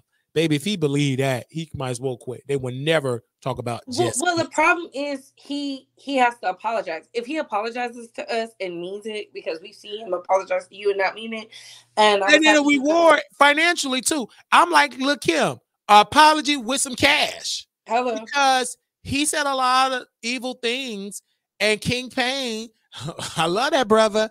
In this regard, he came out sweaty. I didn't even know who Wiley was, and all the rumors and lies he told me to say that. That owed me a check. Where my check at? And then King, I told that karma hit him. Then he said he wanted to sleep. This were my words when he said this on I remember what he said in that station head. I said, I can't believe you would say that about someone you grew up with. You're right. He wanted to sleep with one of his friends. Tried to force himself on one of his friends when his friend was asleep. You heard it. I heard it. Yeah. And it's dangerous. But King, you remember when you did a whole 88-part series on Wiley? You see that? And you did it on this man's behalf, and he turned and put an allegation on. Child. Just for me to find out King was telling the truth. Yeah. Because King was like, I have my car first. Yeah. He goes and get a car like mine. Yeah, like that jealousy. I'm telling you, like, man, like I seen it from day one that King, I can tell because I was bullied before. So I can tell when somebody feel like they're an outside. I can smell it. King was intimidated by by Armon's light, by his celebrity, by his swag. And he was nervous because Armon Wiggins have that alpha mantra type. He's the leader in the friendship. Takeover spirit. He had the takeover spirit. And you could tell that King wasn't truly himself. He was nervous. Like when you go to the early days of King, even now he struggled with having his own identity. He repeated himself over and over and over. And the Negro have some intelligence. But you didn't see it with Armon Wiggins. He sat with Armon, didn't get no engagement. Then Tasha used King because it was easy. I'm giving you the viewership, so you have to be loyal to me. And then when she said these words, I'm more friends than your friend Armon, I said, oh, that relationship with Armon is over. And then it activated all the winos. And they went to track. Armon should be doing this with you, King. And we here with you in the winos. They went on a dragon spree. Armon rushed to that live. It's giving Wiley. My friends is not on YouTube. You know what you did? It's giving Wiley. I said, oh, that friendship is over. Then Armon went on an attack campaign. I've seen it because I just sat and watched Ate My Popcorn. He went on this other YouTuber page and he's the celebrity, right? Yeah. This what happened with King. And see, this what you don't understand. That woman started spilling tea. King was sending private information about Armon. And then Armon said, he been jealous of me since high school. All this stuff didn't even make sense. All this stuff was coming out. But Armon was bragging out. Me and King, we really friends. We ain't gonna fall out. And King, why Wiley don't put your name in the title? Because he ain't the superstar. You is. So he really wanted me. God is my witness. Armon wanted me to get distracted to beef with King. He ain't intelligent enough to beef with Wiley. He's a snooze fest. And his internet was worse than Claudia's. So we stayed with Armon. It didn't work. This man had a malicious attack against Wiley. It didn't work. Because you know why? You don't have, he did not, the messenger was terrible.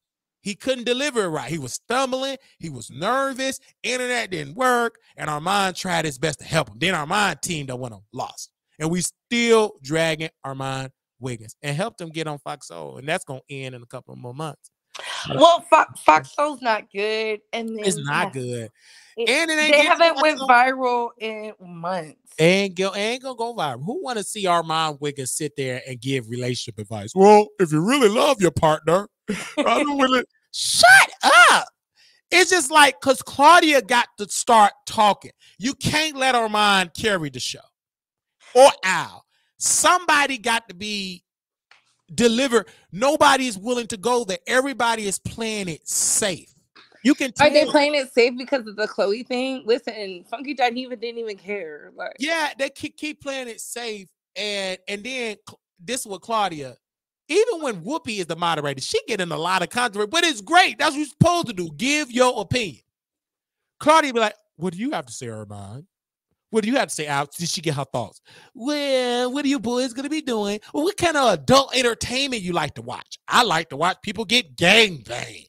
Like, what? Is that what was said on there? That's what was said. It's being played in the clips. Like, this is so disgusting about Armon Wiggins' brand. You can't believe it. You got an HBCU professor asking another what type of adult entertainment. Then Armon said, but I'm not going to get into that. Well, I like to see the game bang. I said, oh, cut the camera. This is buffoonery at its best. I didn't know that was doing it. Yes, this going on. I just watched that episode when they were talking about the service, you know, the airman was I only watched that part. So when you go to the commercial break, you know, when you get to the highlights, it's like, what? Did he just say what kind of adult? This is what they brag about. This is what they talk about. It's buffoonery. They are 3 fools. Shut it down. It shouldn't be funny, but it's funny. When I saw that, I mean, my Popeye's chicken, and I don't know why Popeyes act like they from New Orleans. They got New Orleans stuff playing like it's black people that own this restaurant from New Orleans. This is white folk. And I'm listening to this. I was like, oh, okay. Wow, this is buffoonery. It's to me, it's so funny, y'all. I just gag, and I'm loving it because I can't watch the show because Claudia is the moderator, so she blocked me. So she in there moderating. Now, she wasn't in there, never moderating. Now, she in the chat. It will be more interesting if they bring somebody that's going to wake it up. Nobody's waking it up over there. It's boring. I'm telling y'all, it is so boring, and it is what it is. That's why I'm talking about it today, because Armon said something controversial, ignorant, and Couture Bay corrected him and called him stupid and dangerous. Yes, I did. And he is dangerous because, you know, I said open carry is in Florida, concealed carry, right? Yeah. But in your house, as long as you have it's registered, you can have a gun. A weapon. Yeah. So the fact that he didn't even take the time to look at the topic or see anything, he didn't have to watch the video. He could have just read up on it. He didn't read. He just was just, oh my god, it's just pure ignorance. And it's like, it reminds me of what our ancestors fought for. And I know that's like a played out thing, but if you won't even do the research, the people behind you that's in your audience, they're not going to do the research. I mean, I can clearly tell they lack brain cells because they come to your defense. One person put, how come you're making this about Armon? It's just his opinion. And I was like, this is how dumb we have come as a society. Like, the literacy rate in America is down so bad. You have real teachers who actually care about the students, not filming them for content on TikTok, you know, to get some brownie points, doing hair. People telling y'all they're just passing the kids on who can't read, can't write, lack comprehension, and they gotta be mad at y'all jobs because that's who you work with. That is true, and it's very alarming rates too. You're so right about that. But in order to change it, you must. Did Frederick Douglass say it's hard to rebuild broken man? It's something of that nature. I think honestly, when it comes to this situation, the parents, the adults, got to be educated, and this is why I don't think that in order to continue to get adult entertainment services, I mean, in order to get government services, I think you should continue to educate yourself. I think you should be in school in order to get a tax break. I think we should reward people of how many books you read. I think we need to prioritize in our entertainment sector reading, and this is why we started the Wiley Book Club and all of that. I think we need to, because I remember back in the day, maybe it was in the 90s. I think Oprah was a big part of that, about the book clubs. Remember back when authors was up there, everybody loved, especially the Black authors. It was like a moment of a renaissance back in the 90s of just reading. I think we need to get back to that. And it's no excuse because you don't even have to read. You can do it on Audible. You can do it on Spotify. It's like they made it so easy. So many ways. Won't even do it. Like it's crazy to me. Yeah, it's the basic principles and foundations, and it's like no wonder you're being tricked out your spot. You can't even control yourself. Because you don't read, and it's like. And you want Al Reynolds and Claudia to be the ones to say no, I don't agree. Well, when Al said it twice, I knew he lacks comprehension. But are we surprised? This is the same man who was like, "You're taking food out my mouth, money out my pockets." Y'all know who y'all are when he called in. He was like, "I'm never doing this again." And I said, I hope Wiley never bring him back. I cussed him out that day too. Right. And then he's going to do it over and over. I didn't take any food out of this pocket. That's all lies. And he called in. I think with Armon, he say these stupid lies because he want an ally. But you got to pay. One thing about Larry Reed, if you want to be like Larry, that Negro put money behind his allies. Oh, yes, he did. Because look what he did with Conscious. He got done with him. He needed William McCray, and now he buying William. He bought him. Oh, William McCray don't come cheap either. He don't come cheap. Like he did call Daryl Moore. That's what he said. I didn't finish it all the way through, but he did call him at 2 in the morning. William McCray did, or yes, he did. See, yeah. So he's gonna be the one to back channel all of that, because what he's trying to do is shut down Daryl Moore. But the thing about it ain't gonna work because you bankrupt Daryl Moore. So Daryl Moore have a vet. Unless you write that man a check, even Daryl Moore is so bad, you can still give him a check. He'll still drag you. Because I think that's Daryl Moore. And but he says he's a man. That's a man for you. A weak man would just be like, "Oh, here's a check." No, a strong man's like, "No, you need to say what you did to me." Yeah. And I met a person in Vegas. He said, who should I finance? Because I want to pay for the lawyer to take Larry down. And I told this brother this. I said, you have to finance Levantre. He's the only one, I believe, with a case and that will embarrass Larry.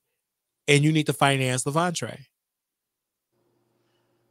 Oh, and if you finance Levantre, then you have a strong case, because Larry going to be so embarrassed about Levantre and about what he accused him of.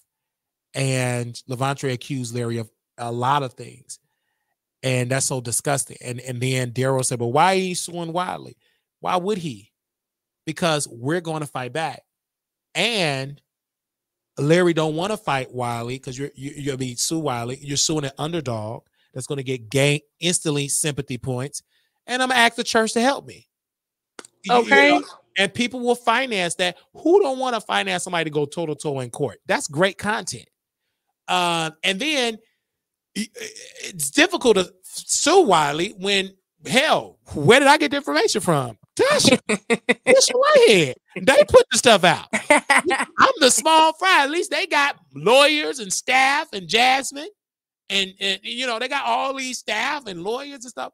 So I just think that Larry Reed, he used William McCray. And William McCray said, I'm in the basement with my grandmother. I mean, he's a caregiver with his grand. Shut up. You like when that's the one.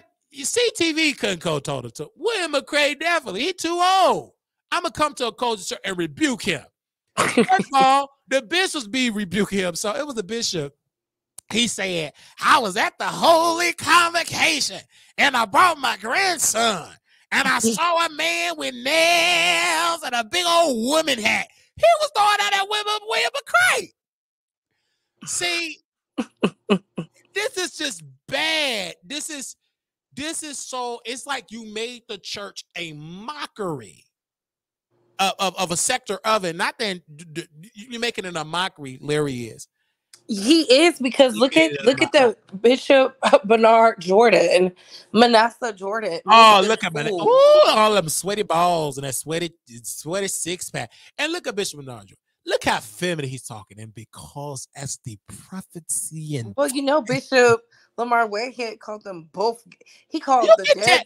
Baby, you can tell. He said they all gay. You can tell. Look at Manassas. The man is just swipping in femininity. You can tell. Unless you just dumb and blind. Unless you deaf or just dead. You can tell that this is an LGBT dookie gate. You can tell it. They all in there, Larry, and all of them his screwing lovers. That's what I like, and I'm going to watch the documentary. Is any of the documentary out of his ex-lover, the one that Larry was screwing for years? I don't know, but I know he said he was doing a oh, I'm finding me. I'm getting back to me. I said, He child. took a video. He said, finally, he went back to his child, and I'm getting back to the pain. Like this man put Larry pissed that dude off. He cut him off. You can tell he's a scorn lover. And he's a scoring lover with talent and skill. This man put a documentary in there, and Larry was screwing him. So pray for the boys. His story with Levante is identical to the pain that I've so. Like, I'm telling you, y'all, this you can't make this a script. I gotta watch it because it's entertaining. Then Larry have no choice. He only get views talking about me. He's associated with me. Well, Larry, this wouldn't have been a story. Stop cutting people off. He should have been honest. Been like, you're not my type. But he screwed. Obviously, he was because he screwed that man for years. And that that's because he chose to be.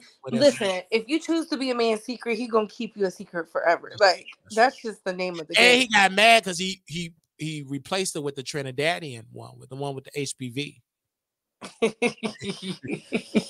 He did. But Wiley, I'm gonna drop down. I love what you're doing. I love that you wake the streets up. I can't wait to link back up with you. We just gotta figure it out. Yeah, we definitely gotta figure out. Maybe we can go to Trinidad. Yeah, not with Lester though, because Lester said he got that shit. Oh yeah, no, you definitely ain't going with no Lester. So I had to give me an antibiotic. You can't get no free apartment with HPV. You know, no. You don't need no. No, I ain't going with that man. He got to get sloppy drunk to take it. Listen, he said, oh my God. That interview was crazy. It was crazy. I cannot believe these people be putting their business. That man said it verbatim. Not only threw himself under the bus, he threw his girlfriend under the bus. Listen, you could not pay me to get this type of interview. Wow. It reminds me of Kel Mitchell when he said, oh, she just kept getting pregnant. Yes. Like he just kept saying, I said, now wait a minute. And then she responded saying, did you tell him when I caught you with a man? Did you tell him you whooped me with my sickle cell? Or that? I was like, oh, this is just too much. You cannot pay me to say like what? On the he internet. Kept saying it. This the man saying. I was in the hotel room. Then I had to go back because I was. Then the police was coming. You can't make this up. Really? Then the woman was in the people hospital. Are so crazy. Then the doctor say, I'm sorry you lost a baby. She was pregnant again. Shannon had to drink. Shannon was holding out for like a good 30 minutes. And he finally was like, I gotta sip this cognac because this Yes. I don't know what spirit that man got in that place, but people just feel it. The spirit of the Lord, I guess once you cross the threshold, you got to tell the truth. Oh my God. What you believe is the truth. He said it in clubs. He couldn't control it. Wait a minute. Stop. Hold on. He couldn't control it. And he kept saying it calmly. She got pregnant by multiple men. Then he went there for the kids. Then the dude said he tried to break into the place of her new man. It's just sad. It's just so sad. Crazy. And this is what happens when you be out here letting people do that oshkosh bagosh on you because they know. It's just, yes. I'm telling you, sis, I was not expecting that dude from Good Burger to sit there and to expose his, but that make him look stupid though. Because why would you stay? I think he exposed her because she said he was over there with Nick Cannon, and Nick Cannon was wearing her cheerleader outfit, right? And I believe that when she stayed and made kids with him. So I'm like, y'all both some fools. We all know it's just so sad that, you know, I feel for the kids though. I don't think they need to do a documentary on kids that celebrity parents embarrass them and the effect of that, and really focus on the kids. Because I want to know, how do y'all feel when y'all parents are just dragging each other dirt? publicly. And they doing it publicly, yeah. You couldn't pay me. That's why I said I love Beyonce and Jay-Z. I love Rihanna. They never drag their Nicki dirt like that publicly. They not bring the kids. They leave the kids out of it, and then they go straight to work on everybody else. It's a mess, but. Thank you, Wiley. It was so entertaining. I can't wait for you to do that Club Shay Shay interview because I know when you sit down and watch it all the way through, you're gonna be like, what? I have to, because when I saw the clip, I said I'm gonna watch it, and it's so many interviews. I got to do the Tiffany Haddish interview, the Club Shay Shay interview, and I'm gonna talk about the Good Times interview because that was good. That was good, baby. JJ. Baby, he gonna give you a long story. Yeah, I was at the store and they all lie. Then what's the girl name? Thelma. I told JJ to buy the girls jewelry. And so today he still buy the people jewelry. It's just like JJ, you butt ugly and broke. Ain't nobody gonna date you, son. Them days are over. Both of y'all look like y'all on y'all deathbed. JJ, it was just, I'm like, it's no offense, but y'all don't, and this what gets me with our celebrities. Y'all want to do something with Good Time. Y'all don't own the rights. That's why the movie couldn't come out. Hello. You don't own the rights. It's owned by that man. He dead and gone. He stole the Good Times idea from a black man. Hello. So I get it how us as fans, but they don't understand the business. If you don't own the rights of the movie or the show, you ain't gonna do no movie. They're gonna do whatever they want to do. She said they had 2 roaches. Because they own it. Whoever owns it can do whatever with it. That's why when I watch Good Times, I don't get as mad because I don't own Good Times. If you ever want to get into power, do what Tyler Perry do and own the show. I do feel bad for Good Times because I felt like it should have been a movie years ago. I felt like it should have been. But then again, it's a classic, and that classic should not be messed with. First of all, Mama Gone. What was that? I never liked Good Time. I'm gonna just say it like that, and I'm gonna drop down because it was into the replay crew. I didn't like it because they was poor. I didn't understand why they was still poor after all the years. Yeah, this is the reality of it. But it's the reality of so many African Americans, especially during that time. So when the daddy gets something, nope. Then you get the Christian. Oh, Lord, don't scam. Jesus gonna get you. They did one good episode, Black Jesus. And all the wealth, they would just get. They should have kept Black Jesus up there. Then, that ain't Jesus. That's Ned the Wino. I like it because red like fire. Yeah, that's what I'm saying. Right. It was funny. It was comical. It was this. It was that. But you had to get into the Jeffersons. I believe that was the first Black show, if I'm not mistaken. Show money. They own the cleaners and stuff like that. But Good Times, it was great comedy. It was good. Saffron and Son was good comedy and all of that. But I understand one thing that messed me up with Good Times when they killed the father off. They should have kept the father on there. And Thelma said something about the mama of the show. She helped Thelma get her voice. She said, talk with my daughter, why y'all hate my daughter so much, and they gave her more parts into the show. Instead of saying, shut up, JJ, they gave her more of a voice. But you don't see that too much in Hollywood today, advocating for somebody else. Charlie, you know why? Because a lot of people don't understand it's and it was what a lot of the political figures said the other day when there was on your thing. If we work together, it's so much that could get done. It's so powerful, yeah. It is what it is. But let me drop down. Thank you, Couture Bay. Thank you, Wiley, for letting me up. Thank you, producers. No I always problem. love coming up, chit-chatting with y'all. All right, I'm back in the comments. Yes. So when I was watching Good Times, that the interview, it was great. It was great entertainment. It really was. It really was. So when I got on the phone and they said, Wiley, did you see it? I said, yeah, it was good entertainment. I'm going to watch the Club Shay Shay interview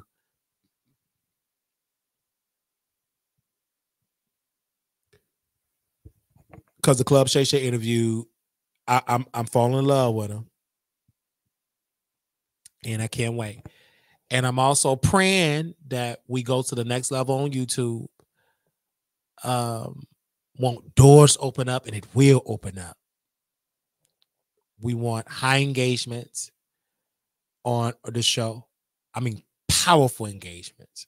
I want to wake up in the morning, and I know God gonna do it, that it's gonna be so viral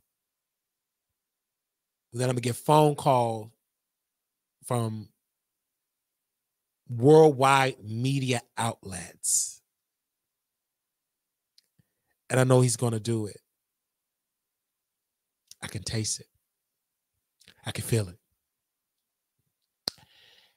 And I want that influence so I can help others. I want so much influence that if I see somebody talented, been trying to sing for years but couldn't get in the door, I open the door for them. I know God's going to do it. I believe it. So I'm really looking forward to transition into Vegas. You guys, I thank you all for the money that you all have donated already. Some of you all have been sending money in. I think we almost raised $200. So that's going towards the Vegas fund. And I'm looking forward to moving to Vegas. And really looking forward to it. Also, I'm looking forward to it. Getting a powerful interview. And it's just shaking up the world. And I know he's going to do it for me.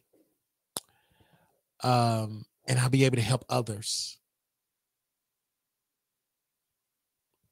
Because my interviews was that it's going to be a great interview and it's going to shock the world. Black, whoever, it's going to be good. I ain't going to put no color on it. Because when God do it, you do it where you least expect it. As long as it's done, right? And I believe it. I'll never forget it when I was in Vegas, was going through it, and I hit the slot machine, and I won money, and I was able to cover some bills. And I thank him for that. God is so good. But it's needed. And the kickoff, you guys, the reason why I post the kickoff on there is because my credit score, literally on one of the credit bureaus, you guys, is at 690 points. That's on Equifax, 690 points. It went up 85 points. When I first started on here, it was at 605, maybe like October, let's say 605, and it's now at 690 on last updated on May the 13th. Because they have an option on there that help you dispute things off your credit.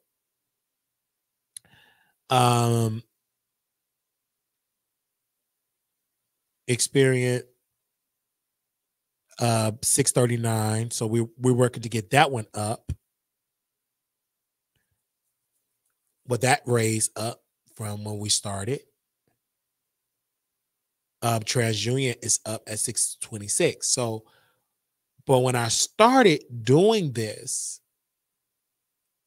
my credit was in the 400s, when I start to taking credit serious. So, but Kickoff, it's the app that give you credit, a loan that you pay for, and it reports. As long as you're paying it on time, it report positive on your credit. Then they have another option on here where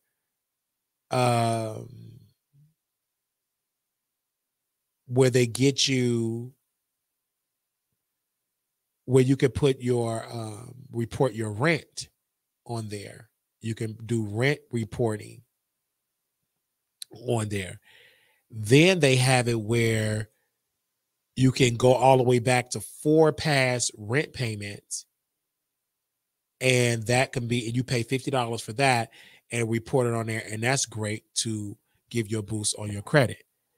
So, make sure for those that need help with their credit, go and use that. Okay. It's very important. I think y'all should sign up. And I shared it in there. It's a great tool. I pay about, I believe, $20 a month. Yeah, I pay $20 a month. And a 12-month plan, $12 a month. And I've been enrolled since October 24, 2023. And so it's automatic payment. I got a credit amount of $2,500 reported credit line for lowering credit utilization and reporting payment history. Did you get a monthly 3-bureau 4 credit report? Did you get a weekly credit score update?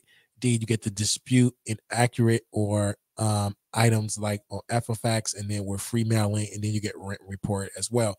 So it's a great tool. And so I am going to continue to use it.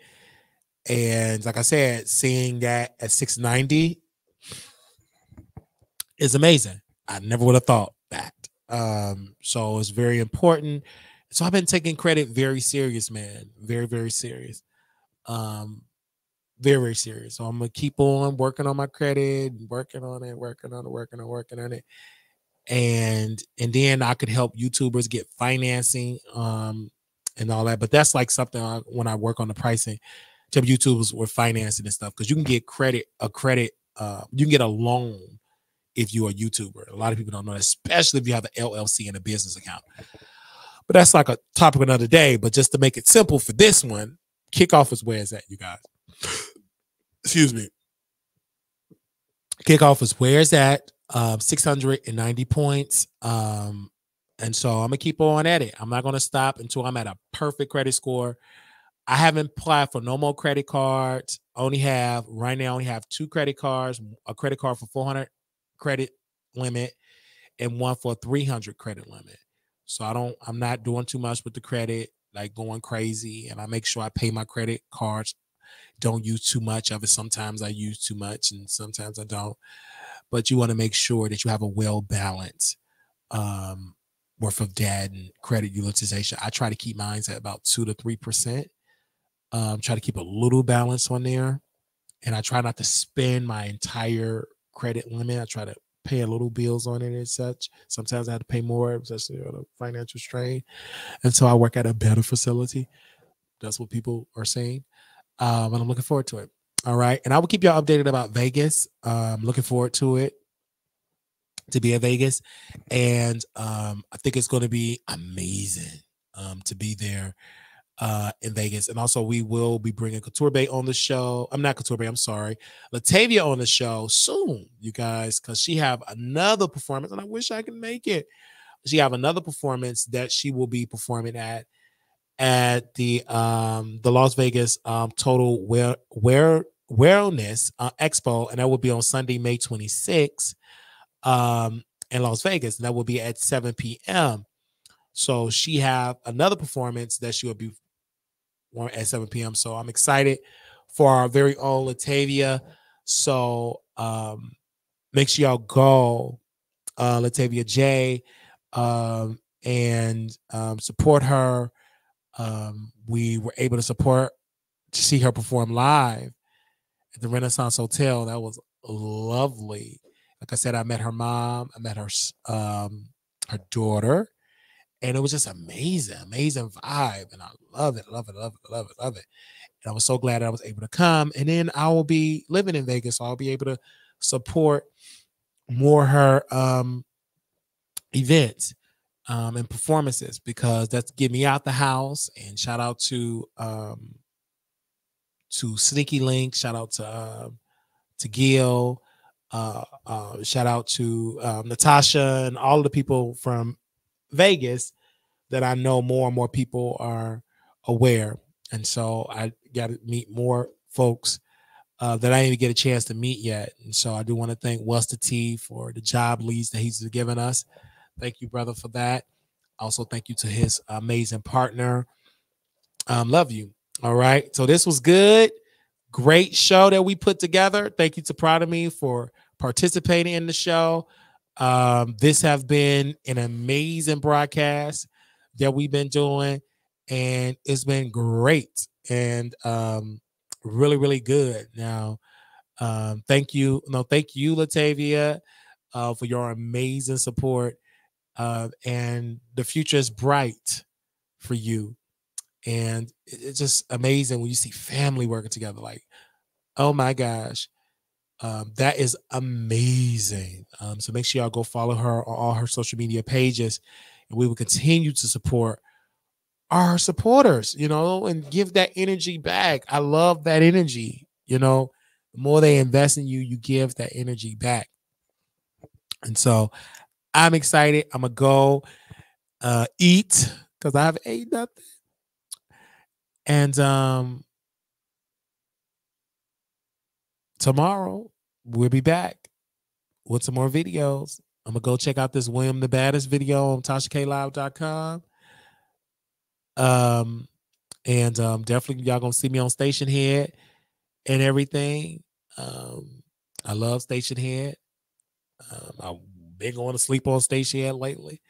The homosexual want me to send him an Uber. I ain't doing that, child. If you hungry, you better get here. You wait till the buses and stuff ended. That's you. Anyhow, you better ease on down the road. Better hitchhike like Kamala Harris did to get her degree. Well, she said she hitchhiked to get to her graduation. That's what Kamala, our vice president, said. She hitchhike.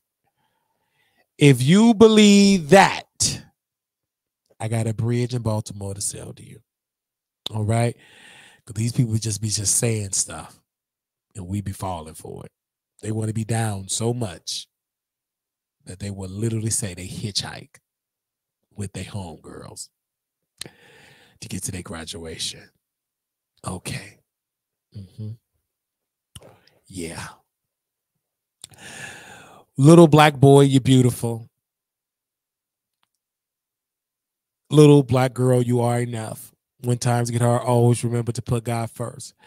For those that want to contribute to our show, you can cash up us, $ Marquise Wiley 28, Zelle at WileyShow@gmail.com. Please help us for the Vegas, y'all. Don't let us go that broke. Help us, okay? The room costs like $675 to rent for a month, and we got to do that because we got 2 months on this lease and everything. Help us. Hello, help us.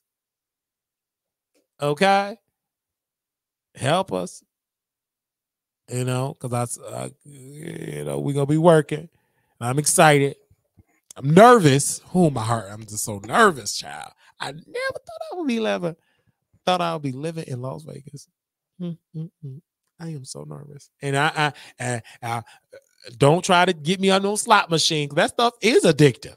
Especially when you get, that slot machine will have you addicted. Oh, bonus round. Bonus. I be on them slot machines. Let me get up out this casino. I had to get that out of my spirit, child. Don't just send that. I don't care if you do send that in the cash out talking about for the slot machine. I won't play. That stuff is addictive. Them slot machines is addictive. And the white folks just be there beating on the screen. Chinese people be up on there speaking in Chinese. I ain't gonna be in there finding no. That stuff, man. I see why they just be beating on them screens, saying that they won. Then they have to go open the machine up and all that crazy stuff. I'm like, no, I ain't gonna be doing that. Man, that stuff get addictive. It's fun, but it get addictive because it's dealing with money. And I don't want that in the spirit. It's okay to do it for fun, but some people shouldn't do it at all. Because some people did it for fun, they became addictive. Child, let me go there and get some good food, good food, and ain't gonna worry about it. Because like Natasha told me, I'm probably do the strip probably for 1 good year and forget all about the strip. But again, I know me, I probably do it longer because you gonna be in there meeting people, but it ain't gonna appease me. It's gonna be like, oh, whatever, because like downtown Chicago, like my friends come to like Chicago, oh, I gotta go downtown and see the Willis Tower, the Sears Tower. It's so beautiful. I'm like, girl, because we from Chicago, so it don't appease me. Like going to Millennium Park, okay, seeing a little beam, okay, a little metal melted statue, but People that's not from Chicago, they love it. So I feel the same way about the Strip. I feel the same way about the Strip right now because it's still brand new to me. Oh my God, the MGM. Oh my God, the Palace Station. Oh my God, the Renaissance. Like, it's like, once I stay there for, let's say fast forward, if I'm there for like 6-7 years, oh, okay, girl. You rarely gonna want to go there. But if I move there, everybody named Mama gonna, wait, man, let me come to Vegas. Stay where you at. Okay. But I do want to try a strip club. I've never been to a strip. I can't ask Latavia because Latavia not gonna go. And Pretty get his neck sucked on. So I do want to go to a strip club. Say amen or ouch. And that's addictive too. Like, put that on your face. But it ain't too many black-owned strip clubs. Is there any black-owned strip clubs, Latavia, in Vegas?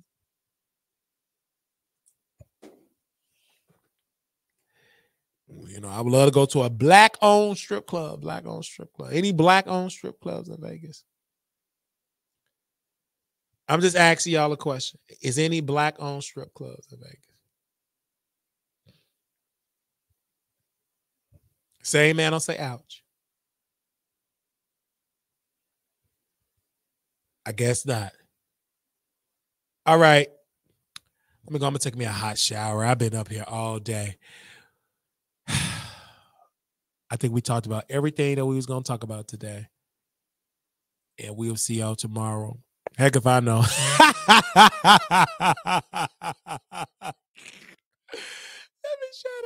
I'm talking like I'm going to be going out to somewhere. I'll talk to y'all soon. All right. And keep sending me stories because we got to go back live on Friday. We got to go back live on Saturday. We got to go back live on Sunday. We got to do the video. I do got to go to a doctor's appointment today.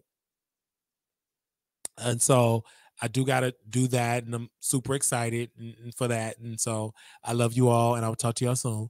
Bye-bye.